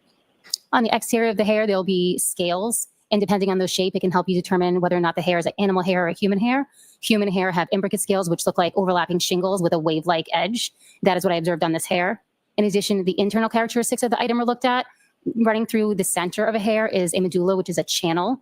Animal medullas and human medullas look different in that human medullas will have sort of an amorphous shape, which means they don't really have any shape at all, whereas an animal medulla will have distinctive or can have distinctive patterns within them.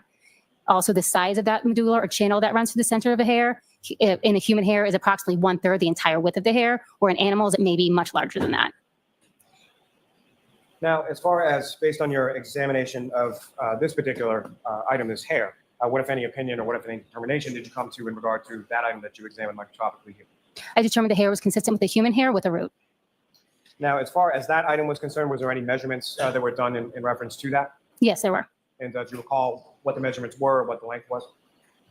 I'd have to refer to my notes if that's possible. May the witness refer to her notes just in reference to that?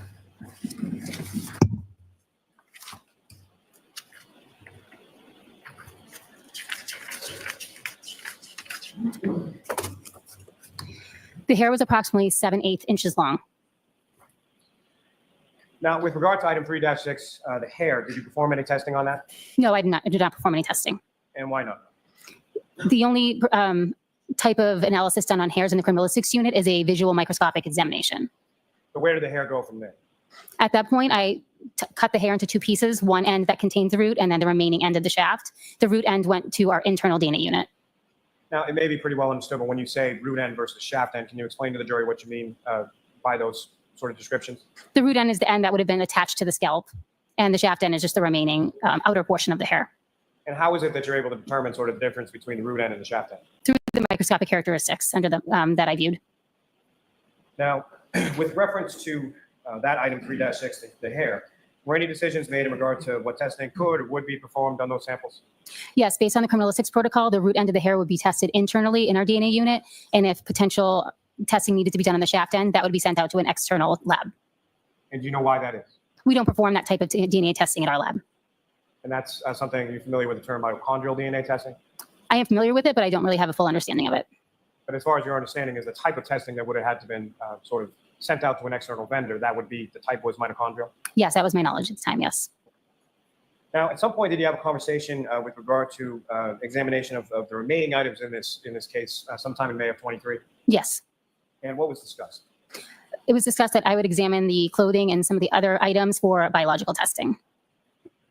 And specifically, there was an item 7-18, which was a gray sweatshirt attributed to Mr. John O'Keefe, correct? Yes, that's correct.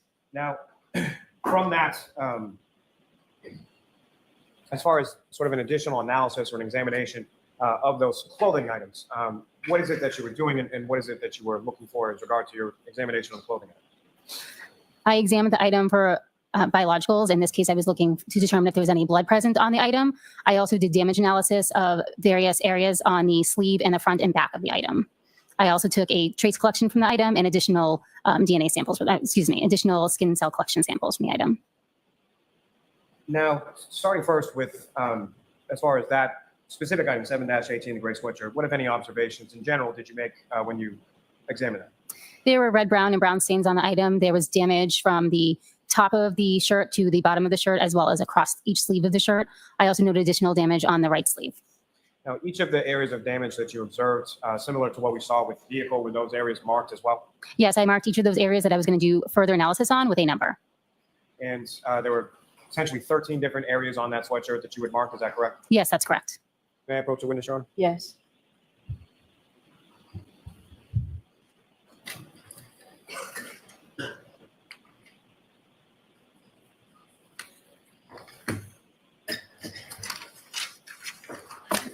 Sergeant, just showing you a series of 6 photographs, and again, asking you to look at those and look up when you finish.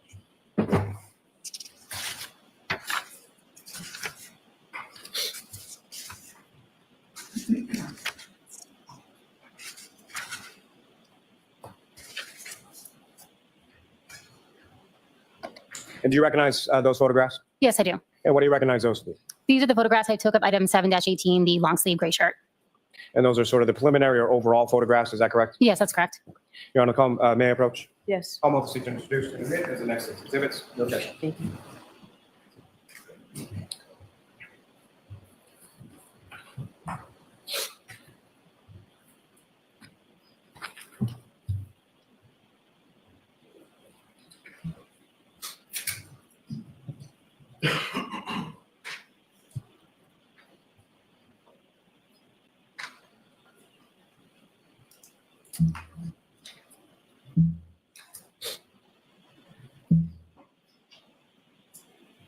Exhibits 190 through 197.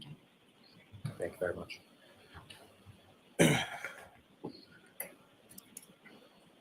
Ms. Hartnett, before I turn to these, I just had one follow-up question. And you had been talking about, or testifying about, sort of the difference between the root end and the shaft end of the hair. You had mentioned that the root end is typically something that would be attached to the scalp. Is that correct? Yes, that's correct. So that would be in reference to a hair that comes from someone's head, correct?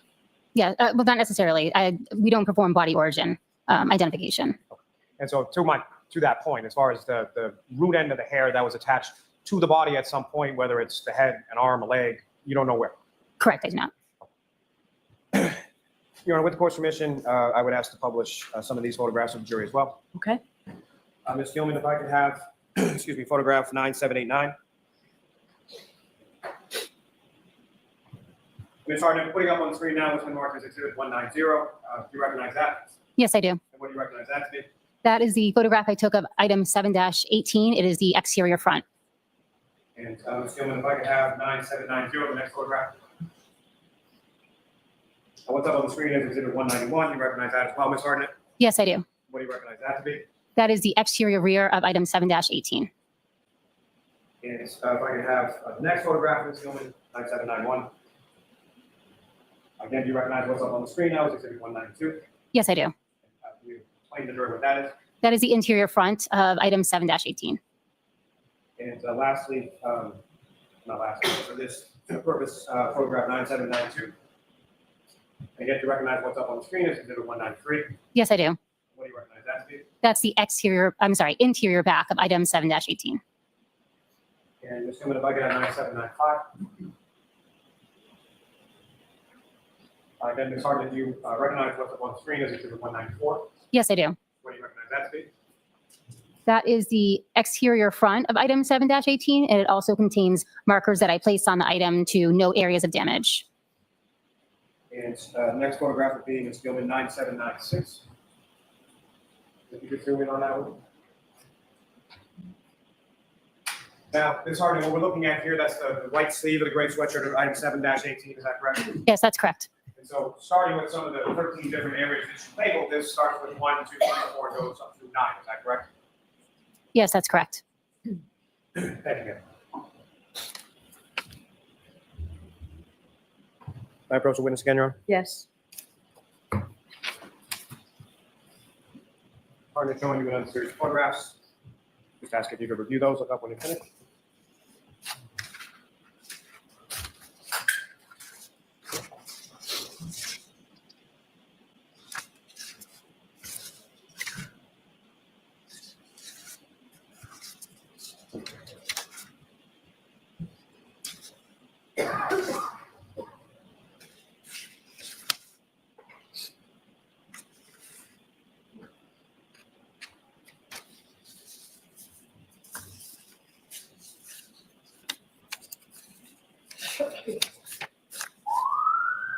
Ms. Hartnett, do you recognize what's depicted in those photographs? Yes, I do. What do you recognize those to be? These are close-up photos of the areas of damage 1 through 5. May I approach, Your Honor? Yes. Come on, to introduce in a minute, that's the next exhibit. No objection, Your Honor. Thank you. Before we begin, Madam Court Reporter, Your Honor, if I may approach just to show the next series of photographs. Okay.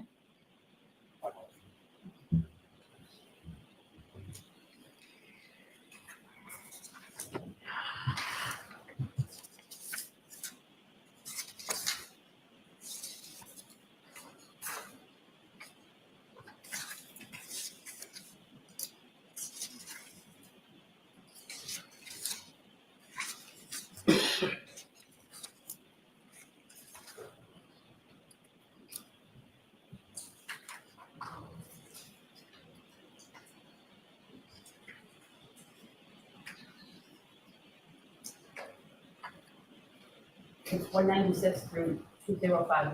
Thank you.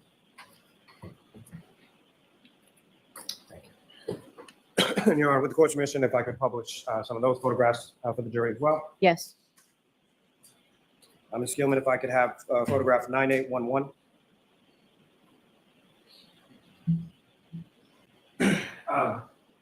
With respect to what's up on the screen, Ms. Hartnett, do you recognize what's now been marked as exhibit 196? Yes, What do you recognize that to be?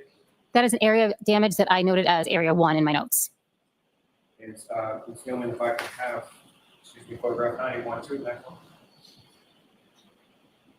Again, Ms. Hartnett, do you recognize what's up on the screen as exhibit 197? Yes, I do.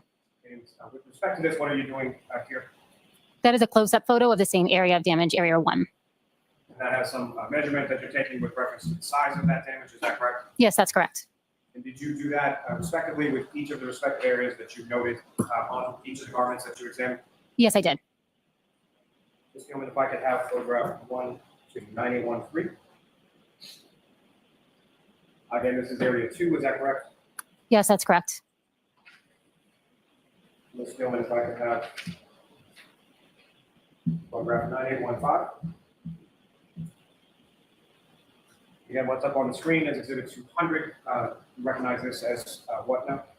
That's a photograph of the area 3 that I noted. And Ms. Gilman, if I could have 9817.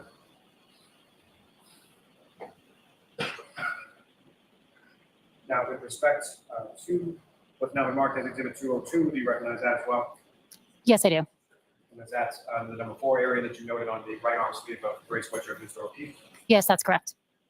And Ms. Gilman, if I could have photograph 9819.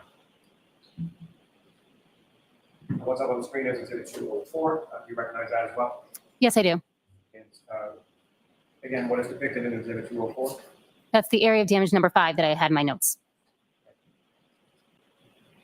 Can I approach you, Your Honor? Yes.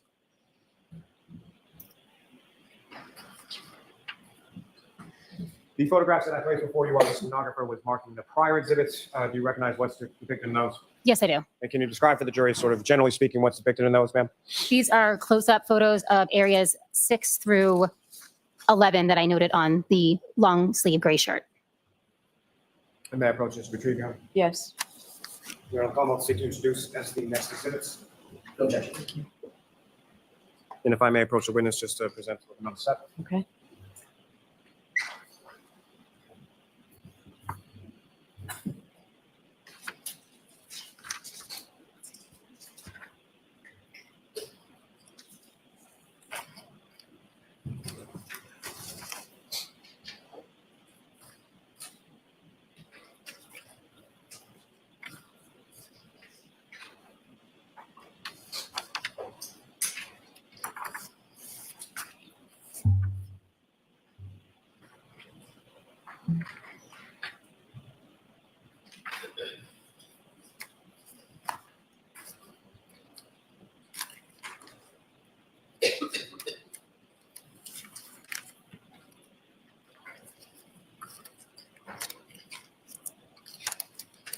Exhibits 206 through 217. Thank you.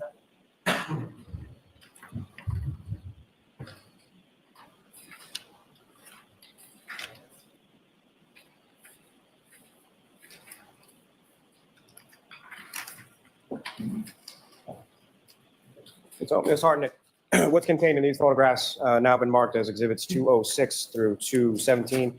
Those essentially sort of the same close-ups and then a close-up with a measurement that the jury just saw in regard to what you had marked as 1 through 5.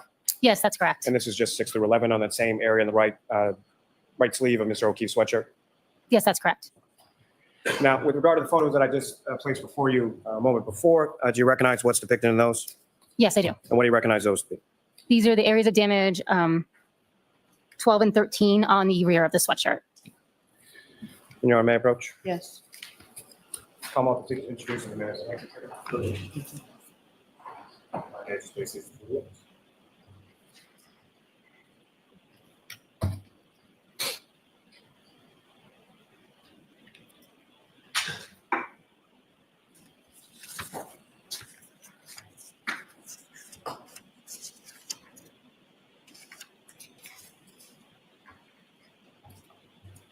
Two 18 through 221.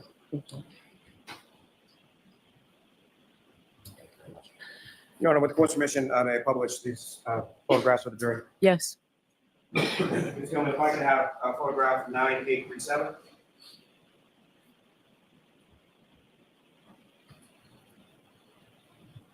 And Ms. Hartnett, do you recognize what's up on the screen as exhibit 218? Yes, I do. Do you recognize that, Steve? That's the exterior back of the gray sweatshirt. And the items marked that you labeled as 12 and 13, are they depicted on that? Yes, they are. And if you could, using a laser pointer, just draw the jury's attention to where 12 and 13 are. Is it possible to zoom in on the numbers? I can't read them from here. So there's area 2 and area 12 and area 13. And Ms. Gilman, if I could have photograph 9838. Exhibit 219 up on the screen, is that just a closer image of those areas you marked as 12 and 13? Is that correct? Yes, that's correct. Now, with respect to the other photographs that I had placed before you when the stenographer was marking those, do you recognize in general terms what's depicted in those? Yes, I do. And what do you recognize those to be? These are additional pictures of the sweatshirt in which I've also made some notations of areas that need further testing. May I approach on? Yes. Come off the seat. Introduce in a minute as a next exhibit. No objection. If I may, I want to just place these before the witness.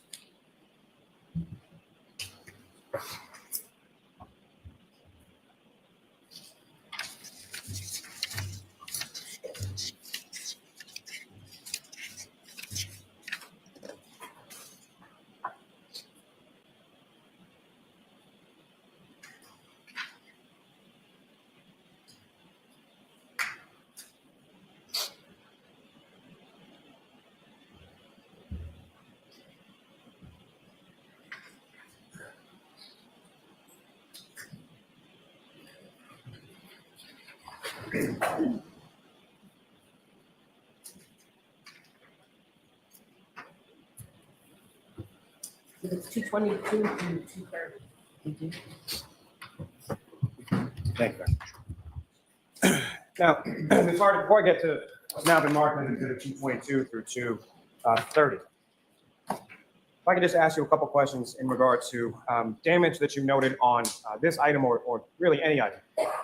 What is the process that you would go through as far as classifying damage to a clothing item? I look at the macroscopic characteristics of the area of damage, and then I also examine the area of damage underneath the microscope. And so what would lead you to make that sort of classification as far as something is damaged? I look at the overall shape. I also look at the fiber ends. For instance, a tear will have rough fiber ends and possibly separation of the weave of the fabric, or a cut, you have even ends without any fraying. Now, are you able to tell from your examination of those fibers and of those clothing materials sort of what caused those tears and cuts? No. Now, are you familiar through your training experience with something called an ALS or an alternate light source? Yes. And can you explain to the jury what your understanding of that term is and what, if any, use it had to you in this case? An alternate light source is a light that uses a different wavelength that enables visualization of some biological fluids that can't be seen necessarily with the naked eye. On this particular shirt, I did use the alternate light source. And what, if anything, did you observe when you used that? I used that light source around those areas of damage to determine if there was any biological fluids that were fluorescing. The ALS did not show any stains in that area. Now, with regard to what you had labeled as sort of tears or cuts 1 through 9 that you noted, did you do any additional testing or collecting specifically from those areas? I collected 2 cotton swabs moistened with sterile water around those areas of damage. And why did you do that?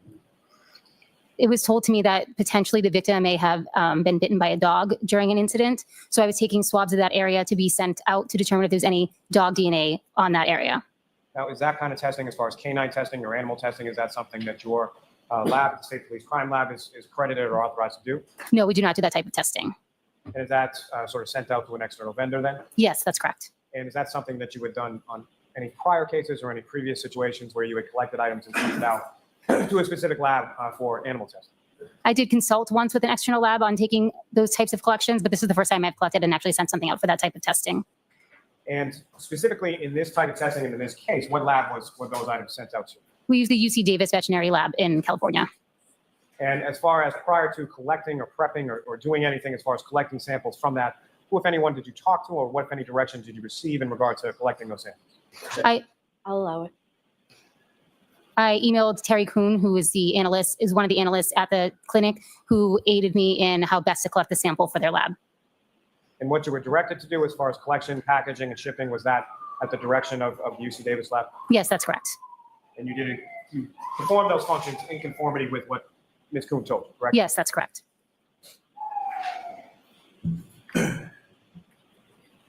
Now, with regard to those items, did you note, with regard to the clothing items, as far as the gray sweatshirt was concerned, did you note any stains on those areas, on that clothing item?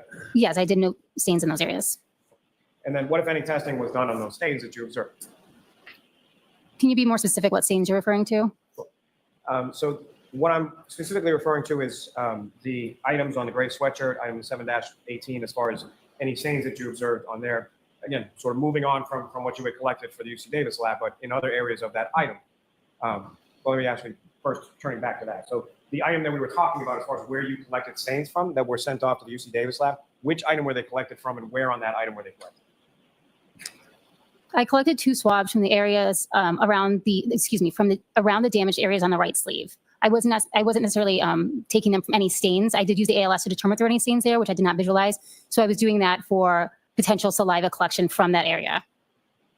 And thank you for the clarity. I think that was me confusing as far as the questions go. So Turning away from that area as far as the collection for the UC Davis lab, in addition to that, what, if any, stains did you observe on that article of clothing 718, the gray switch? I also observed numerous red-brown stains on that item of clothing. And so with regard to those red-brown stains, what, if any, testing was done on those stains? On each of those stains, I performed a blood screening test as well as a blood confirmatory test. And are those the same sort of initial testing that you were, screening test you were talking about before, and then a confirmatory test? Yes, that's correct. A different screening test was used in the lab than was used at the scene due to a protocol change, but essentially it's the same mechanism. And was that with respect just to the gray sweatshirt, or were there other items of clothing of Mr. O'Keefe's that you tested with the screening test in the lab and a confirmatory test in the lab as well? I examined other items of clothing as well. Now, if I could bring your attention back to what's now been marked as exhibits 222 through 230. Your Honor, with the court's permission, if I could publish some of those photographs for the jury. Okay. And Ms. Gilman, if I could first have photograph 9841. And what's been marked as exhibit 222. Again, you recognize what's depicted up on the screen? Yes, I do. And with reference to your observations of the red-brown stains on that clothing or any other item of clothing, similar to the tears or cuts on the damaged areas that you observed, were those areas similarly marked with some sort of sticker? Yes, that's correct. And is it sort of the same linear path as far as numbering, or is it lettering, or how do you denote those? For the red-brown stains on this item, I use letters. Starting with A and then sort of going through it, is that correct? Yes, that's correct. And Ms. Gilman, if I could have, excuse me, photograph 9842. Again, do you recognize what's up on the screen? Yes, I do. And what do you recognize that to be? That would be red-brown stain A that I noted on the sweatshirt. And Ms. Gilman, if I could have 9843. And what's up on the screen, which has been marked as exhibit 224, do you recognize that as well? Yes, I do. And what do you recognize that to be? Those are red-brown stains B and C that I noted on the sweatshirt. And Ms. Gilman, if I could have photograph 9844. What's up on the screen now is exhibit 225.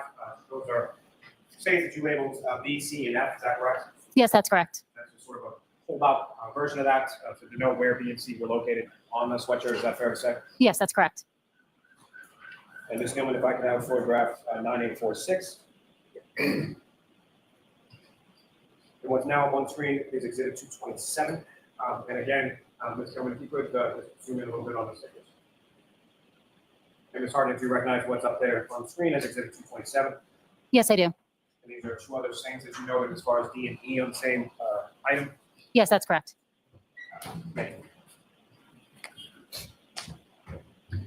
Now, ma'am, with reference to the other photographs that I think you still have before you that I gave you when the stenographer was marking the last batch, do you recognize generally what's depicted in those photographs? Yes, I do. And what do you recognize those to be? These are photographs of item 7-17, the orange T-shirt that was told was belonging to John O'Keefe. And what's depicted in those photographs, is that a fair and accurate portrayal of what you observed as far as the orange T-shirt was concerned in your lab that day? Yes, that's correct. May I approach again, Your Honor? Yes. I'll also seek to introduce and advance the next exhibits. No objection, Your Honor. Thank you. I can read these here.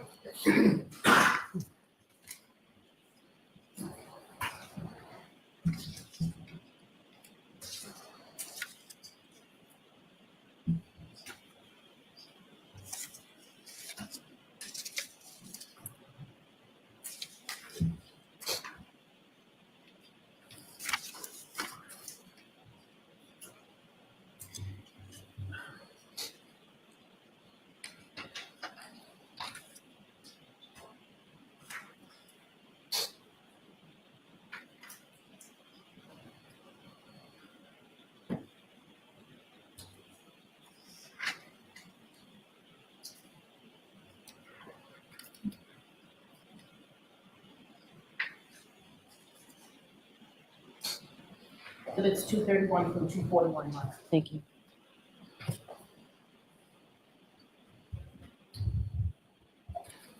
Mr. Lally, we have a few minutes before lunch. Do you intend to display some?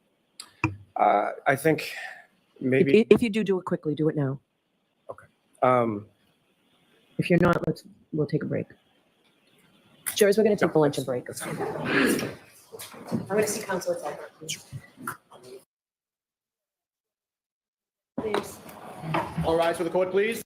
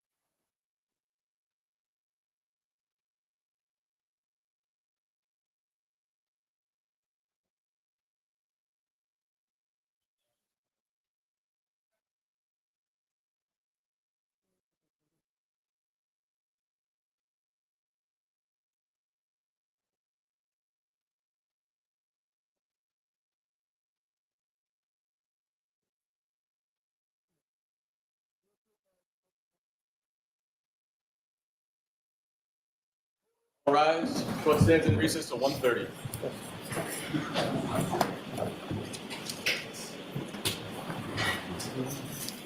Did something come out like 6 protocol? What was the word before?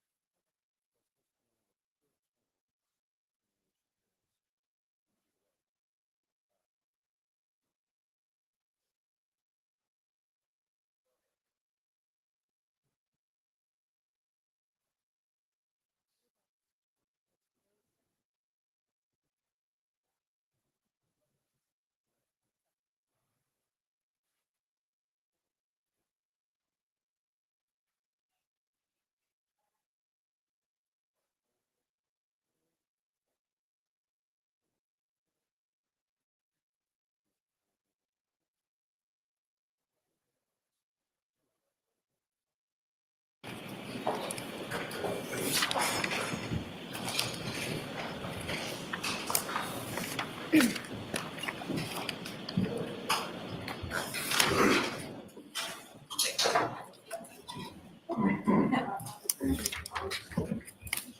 please.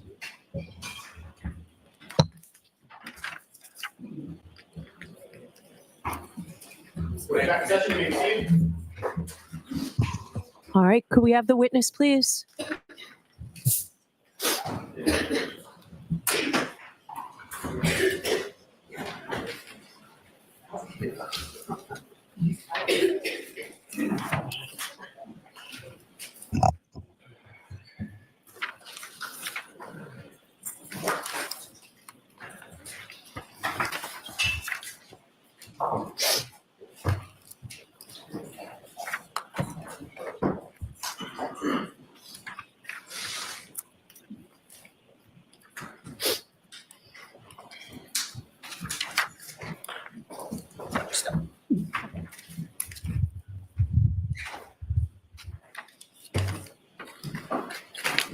All right, Mr. Lally.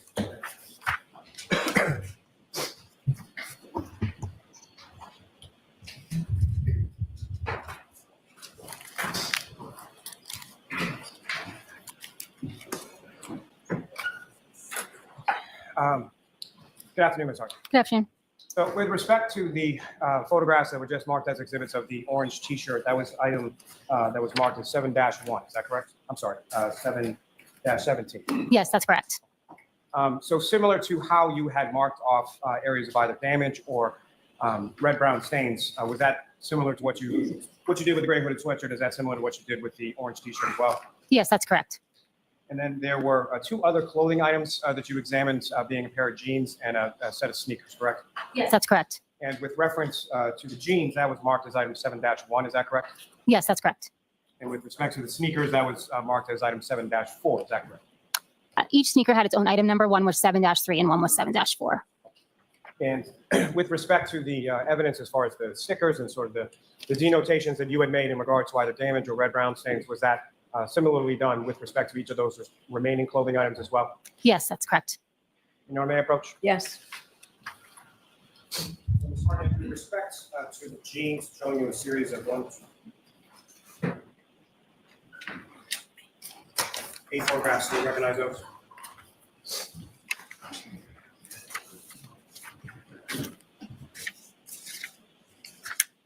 Yes, I do. And what do you recognize those to be? Those are photographs that I took of the pair of jeans. And what's contained in those photographs, a fair and accurate portrayal of your observations of those jeans when you conducted your examination of them at the lab? Yes, that's correct. May I approach again, Your Honor? Yes. Almost seek to introduce and debate the next exhibits. All right, and there's no objection, you said, Mr. Jackson, correct?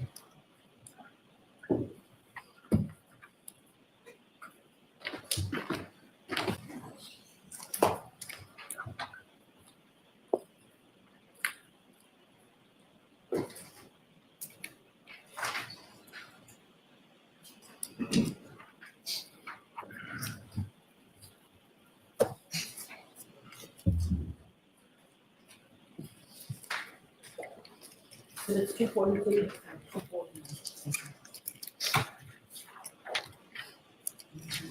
Yes, please.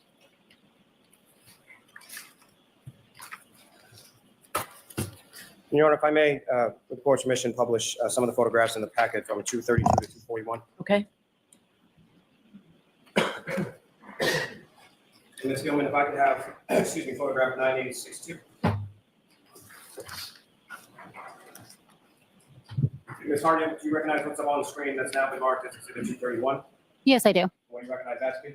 That's a photograph I took of item 7-17, the orange T-shirt, and it's the exterior front. And Ms. Gilman, 9863. And again, Ms. Hartnett, do you recognize what's up on the screen as exhibit 232? Yes, I do. What do you recognize that to be? That's the exterior back of item 7-17. And Ms. Gilman, if I could have 9867. And Ms. Gilman, if you could zoom in on sort of the upper right portion of that where the stickers are. Now, Ms. Hardy, do you recognize what's up on the screen as exhibit 233? Yes, I do. And again, using the laser pointer, if you could draw the jury's attention to any items that you, or any areas of this shirt that you marked on. I marked 3 specific red-brown stains using the stickers and letters A, B, and C. And Ms. Gilman, if I could ask you to keep the zoom in, but go to the bottom left of the photograph. And similarly, Ms. Hartnett, within this zoomed in portion of Exhibit 233, could you, using a laser pointer to draw the jury's attention to what, if anything, you noted there? I noted red, brown stain D, which I marked with a sticker, and D on the bottom right. Last name, Ms. Gilman, if I could have photograph 9873. And Ms. Hartnett, what's up on the screen is now marked as Exhibit 239. Do you recognize that? Yes, I do. And Ms. Gilman, if you could zoom in on the upper left portion of the photograph.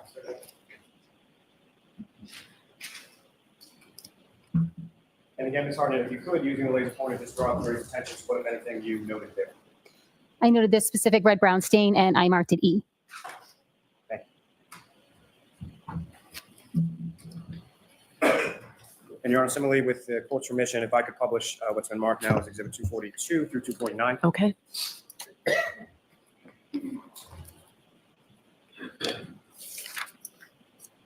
Ms. Gilman, if I could have photograph 9878.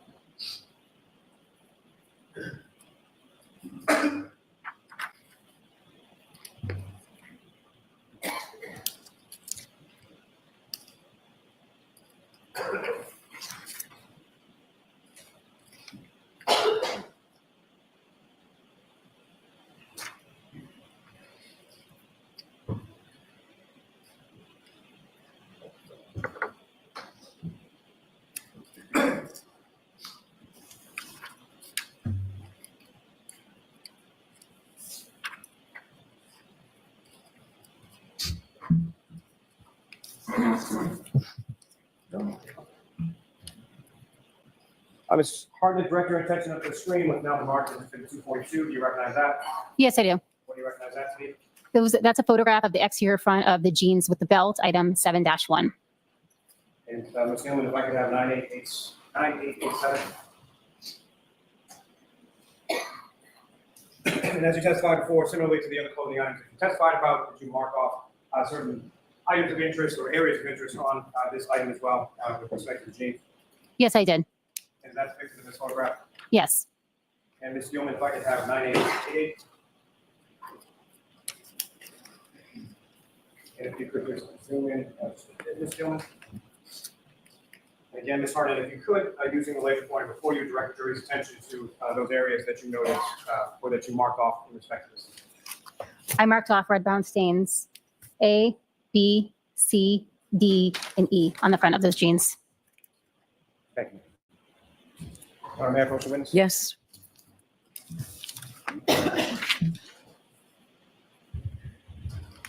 Hartnett, showing you another series of slide photographs. Do those.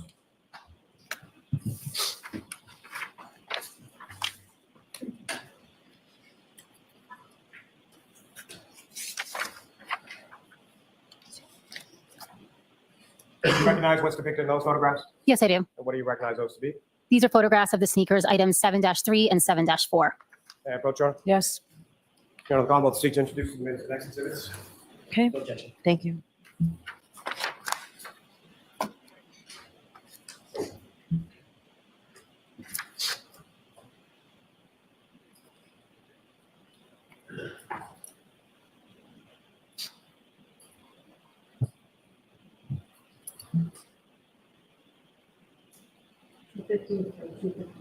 Thank you.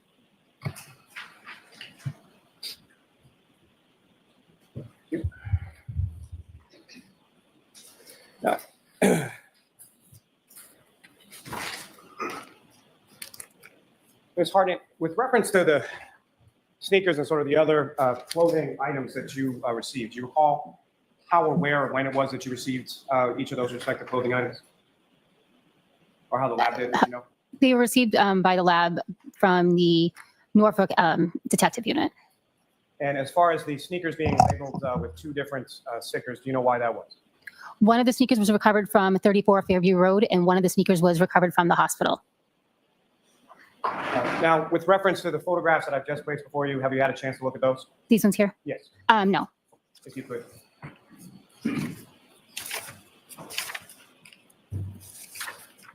And And do you recognize what's depicted in those photographs there? Yes, I do. And what do you recognize those to be? Those are the fingernail clippings that were submitted for John O'Keefe And do you know where they were submitted from? by the Norfolk County Detective Unit. May I approach you? Yes. I'll call them up to take you through the minutes of next. Okay.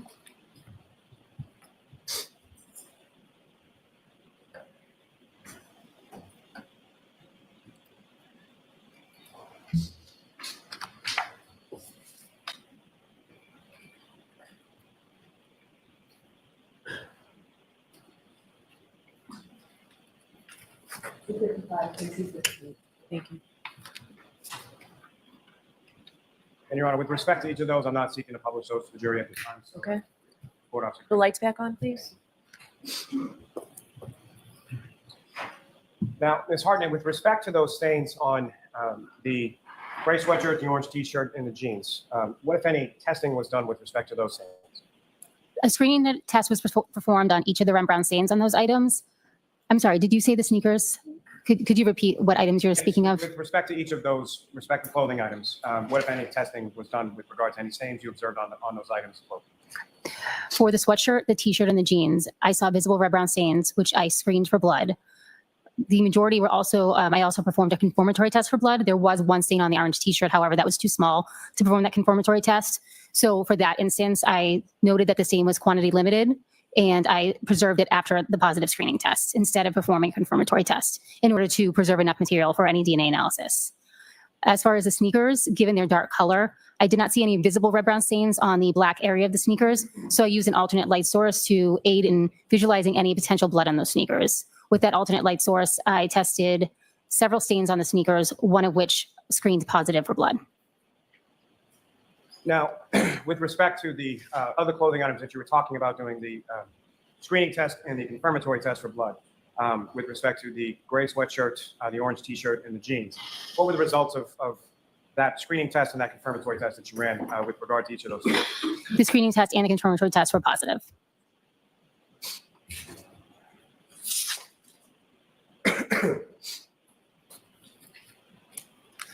Now, beyond the stains, did you take any additional samples from those items? Yes, I did. And what were those and how was that done? For each of the items, I picked up any loose trace material, which would be hairs and fibers or apparent hairs and fibers that were adhering to the item. I also did a scraping and swabbing for skin cell collection of the unstained areas, and that involves taking a sterile scalpel and swabbing the areas of the clothing that don't have any visible stains on them, and then taking 2 cotton swabs and swabbing that same area, and then combining those scrapings and swabs for potential DNA analysis. In addition to those, I also took a scraping of each of the materials, and that involves taking the item, using something like a flat metal spatula, and scraping down whatever adhering materials left on the item into a glassine packet. And as far as those items, once they're collected from the material or from the clothing, what do you do with them from there? Each of those items is given its own item number. It's a sub-item of the overall larger number used to mark the item, and those are sent to the appropriate units for additional testing. And as far as preservation is concerned, when it comes to sending something to either the trace unit or the DNA unit, what, if any, steps are taken in regard to preserving those items once they're removed from the clothing and sent off to the other units? Each of those items would be preserved according to protocol. They are sealed properly, initial and dated with my initials and date. They're entered into our LIMS system, so those sub-items could then be tracked throughout the laboratory, and they're stored in the appropriate storage unit.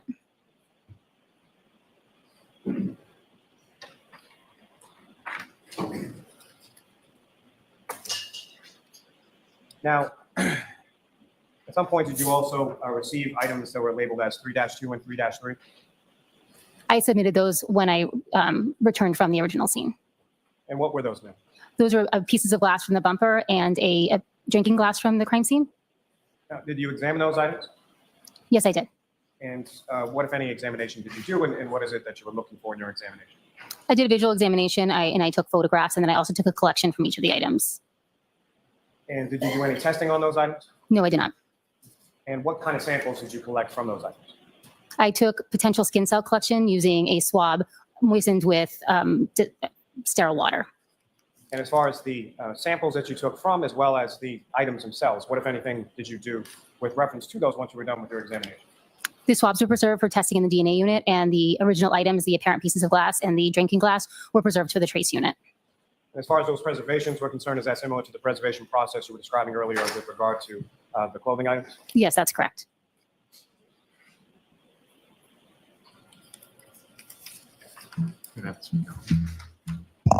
So both Mr. Lally and Ms. Hartnett, you have to keep your voices up or we have to turn the air conditioning on. Understood, Your Honor. I may have one moment, Your Honor. Yes.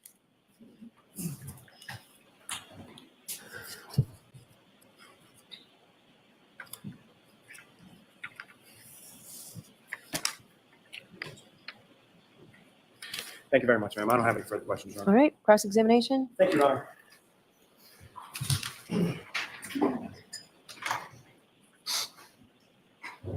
Ms. Hartnett, you responded to Canton Police Department. A lot of your testimony was about what happened in the Sallyport, correct? Yes, that's correct. You were asked if you responded to the Canton Police Department on February 2nd, and most of your testimony was predicated on that date, you going over there and doing some visual observations, as well as some removal of items and some other testing, correct? Yes, that's correct. Was it February 2nd or was it February 1st? May I check my notes? I'd appreciate it if you did this.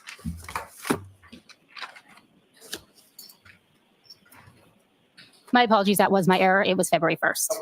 So everything that you testified to, you only went once. Yes, that's correct. So everything that you testified to having taken place on February 1st, we should assume it was actually on February 2nd, we should assume it was actually February 1st, the one time you were there. Yes, I was there one time. Okay. Were you dispatched to the Sallyport? And I apologize, I'm not yelling at you. I'm trying to keep my voice elevated, so just so you know. Understood. It's not my normal speaking voice. You were dispatched at the behest of one of the Massachusetts State Troopers, correct? Yes, that's correct. The Detective Bureau specifically, right? Yes, that's correct. Trooper Proctor more specifically, correct? Yes, that's correct. And Trooper Proctor, you knew at that time to be the lead detective, the person that was in control of the investigation. May I check my notes who I wrote down as a lead investigator at that If it time? would refresh your recollection, sure, with the court's permission. Yes. Yes, I was told on scene that Trooper Proctor was in charge of the investigation. Now, while you were there, one of the things that you did initially was to just do an overview of the vehicle, correct? Yes, that's correct. Obviously, that was important given the limited information that you had at that time about a potential motor vehicle pedestrian incident, correct? Correct. So you were looking for anything that would rise to a level of investigative concern regarding that vehicle, right? Yes, that's correct. Hence your review and notation of certain scratches on the vehicle. Is that right? Yes. Which may or may not have anything to do with the incident, but you noted it anyway, correct? I did not draw any conclusions as to where those scratches came from. Okay, you just took the words right out of my mouth.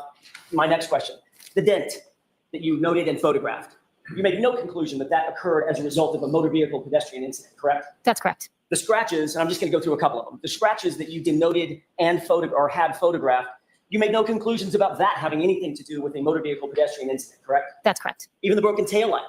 At that point, you made no conclusions or drew no scientific conclusions about that having anything at all to do with a motor vehicle pedestrian incident, correct? That's correct. You did, however, look for tissue, human tissue, blood, biological material, and things of that nature on the car itself. Did you not? Yes, I did. In that review, I think you testified that you saw nothing that suggested the transfer of human tissue to the vehicle, correct? I did not see any visible stains or tissue on the vehicle. You were told, Ms. Hartnett, that there were scratches on one of the extremities of John O'Keefe, correct? That's correct. Were you shown a photograph of those scratches to assist you in your visual review or examination of that vehicle?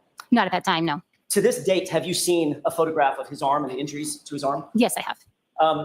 Your Honor, if I may, if we have it, could I display for the jurors and for Ms. Hartnett Exhibit 19? Is this the one that's The arm that's that covered a bit? has been Okay. cropped. Yes.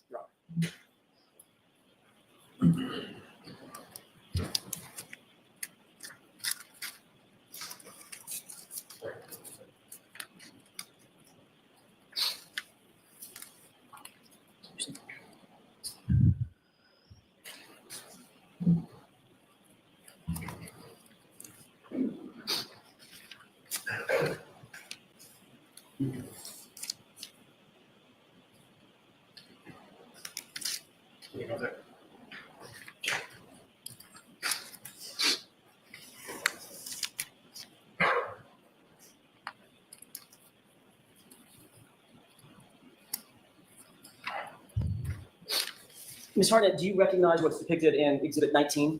Yes, I do. And you've seen that pattern of scratches previously, correct? Yes, I've seen a photo containing Okay, and something that's similar. consistent with the photo that you've seen since your visit to the Sally Port on February 1st, correct? That's correct. All right. Was there anything in your, by the way, did you look at all around the vehicle 360 degrees? Yes, I did. Did you look toward the top of the vehicle as well as toward the bottom of the vehicle? I did not examine the roof of the vehicle. Say I did not examine the roof of the vehicle. Understood. Did you examine the undercarriage of the vehicle? I did look at the undercarriage of the vehicle. And you know what I mean when I say undercarriage. Yes, Could you explain for the jurors what you mean when you use the word undercarriage? the parts that normally you would have to see by, bending over or laying underneath the car to view what's underneath the vehicle. That would include the frame and the axle and the drive shaft, transmission, things of that nature. Yes, I'm not confident in all the terminology of the undercarriage, but yes. Did you see anything that was suggestive of or consistent with the pattern of injury that you see to Mr. O'Keefe's right arm? I wouldn't say I'm qualified to make any kind of pattern determination and what would match the injuries on his arm. So the answer to my question is, as you sit here, you made no observation of anything on the SUV that matched these injuries, correct? I wouldn't be. Go ahead and answer that. I wouldn't be able to testify from that from memory. I don't have a photograph of the undercarriage, nor did I make any kind of conclusions about that at the time. Okay, understood. And you didn't take any, the swabs and samples that you did take variously on the car all came back negative for human tissue, et cetera. The testing that I did on scene from the various areas of the undercarriage, which I mentioned before, the tire flaps, the edge of the bumper, and the exhaust pipe screened negative for blood. Okay, Mr. Jackson, can we take this down? I'm just going to suggest that. Thank you, Your Honor. On February 1st, 2002, in addition to taking some swabs from the vehicle itself, you also mentioned that you took swabs of what you believe to be blood evidence contained in 6 solo cups, correct? Yes, I noted those as frozen red-brown stains in red cups. Were those solo cups in any way labeled among themselves? In other words, solo cup 1, 2, 3, 4. I don't believe they were, but I don't have a photograph of that, so I'm not 100% sure. You did not thereafter label those solo cups. If they hadn't been done beforehand, you did not undertake that to label those solo cups, correct? No, I did not label them. Did you,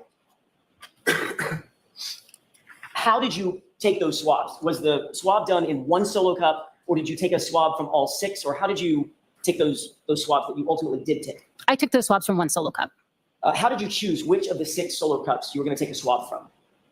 I don't recall exactly how I chose which cup. It was reported to me that those cups came from the same area of red-brown staining, so I assume, you make an assumption that they're all related. It came from what I was told, it came from one area of red-brown stain at the scene. And you, of course, know as a forensic criminalist that blood stains can contain multiple contributors, correct? Yes, that's correct. You don't know as you sit here which blood stain found at the scene related to which solo cup in the bag, correct? Objection. I'll allow it. No, it was my understanding they were all taken from the same stain, but I was not there. From the same scene or? Stain, excuse me. It was my understanding they were all taken from the same stain. Okay. If they in fact were taken from multiple stains, you would have no way of knowing that as you sit here. That's correct. And ultimately, once you did take that swab from that single solo cup, what did you do with the rest of that blood evidence? I left that with the Canton Police Department.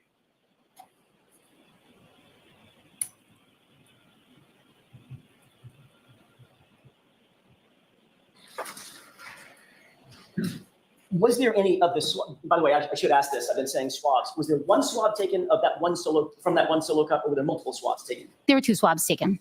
Of those 2 swabs, did you seek to do DNA testing, or was DNA testing done on either one of those or both of them?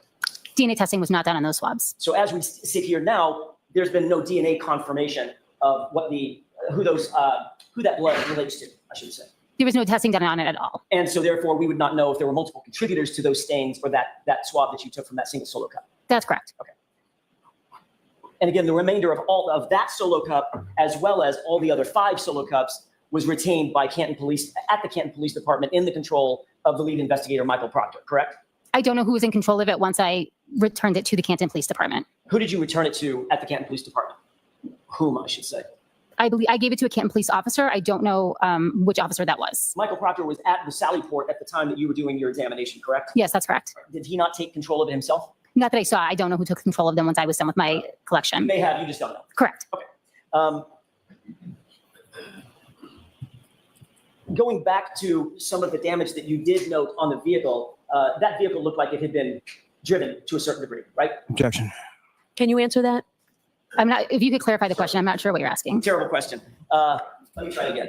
that vehicle was not a vehicle that had clearly just come off the showroom floor and had not been in use, based on your examination. I don't think I am qualified to make that kind of decision. It looked like there was some normal wear and tear on the car. Other than the specific items that I pointed out earlier, the dent and the scratches, the exterior was in overall good condition. So I can't say specifically if it was driven other. I don't think I can make that conclusion unless you want to rephrase the question. You didn't have any reason to believe that car was in any other condition than it had been owned and driven by somebody, right? Or could you make that conclusion? I don't think I can make that conclusion. So it could have been an absolutely brand new, right off the showroom floor car? I guess I don't have any understanding of what could have happened to it in the showroom. I'm not sure I understand the line of questioning. Why don't we move along? Fair enough. I guess what I'm asking is, you've done some damage analysis in the past, obviously, this was not your first rodeo, right? I don't do damage analysis on vehicles. Okay. Did this car look like it had reasonably normal wear and tear on it? That's my question. I don't feel comfortable answering that question. Okay. Ultimately, the right rear taillight housing was removed, correct? Yes, that's correct. Were you the person, Ms. Hartnett, who actually used the tools to remove that taillight, be it screwdrivers, wrenches, anything else? No. Okay. Who was that actually did that work? It was a Canton police officer that had entered the garage, and as I was removing it, he offered to help. He said he knew how to basically take it out of the housing, which at that point, I was not sure how I would do that. Okay, I'd like to show you the exhibit that you'd been shown just a few minutes ago before the lunch break, 187, with the court's permission. Okay. Does that look like the same housing that you removed from the SUV, or you saw being removed from the SUV? Yes, that is the taillight housing that I submitted to the lab from the garage. Ultimately, there was a swab taken, you mentioned on direct examination, of that taillight somewhere on housing, correct? Yes, I took a swab from that taillight. Where exactly did you take that swab from? I took it from the outer exposed areas, which would have been on the outer side of the vehicle. So I did not take it from the internal, what would have been the internal portion of the taillight when it was intact. Can you point with a laser pointer exactly where you swabbed that taillight housing? Sure. Is there a way that, can it get zoomed in just a little bit so I can differentiate the silver in the front? I'm having a little trouble. Is that zoomed in enough, or do you need more? I believe so. I can start. So I took it from the red area here that would have been exposed. And then if we could zoom in a little bit more just on this front area so I can differentiate between the internal structures and the external.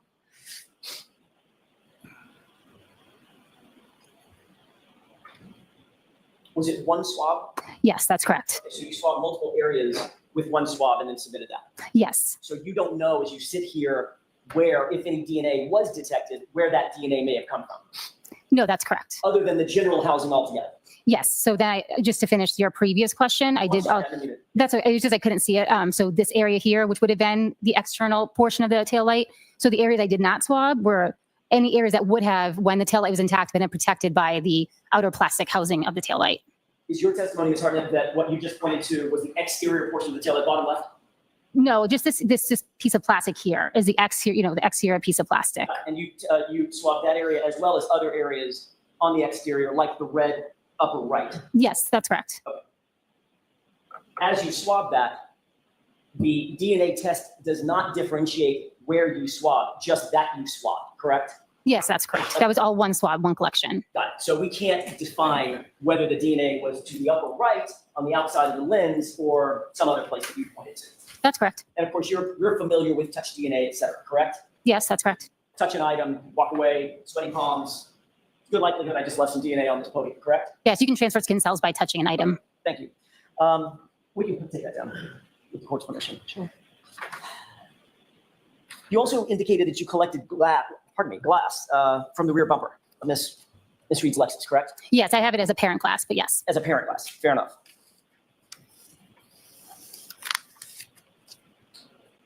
You labeled that as item 3-3, and it was 5 pieces of glass labeled A through E, right? A, B, C, D, E. Is that May I refer to my notes? with the court's permission?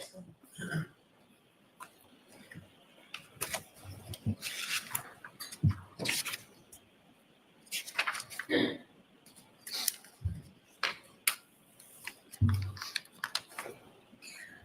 I'm just unfamiliar with the lettering A through E. I don't believe I have that in my notes. If you could refer to the Is it, document that you have. is it possible that, and this is just ignorance on my part, is it possible that once you submitted that for further testing, somebody else may have labeled those individual pieces A through E? You did not? That's possible. I did not label them A through E. Okay, got it. Understood. Thank you for that clarification. As a matter of fact, you labeled it as quantity 1, correct? On the evidence submission form? In the LIM system, that's correct. Each item is, that quantity value is only used for specific things. So when I submit something as one item, it doesn't matter how many pieces it actually is. It's just, I'm submitting it as one item. So in other words, one group. That's correct. But it's, so we're clear, and I want to make sure that these numbers are crystal clear. In that group, under 3-3, there were 5 pieces of apparent glass that you recovered, correct? I don't have the exact number in my notes, and honestly, it's difficult to tell from my picture, so I don't want to say that I saw 5 pieces of glass.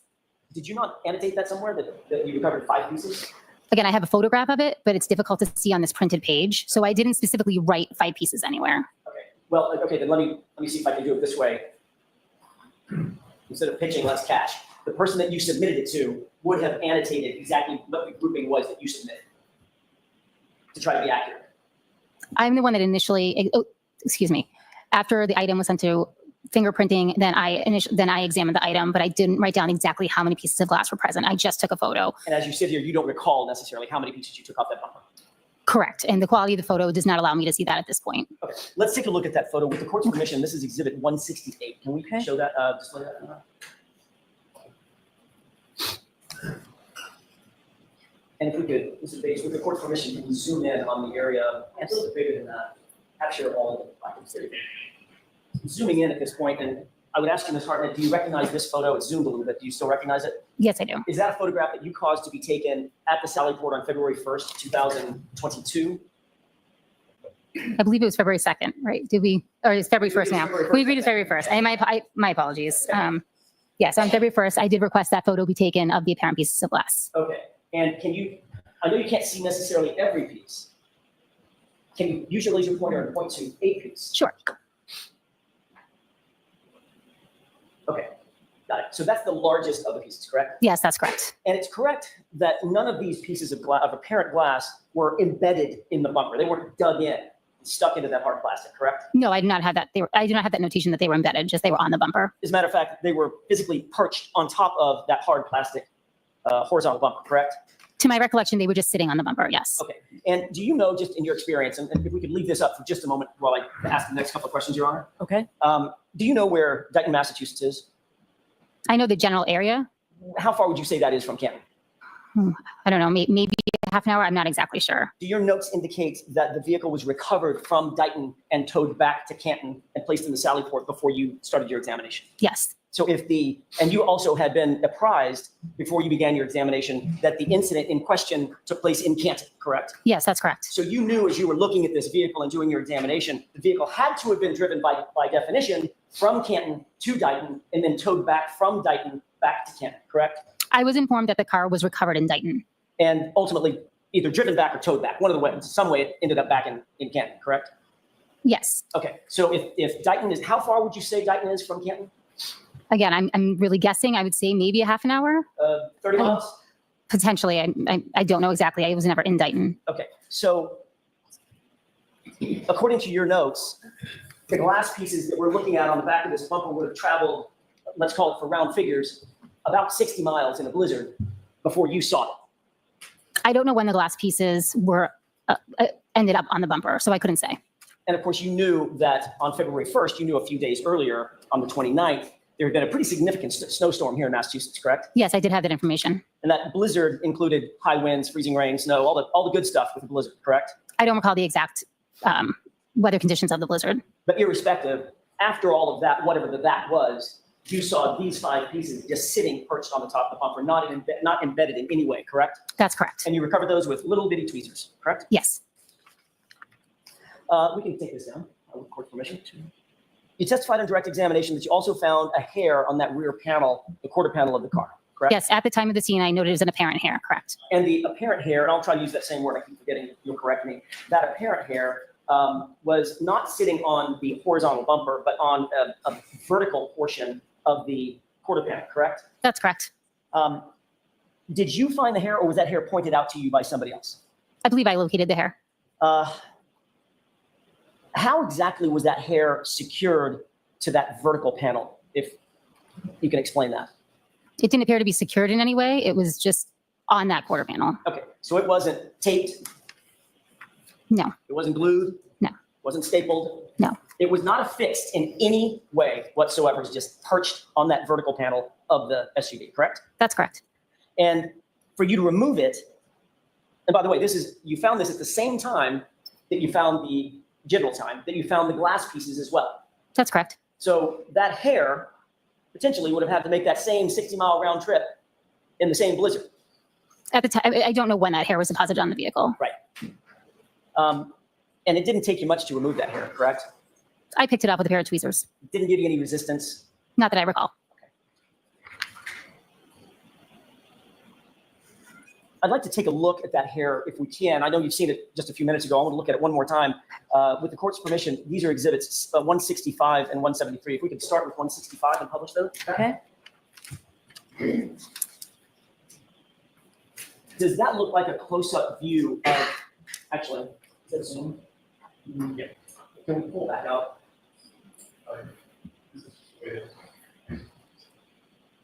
Your Honor, may I do this a different way? All right. This is actually, with the court's permission,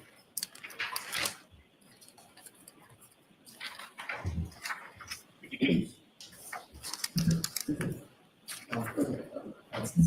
I'll get to that in a second. I want to try to.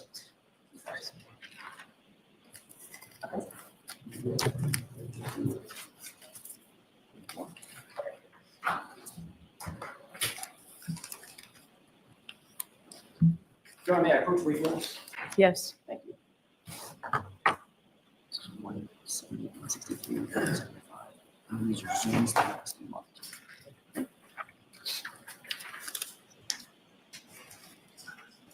I'm going to hand you those very briefly.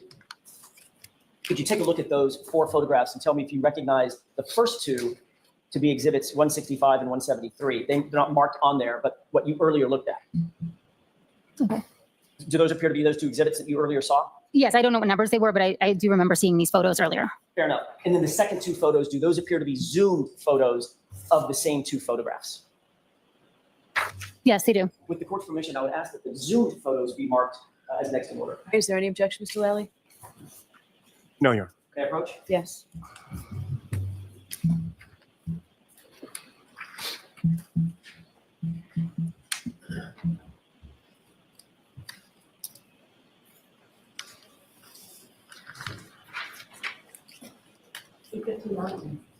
Thank you.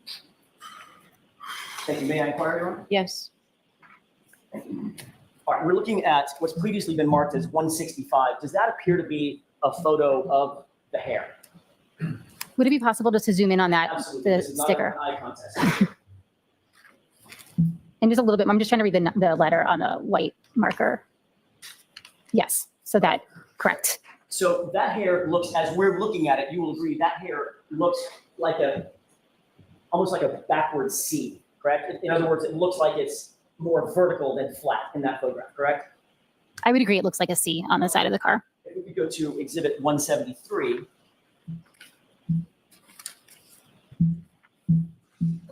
And this is the same hair photographed a second time, correct? If we could, again, just zoom in on that sticker. Yes, that's correct. Ms. Hartnett, does it look to you like between the first and the second photographs, that hair has moved? It's no longer an inverted C, but a C. I don't know that I necessarily agree with that. I see the 2 ends, which may still be making contact with the vehicle. I can't make that determination based on this photo. Fair enough. So that was sort of my next question. I'll just dovetail it this way. Did it appear to you that the hair, which is curled, was making contact with the vehicle on the top point and the bottom point?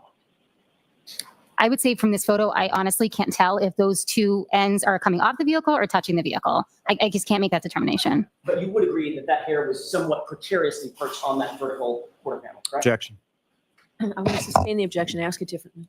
We can, Mr. Bates, with the court's permission, you can take that down. If you take a look at the zoomed photos that have just been marked as 259 and 260 respectively, Can you take a look at those side by side? And when you're finished, I'd like to ask you a question or two about those. Okay. Does it look from your perspective, seeing those photos side by side, that the hair appears to have gently moved just a little bit between the two photos? I just don't think I can make that determination. They're taken from different angles. I just don't know. I can see that they have a curl in both, but I don't know which ends are making contact or if the ends are coming off the vehicle. May I approach you on it? Yes. Thank you. Thank you, sir.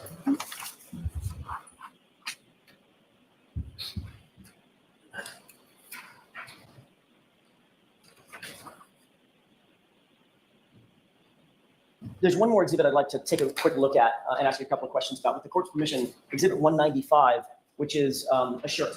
Okay.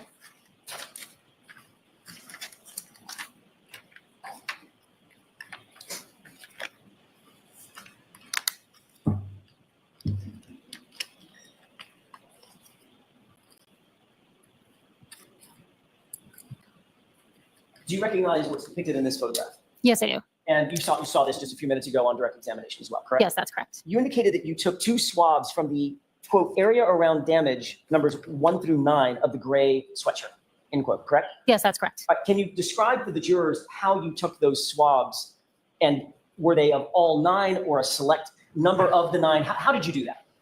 I moistened 2 cotton swabs with sterile water, and then I took those 2 swabs. May I use the pointer to just show? Of course. And I vigorously swabbed around. I don't know if it's working. There we go. This entire area. So every area of damage, I swabbed around all of it using the same 2 swabs. So it was one collection from all those areas. One collection on swab 1 and one collection on swab 2. You just repeated the process. No, I took them exactly at the same time. So I held the 2 swabs together. Oh. And as I'm swabbing, I'm rotating the swabs to make sure that all the exterior of the swab is coming into contact with that material in order to collect equal samples, or at least attempt to collect equal samples on each swab. Okay, we can do that. Thank you. And you indicated that this was the first time that you had done swabbing specifically for the purpose of trying to find either canine DNA or animal. That's correct. Had you been trained at the time that you took the swabs, had you been trained or received any training or any teaching about the relationship between keratinized tissue and DNA? No, Do you know what keratinized tissue is? no.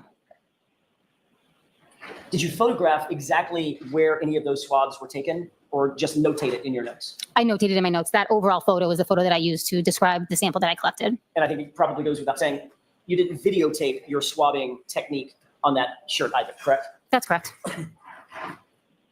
You did include a handwritten note on your report that you found, quote, debris from T-shirt 717 and shirt 718, correct?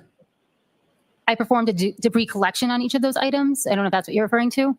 That is what I'm referring to. Okay. Okay, so there was a note in your report that you had recovered some debris or you'd done some debris collection, correct? That's correct. And you indicated in your note that the debris was from shirt 717 and shirt 718. Is that right? May I refer to my notes? And with court permission. Thank you.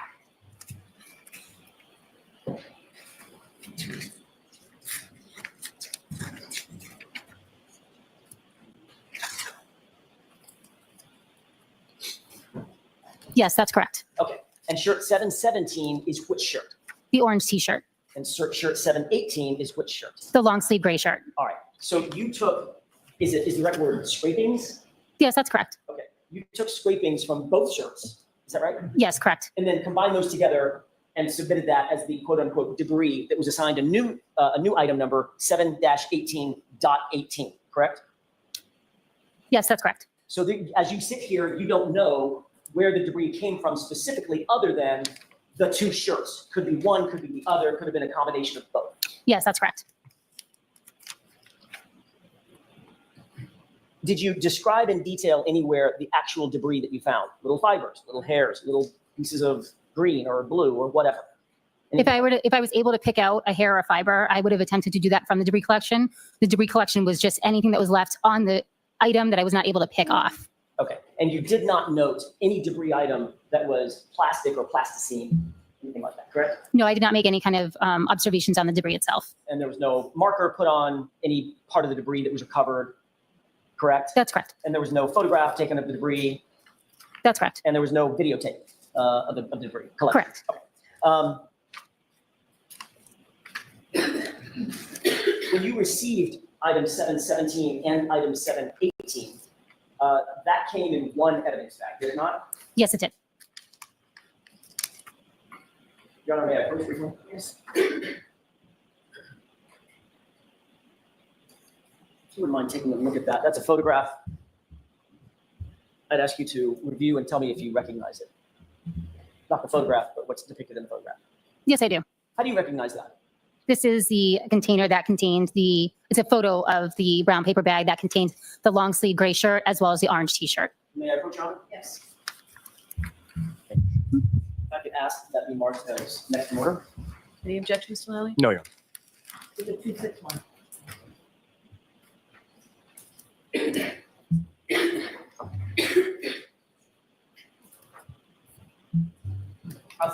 May I approach? Yes. Thank you.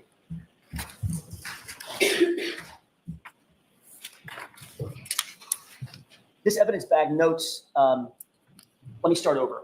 This evidence bag is in the condition that it was in when you received it, meaning the writing on the bag was already there when you received it. Yes, that's correct. And it notes that these items of evidence were collected by Trooper Proctor, correct? Yes, correct. And the date of collection was January 29, 2022, is that right? I'd have to relook at that Of course. for the date. May I approach? Yes. Yes, I didn't. So you got an answer. My Right, I think- apologies. The date on there is January 29th, 2022.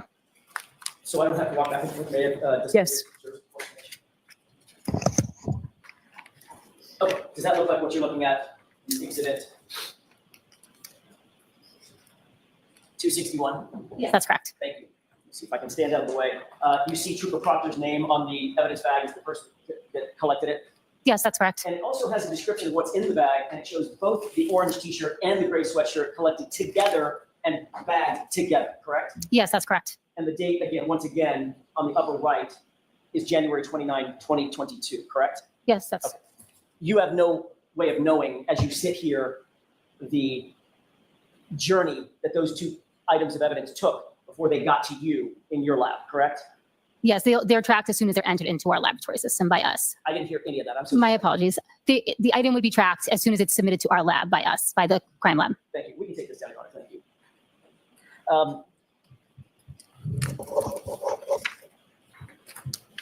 The debris that you ultimately got from the shirt or shirts,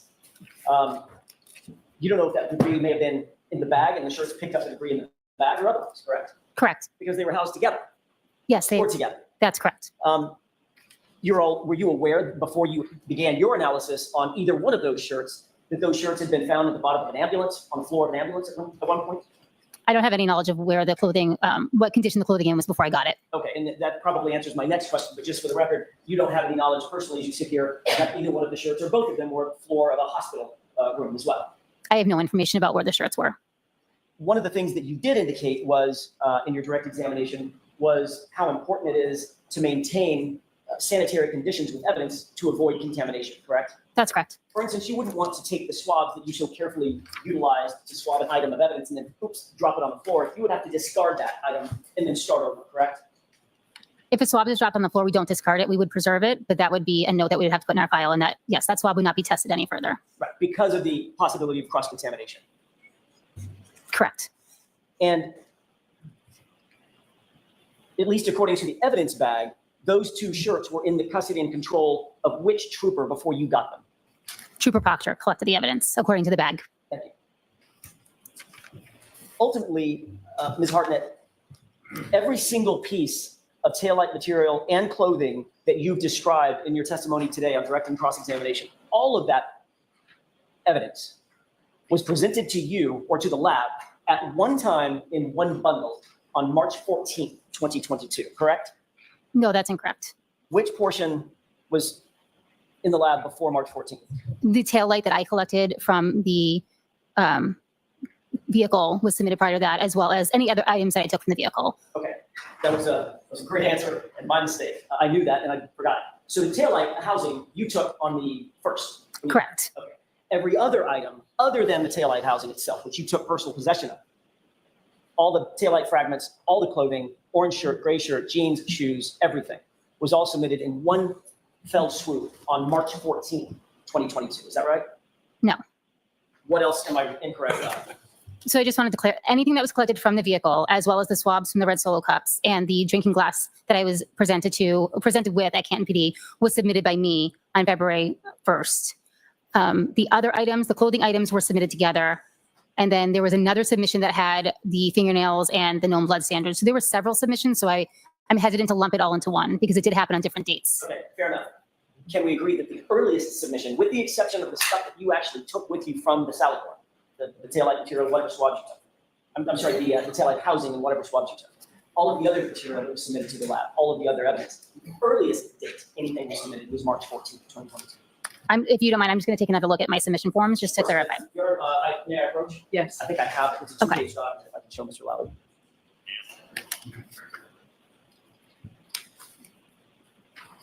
Is that a copy of your submission form? Yes, it is. Okay. If you could familiarize yourself with that for just a quick second. Yes.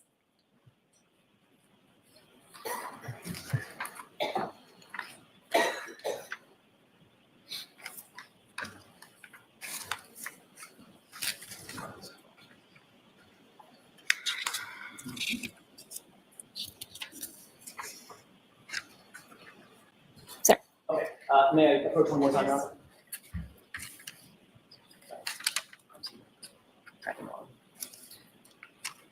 I have one more document I'm going to ask you to take a glance at. Okay.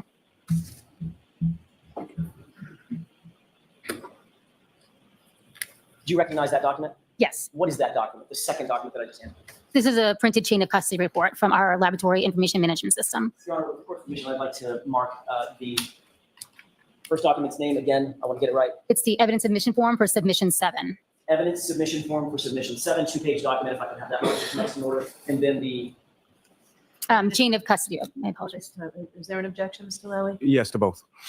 So the objection sustained unless you want to convince me otherwise. I'll have a mark for ID for Okay. the time being. That's fine. If that's okay with the court. Yes.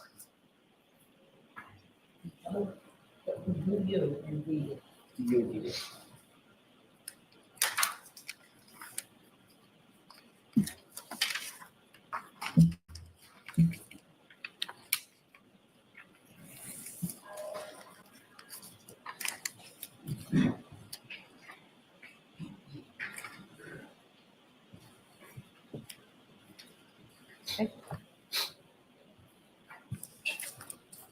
You've got a lot of your Post-its on the other one. Do you want to take it off? I was going to actually ask if I think it helped with this. Okay. Go a lot faster with those post-its The on. witness, I guess. Go back to the witness with us, please. If you could take a look at what's been marked as VV, that's the log. Okay. I just want to go through this relatively quickly. With regard to plastic pieces that were submitted, if you look on page, for instance, page 11, where a tab is. Yep. That shows that piece was submitted on March 14th, correct? Yes, that's correct. And there was a piece submitted on March 14th on page, notated on page 12.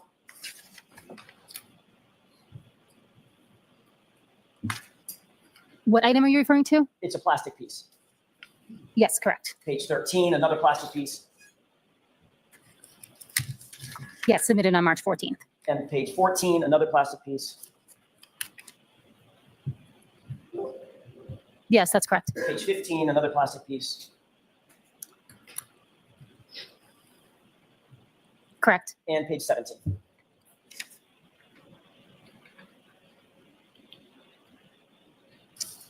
Oops. Sorry. Yes, that's correct. And then if you turn to the next page, page 18, that's the orange T-shirt. It shows its submission date, correct? Yes, that's correct. And what's that date? March 14th. And then on the bottom, very bottom of page 20, going into page 21, there's another item, a gray T-shirt or gray sweatshirt. Yes, that was also submitted on March 14th. Okay, thank you. Let me approach. Yes. Thank you.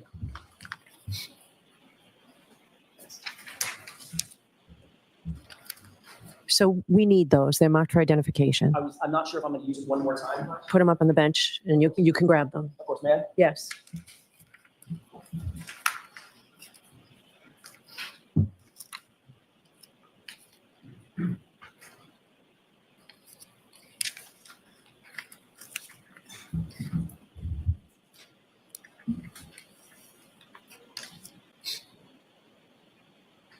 Ms. Hartnett, before you received all of the items that we've talked about and all the items that you testified about, with the exception of the items that you physically took with you from the Sally Port, everything else that you've testified to was submitted to you on March 14th or after, correct?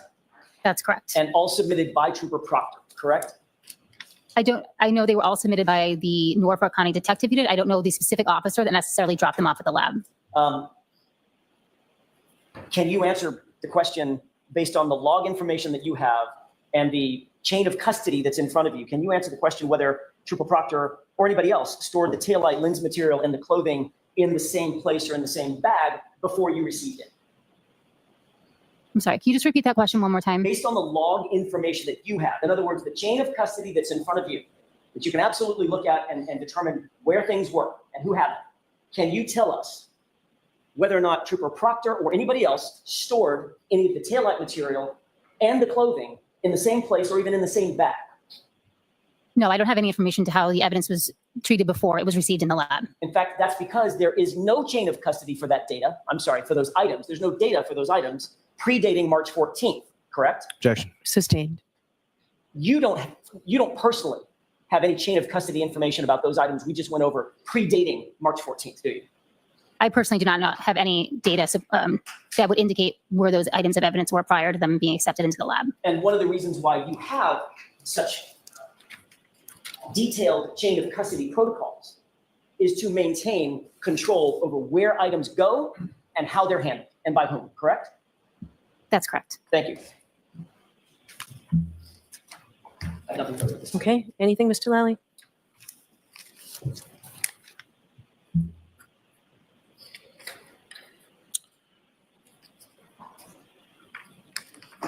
Just a couple.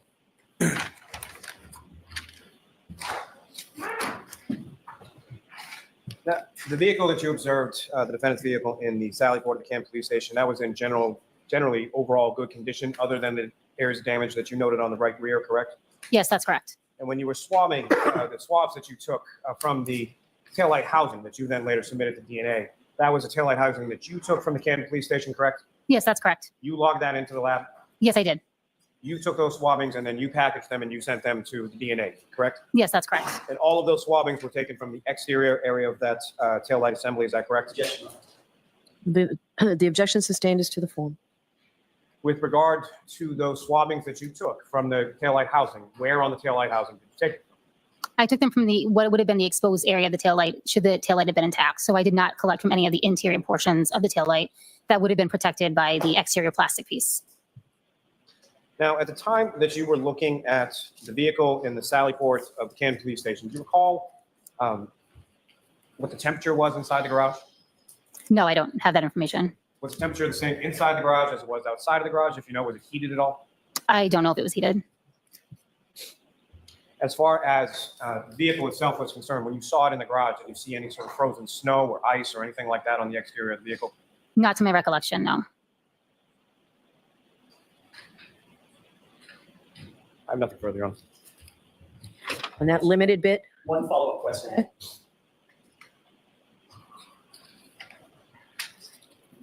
May I approach? yes. If you take one more look at that, what's been marked for identification as UU, that's the evidence submission form, correct? Yes, that's correct. Who signed that form? Objection. So the objection sustained unless you want to see me at sidebar. I'll ask it a different way. Whose name is on the bottom of the form? Objection. It's the same question. Do you want to come up? Do you want to come up to sidebar? Yes, Your Honor. May I have that, please, Ms. Hartnett?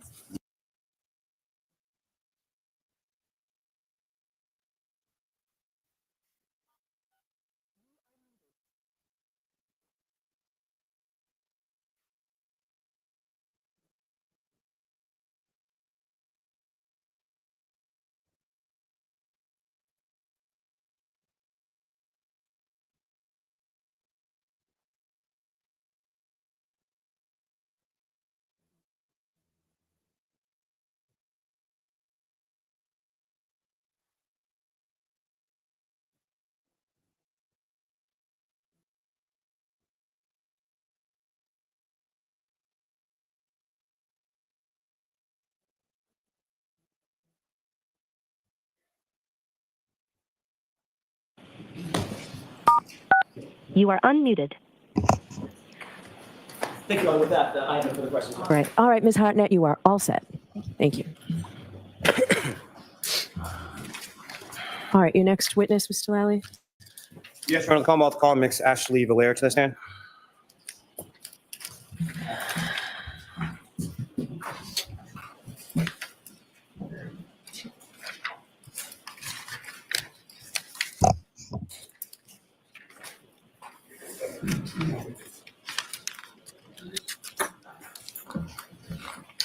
Step right up here. Step one.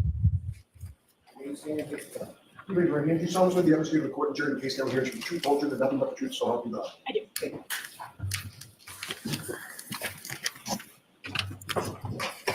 So, Mr. Lally, would you remove the, good afternoon, would you remove the exhibit that's on the witness stand, Yes. please? Thank you. All right, Mr. Lally, whenever you're ready. Thank you, Your Honor. Good afternoon. Good afternoon. Could you please state your name and spell your last name for the jury? My name is Ashley Vallier, spelled Vallier. And Ms. Vallier, what do you do for work? I'm a forensic scientist at the Massachusetts State Police Crime Laboratory. All right, so Mix Villiers, I'm going to ask you to keep your voice up. Okay. What we've been doing is we've had to turn the air conditioning off and we can't hear you. Okay. Thank you. All right, Mr. And Lally. how long have you been employed at the State Police Crime? Just over 5 years. And if I could ask you just a little bit about your educational background, starting with your undergraduate work, where did you go to school for that? I have a Bachelor of Science degree in biochemistry and cell biology from University of California, San Diego. And following your receipt of that degree, where did you go from there? I have a Master of Science degree in biomedical forensic sciences from Boston University. And once you received that master's, where did you go to work after that? I worked at the Broad Institute for about 6 months before getting a job at the Massachusetts State Police Crime Laboratory. As far as your work at the Broad Institute, that's located in Cambridge, is that correct? Correct. And what type of work did you do at the Broad Institute? I worked for the Center for the Development of Therapeutics department, doing quality control checks on compounds that they think could have potential to be therapeutic drugs. And so you went to work for the Mass State Police Crime Lab, or the MSPCL, in early 2019, is that correct? Correct. And when you first went to work for the MSPCL, what unit were you initially assigned to? The Trace Arson and Explosives Unit. Is that the unit that you still currently work in? It is. And so you started with the lab as a forensic scientist one, is that correct? Correct. And so what sort of steps or what kind of training did you go through in order to go from being forensic scientist one to being forensic scientist two that you are? A forensic scientist one is the initial job that you're hired as. After you've been at the lab for a year and once you're qualified and signed off to do casework, you become a forensic scientist two. Now, within the Trace unit, can you describe to the jury sort of what types of things you're looking at or what types of analysis that you do with regard to working in the Trace unit specifically? What I do or what the unit does? First, as far as in general terms, what is a unit? The unit has a lot of disciplines. So there's fire debris examination, explosives examination, serial number restoration, gunshot residue analysis, fibers, paint, glass, physical match, trace recovery.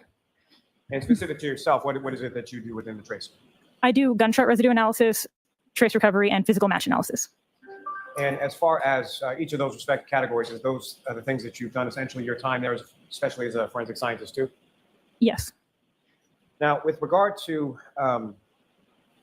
as far as the physical match component that you were talking about, can you explain to the jury just again in general terms sort of what goes into that, or what are you looking at, what are you doing in regard to your analysis of that? Physical match analysis is looking at two or more items that have broken or irregular edges and seeing if they fit together like a sort of like a jigsaw puzzle. And when you're doing those examination of various items with respect to that, what types of instruments are you using, or what types of ways are you looking at these from an instrumental perspective? It's mostly the stereo zoom microscope, which is a microscope that's mounted on a stand so that it can look at larger objects and not just slides like in science class. Now, over the course of your work with the lab, you're familiar with it. The lab is accredited, is that correct? Correct. And that's accredited by an organization known as ANAB. Correct. And with respect to that accreditation, what if any testing or what if any examinations or continuing education do you have to undergo in order for that accreditation, either for yourself or for the lab itself? As part of the accreditation, analysts that are signed up to do casework do proficiency tests every year. And have you done proficiency testing over the course of your 5 years with the lab? I have. And specifically, what types of areas have you taken proficiency testing in? I've taken proficiency tests in gunshot residue analysis and physical match cases. So with respect to sort of each of the various areas of work that you do within the lab, is that correct? Except for trace recovery, but yes.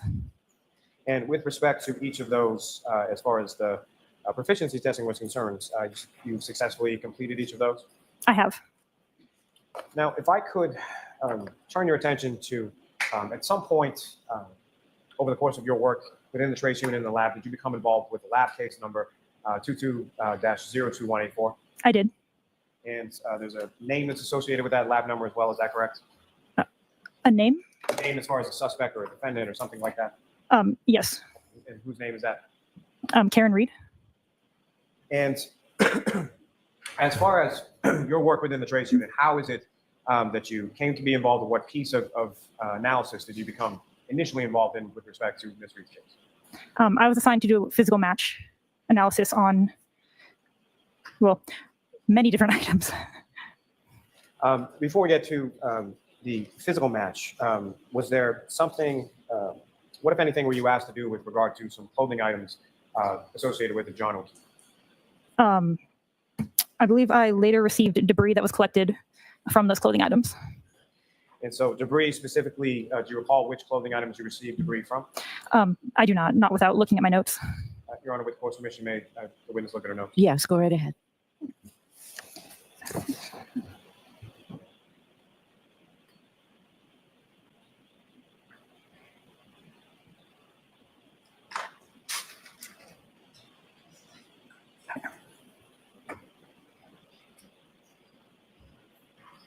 And did you remember refresh as to which items of clothing you looked at?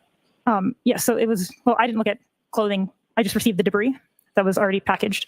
So it was labeled as coming from jeans, boxer shorts, sneakers, a gray long sleeve shirt, and an orange t-shirt.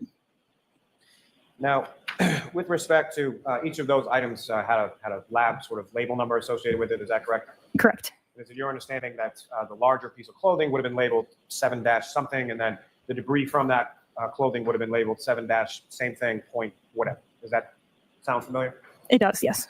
And so with a specific reference to item 7-18.18, that was debris from an orange t-shirt, is that correct? Yes. And specifically, I'm sorry, debris from an orange t-shirt and a gray long sleeve shirt, correct? Correct. And from your analysis of that debris, what if any examination did you do of that debris that was provided to you within the trace? So each of these items was packaged in a fold. And so I opened up the fold and looked at the items under the stereo zoom microscope and documented it with photos. And as far as that item, 7-18.18, what, if anything, did you observe as far as contained within the debris from that item specifically? May I look at my notes? Yes. Okay, thank you.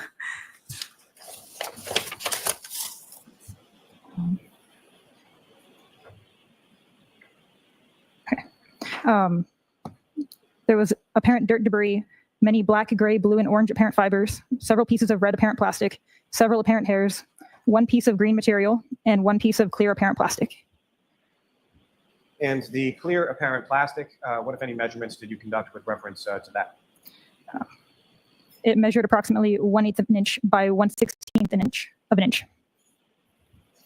Now, from your analysis of those items, what, if anything, do you know where within the lab they went following your analysis there?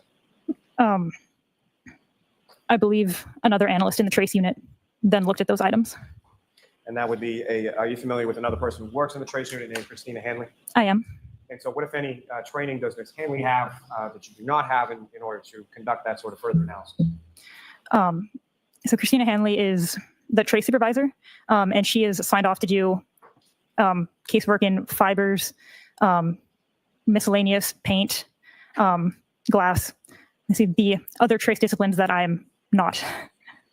So essentially, those items contained within that debris were something that you examined microscopically, made observations of, took measurements, and then they went to Ms. Hanley? Correct. Now, with respect to, you mentioned some a variety of plastic items that you examined, correct? Of the initial items that I look at? Yes. Yes. And what were those, generally speaking, what were those initial items that you looked at? There were many different items containing that I believe were recovered from an address, but I would have to look at my notes to. Go ahead. So they were all labeled as recovered from 34 Fairview Road. And what types of items were they specifically that you had received? So it was many pieces of apparent plastic and apparent glass and one drinking straw. And those items were generally labeled as items 7-5 through 7-19. Does that sound familiar? Yes. And with reference to the process in general terms of when you receive these items, can you explain to the jury sort of your process and what you did and what you looked at as you went through each of these respective items? Sure. So for beginning a physical match case, you always look at the questioned items first, which are the ones that you don't know where it came from. Like here, they're labeled as coming from the road, so you don't know where their actual source of origin is. And so what we'll do is we'll scan that item into my custody. And then I will document the packaging with photographs. And then I'll open that item and then document that item as it is. And if there are multiple pieces, each piece will get a designator like piece A, piece B, piece C. All this gets documented, written down in my notes and in photographs. If any of those pieces look like they could possibly fit together, then I will look under the stereo zoom and see if they do in fact fit together, and document it if they do. And then once I've finished documenting that, I'll repackage it in the original packaging. And then if there are multiple items, like in this case there were, then once that first item is sealed up, then I'll clean my bench and then I'll open the second item and do the same thing until all of the items have been documented. And again, if you could describe to the jury sort of the physical process of what you did in this case with respect to these items, as far as how were you looking at them sort of physically, what did you do with those items? So like I said, I opened up each of these items individually, took photos, took notes, looked at them under the stereo zoom microscope, and then looked at my photos after I had looked at all of them. They'd all been packaged in their original packaging. And then I looked at the photographs to see if any of those pieces could possibly fit together. And then once I looked at the photos and saw that it looked like there were possible physical match fits among those questioned items, then I opened up those items and looked to see if they, like in real life versus just on photos, see if they could have a potential physical match. And then if it looked like it did, then I brought them together and looked at that in the stereo zoom to confirm if there was a physical match. May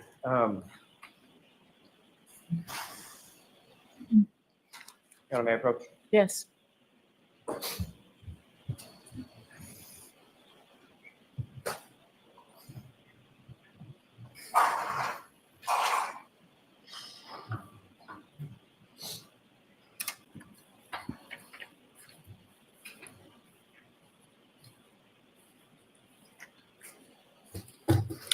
This way I'm showing you a series of 9 photographs. Just ask you to look at those until you finish.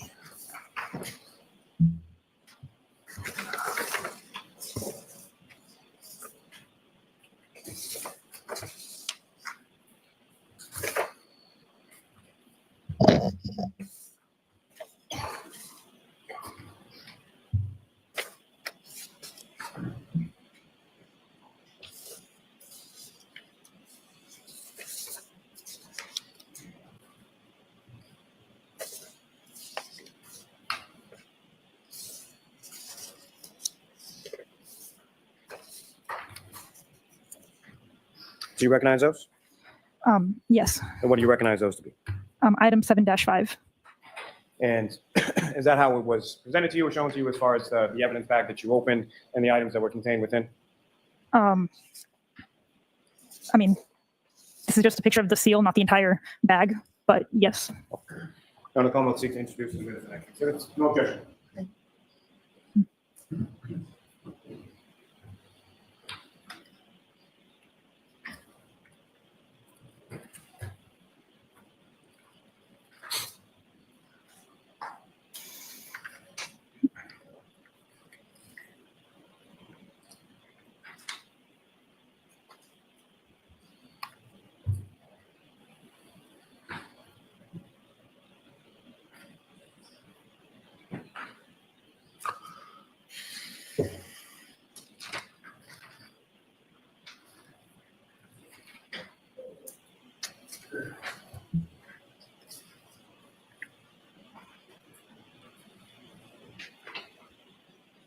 Exhibits 262 through 270.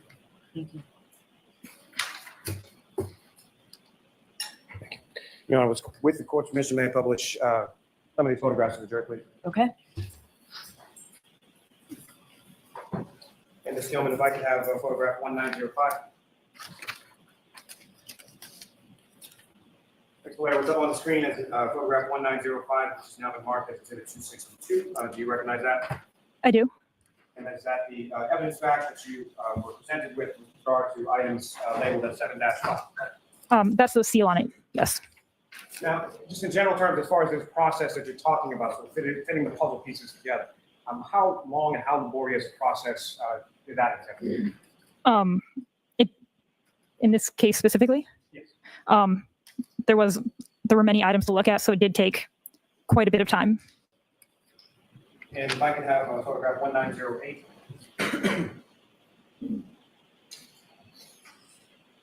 And do you recognize what's up on the screen, which has now been marked as exhibit 263? I do.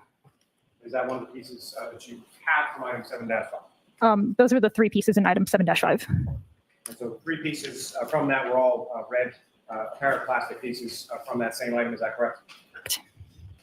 May I approach the witness, Your Honor? Yes.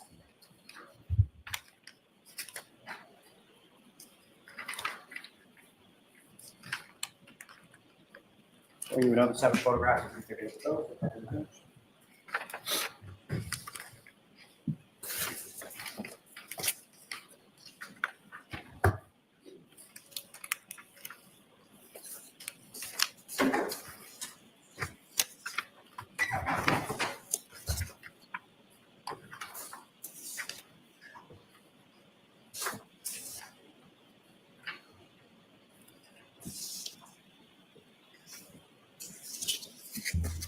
And do you recognize what's depicted in those photographs? I do. And what do you recognize those two? The seal and then the items from item 7-6. And what's contained in those photographs, is that a fair and accurate portrayal of what you observed when you were doing your analysis in the lab? Yes. Your Honor, I will seek to introduce the minutes and exhibits. Okay.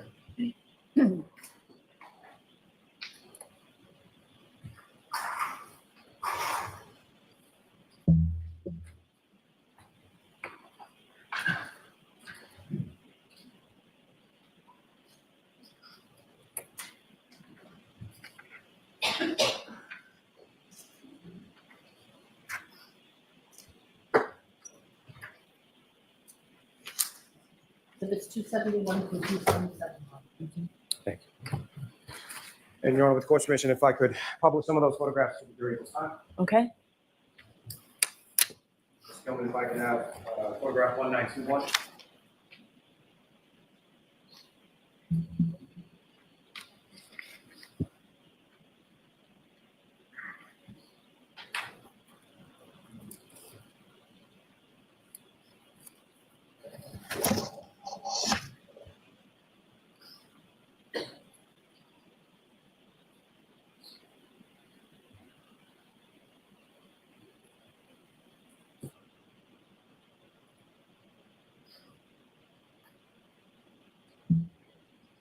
And Ms. Gilman, if you could just rotate that. So, Mr. Lear, what's up on the screen, and that's photograph 1921, exhibit 271. That is the evidence bag or box that contains the items in reference to lab item 7-6, is that correct? Correct. And with reference to that, as far as the labeling is concerned, these are items that were submitted by the state police, correct? As far as you know. Yes. And from the labeling that's exhibited in labeling that's being shown in Exhibit 271, that actually has an indication of who the submitting agency is and the date that the item was collected, correct? Presumably, I don't know because that's not our lab's labeling system. It's fair to say, as far as your observation of these evidence bags as you were opening them or boxes as you were opening them, they had different dates on them, on some of them, is that correct? I don't know. I don't know. Ms. Gilman, if I could have photograph 1924. And again, what's up?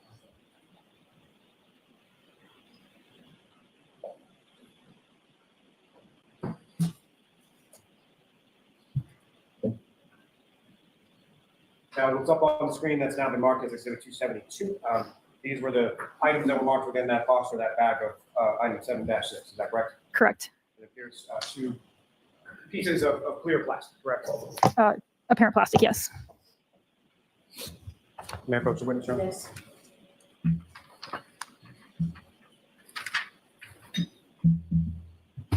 Showing you another series of photographs, if you can review those, look open and finish.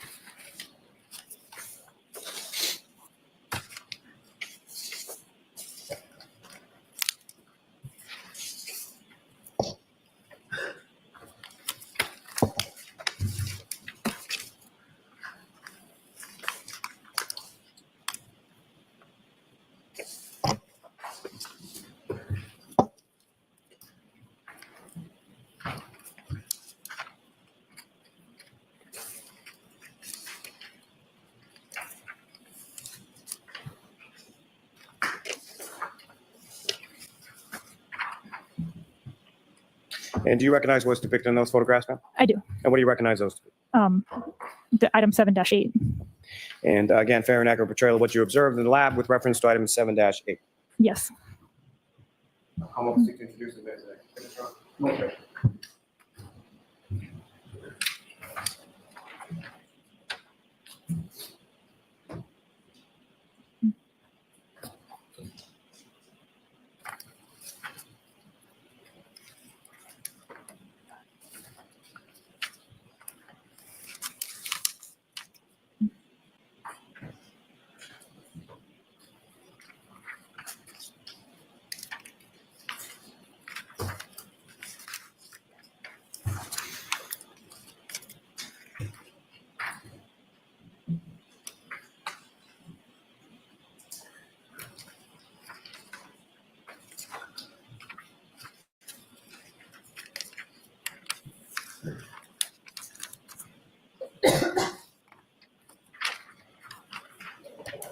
It's 278 and 292, Your Honor. Thank you.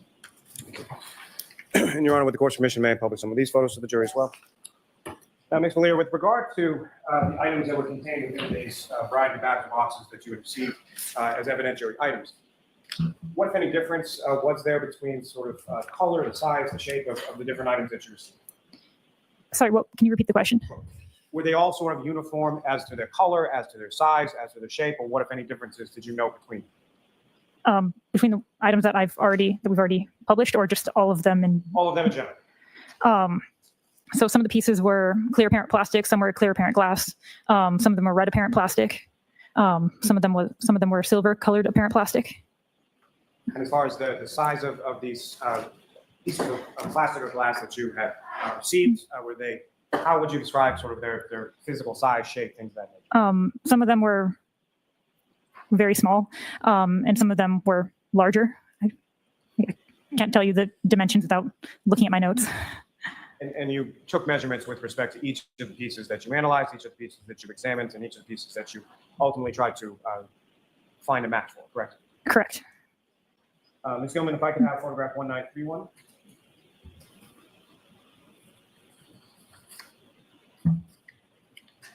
And what's up on the screen is now marked as Exhibit 278. You recognize as the bag of box that contains item 7-8. Yes. And Ms. Gilman, if I could have 1934. Now, what's contained in this exhibit up on the screen, number 279, you recognize that as contents that were collectively sort of labeled as item 7-8. I do. And so from a variety of those different pieces that are depicted up on the screen in exhibits 279, each of them would have been respectively labeled as far as, say, 7-8.1 or 7-8 point something else. Is that fair to say? So the laboratory numbering system where it goes 7-8.1, that's if you take like a subsample. So if I had collected like debris or something out of this item, that would then be labeled 7-8.1 because it's a new entry in our limb system. These are just the different pieces in 7-8. In my notes, I gave them labels such as piece A piece B, piece C, all the way down to, well, however many there were. You labeled them individually as sort of letters, is that correct? Correct. Ms. Gilman, if I could have photograph 1938. And if you could zoom just a little bit in on that. The next layer, let's pick it up on the screen within this exhibit of 282. Do you recognize that? I do. Is that one of the pieces that was submitted within this as far as 7-8 that you examined throughout the course of your analysis here, correct? It was. There's actually two pieces in that. There's the large one in the middle, and there's a very small one up in the corner. Okay.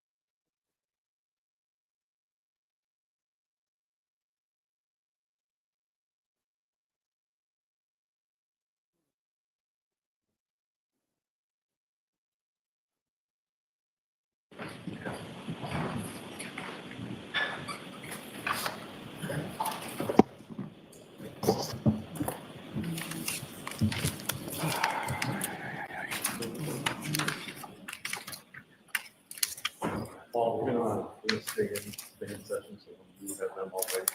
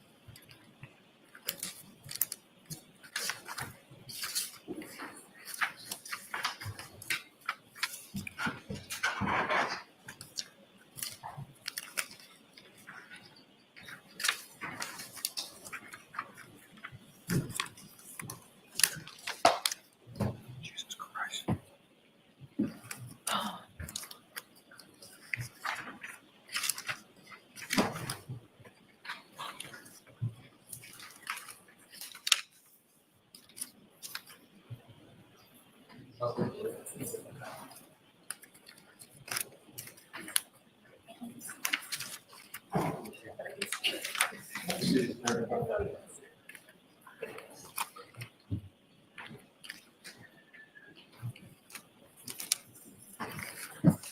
a micro line and you step up, okay?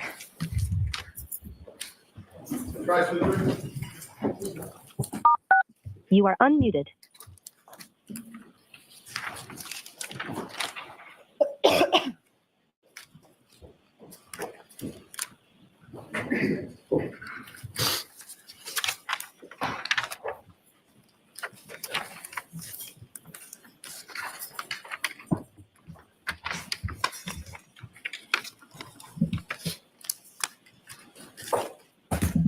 Thank you. Good to see you. Go back.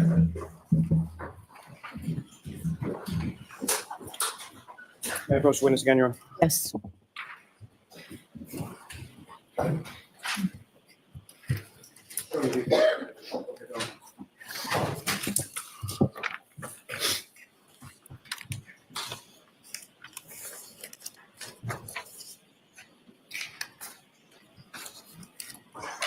You recognize those, ma'am?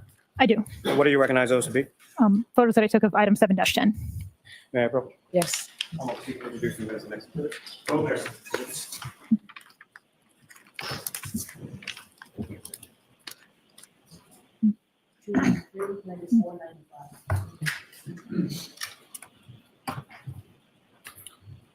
And again, Your Honor, with court's permission, if I could publish that to the jury. Okay. Please come in if I could have photo 1952.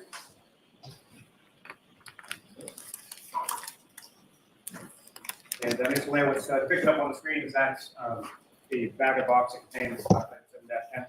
Yes. And Ms. Gilman, if I could have 1955. And again, what's up on the screen is that the item that was contained within that evidence. Yes. May I approach the witness again, Your Honor? Yes.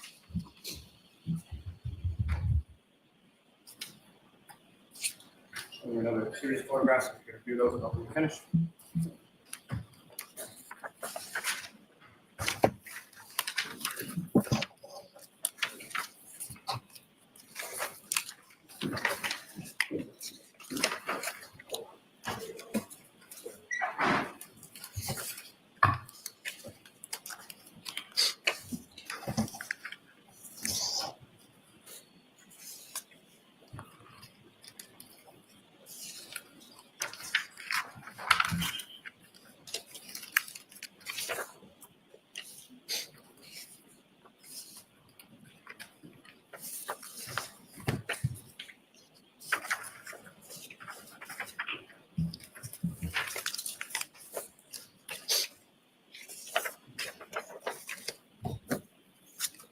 And Mr. Vallier, do you recognize what's depicted in those photographs? I do. What do you recognize those to be? The packaging that item 7-9 and 7-19 came in. And what contains within those photographs, is that a fair and accurate portrayal of those items when you receive them at your station and within the trace unit? It is. Your Honor, may I approach? Yes. I'm going to seek to introduce and admit as the next. Okay.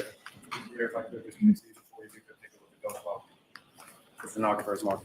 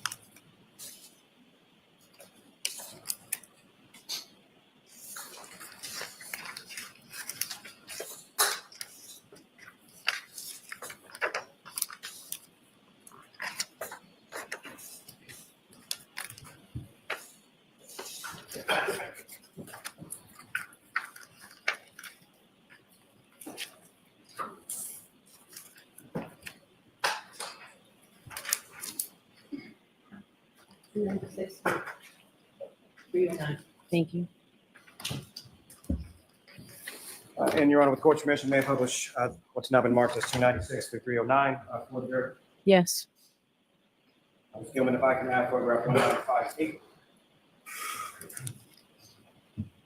And again, Mr. Laird, what's up on the screen is that the evidence bag box that contains those items that you've been testifying about, 7-9 and 7-19. Yes. Now, with regard to, Ms. Gilman, if I could have photograph 1962. Ms. Vallier, now what's been depicted up on the screen and been marked as exhibit 297. Ms. Gilman, if you could zoom in just a little bit on items of evidence, please. Now, contained within this are 3 clear pieces of glass or plastic, if you know. I have to look at my notes to see what I wrote them as. My other question, with court's permission, may. Yes, go ahead, look at your notes.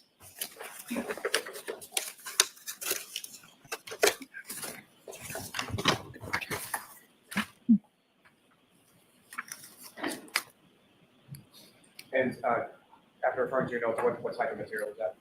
3 pieces of apparent plastic. Now, Ms. Gilman, if you could scroll down just a little. I'm sorry. Up. Thank you very much.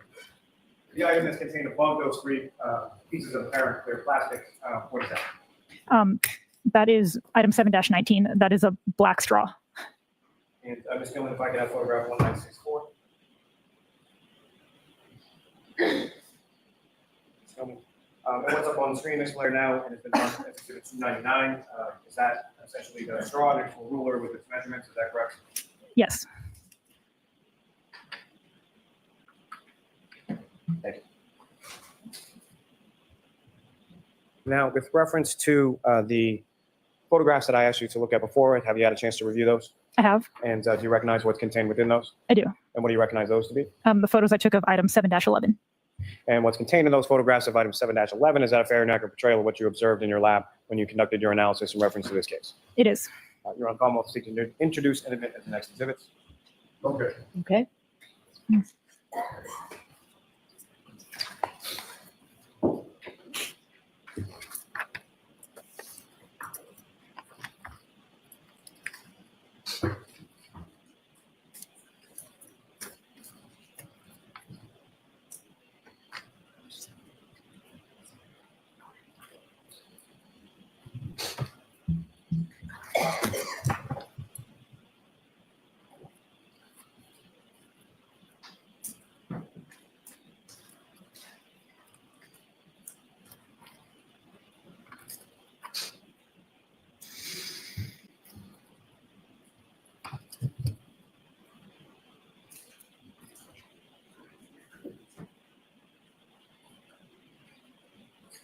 It is 310, 324. Thank you.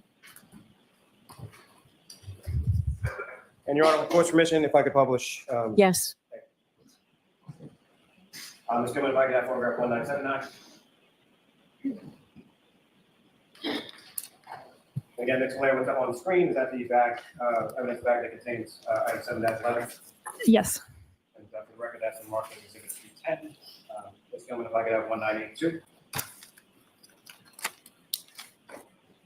And again, Ms. Vallier, what's depicted up on the screen on exhibit 311 is that the items or the pieces of plastic that were contained within the aforementioned evidence bag in the previous exhibit, item 7-11. Yes. Now, with regard to the photographs that I just placed before you before, have you had a chance to review those as well? I have. And do you recognize what's contained within those photographs? Photos of item 7-14. And what's contained in those photographs of item 7-14, is that a fair and accurate portrayal of what you observed in your lab when you conducted your examination in this case? It is. Thanks. Your Honor, I'll seek to introduce in minutes of the exhibit. Okay.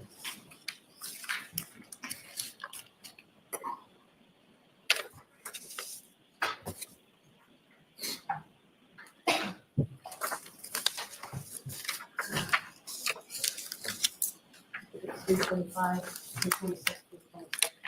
Thank you.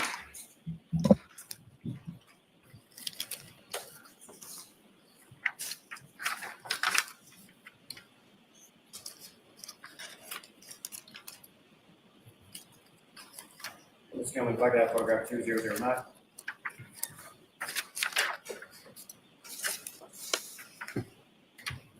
Ms. Vallier, if I could draw your attention up to the screen just for a moment, what's now been marked as exhibit 325.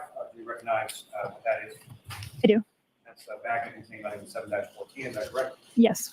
And Ms. Gilman, if I could have photograph 2012. Again, Mr. Vallier, what's up on the screen is that the item that was contained, labeled as item 7-14 in that. I'm sorry, I need all, please.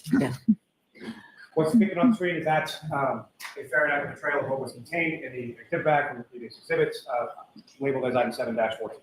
Yes. Thank you. I'm sorry, I interrupted. Were you able to review the bulk of those photographs that I just placed before you? Yes. And do you recognize those? Yes. And what do you recognize those to be? The photos of item 7-12. If I could ask, excuse me, ask those to be marked as the next exhibit. Okay.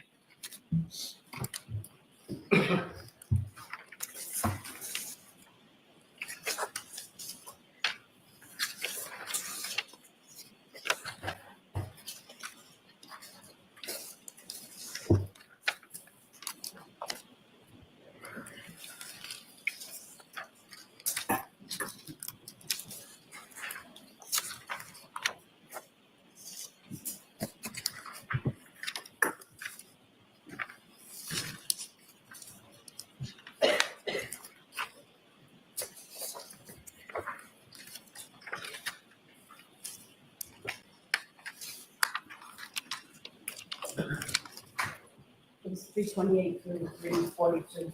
Thank you. Thank you very much. Ms. Gilman, if I could have photograph 2015. Mr. Vallier, if I could direct your attention up to the screen, what's contained and what's marked now is exhibit 328. Those, the evidence pack that contained the items labeled as 7-12. Yes. And Ms. Gilman, if I could have photograph 2018. Mr. Vallier, directing your attention up to the screen, and what's now been marked as exhibit 329. Those are the items that were labeled collectively as 7-12 that were contained within that evidence pack from the prior exhibit. Yes. As far as those photographs that I presented to you a moment ago, have you had a chance to review those as well? I have. And do you recognize what's contained within those photographs? I do. And what do you recognize those to be? The photos of item 7-13. And what's contained within those photographs, is that a fair and accurate portrayal of what was contained or labeled as item 7-13? It is. Your Honor, almost, may I approach? Yes. Almost seek to introduce the minutes and next exhibit. Okay.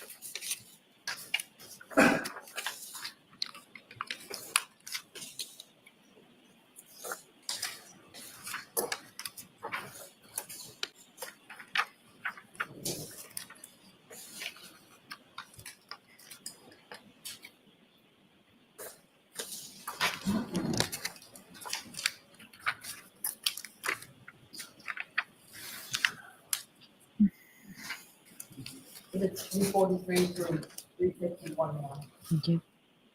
Thank you very much. Ms. Gilman, if I could have photograph 1997.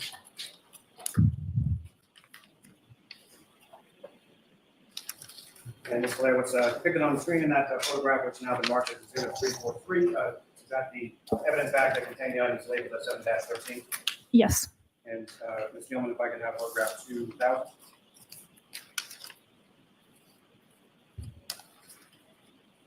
And Ms. Vallier, directing your attention to the screen, those are the items contained within that exhibit bag from prior exhibits that have been collectively labeled by the lab as 7-13.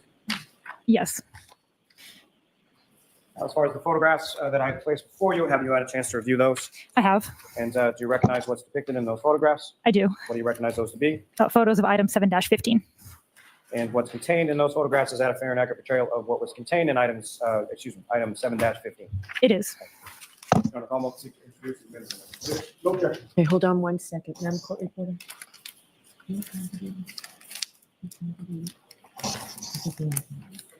Yeah.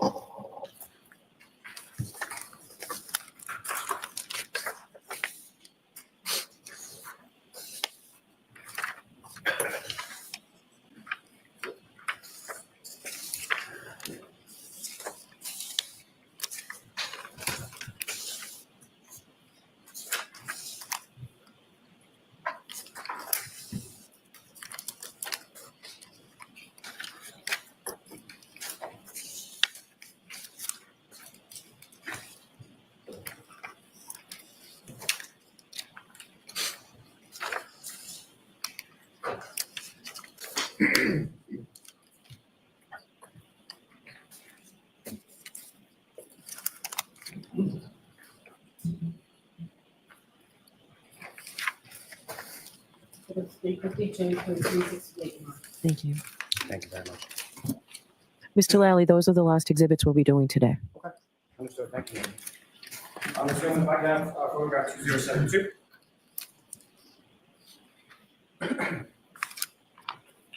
Ms. Blair, if I could direct your attention to the screen, you recognize this as the evidence back that contains item 7-15 that's now been marked as exhibit 352.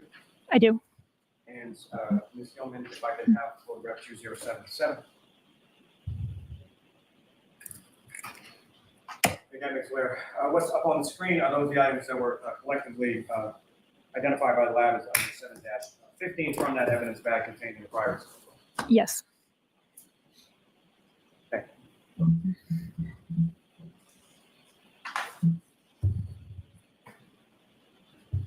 Now, Ms. Vallier, as far as your analysis was concerned with regard to each of these items, and we'll get to that a little bit, I think, the next time. But with regard to the labels that you assigned to them as far as letters of the alphabet, A through whatever letter that you went, when you were conducting your sort of physical match analysis, how was that shown on a particular piece, or did you label those pieces, or how were you able to sort of quantify that?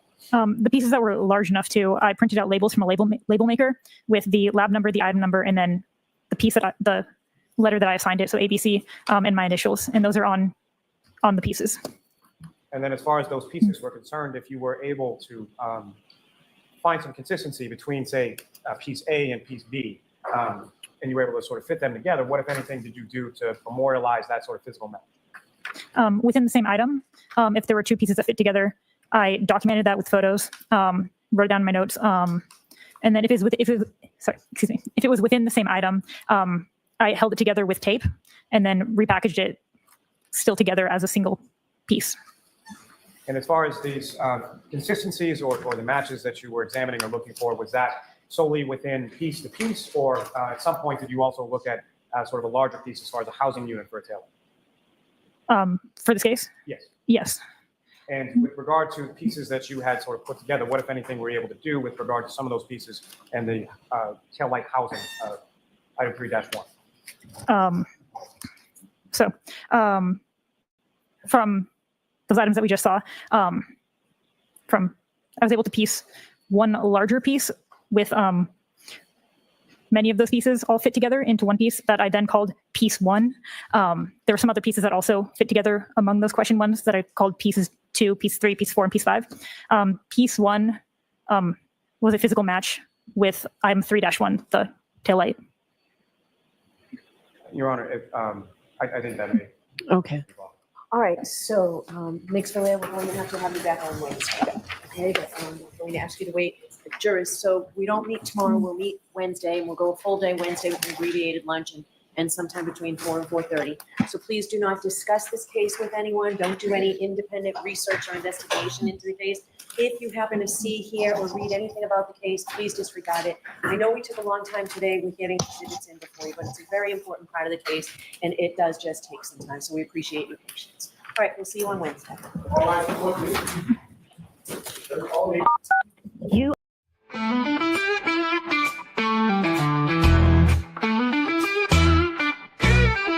Hey there, thanks for stopping in. We hope you will join us again. We all look forward to next time. We get to talk about true crime. Clues. Justice served in an honest fight. True crime tales till the verdict's right. Solving more than just trivial quests, where sentences rule and the defense rests. Our true crime family is great. All types of topics we debate. Smash that like and ring that bell. Hit subscribe, you might as well.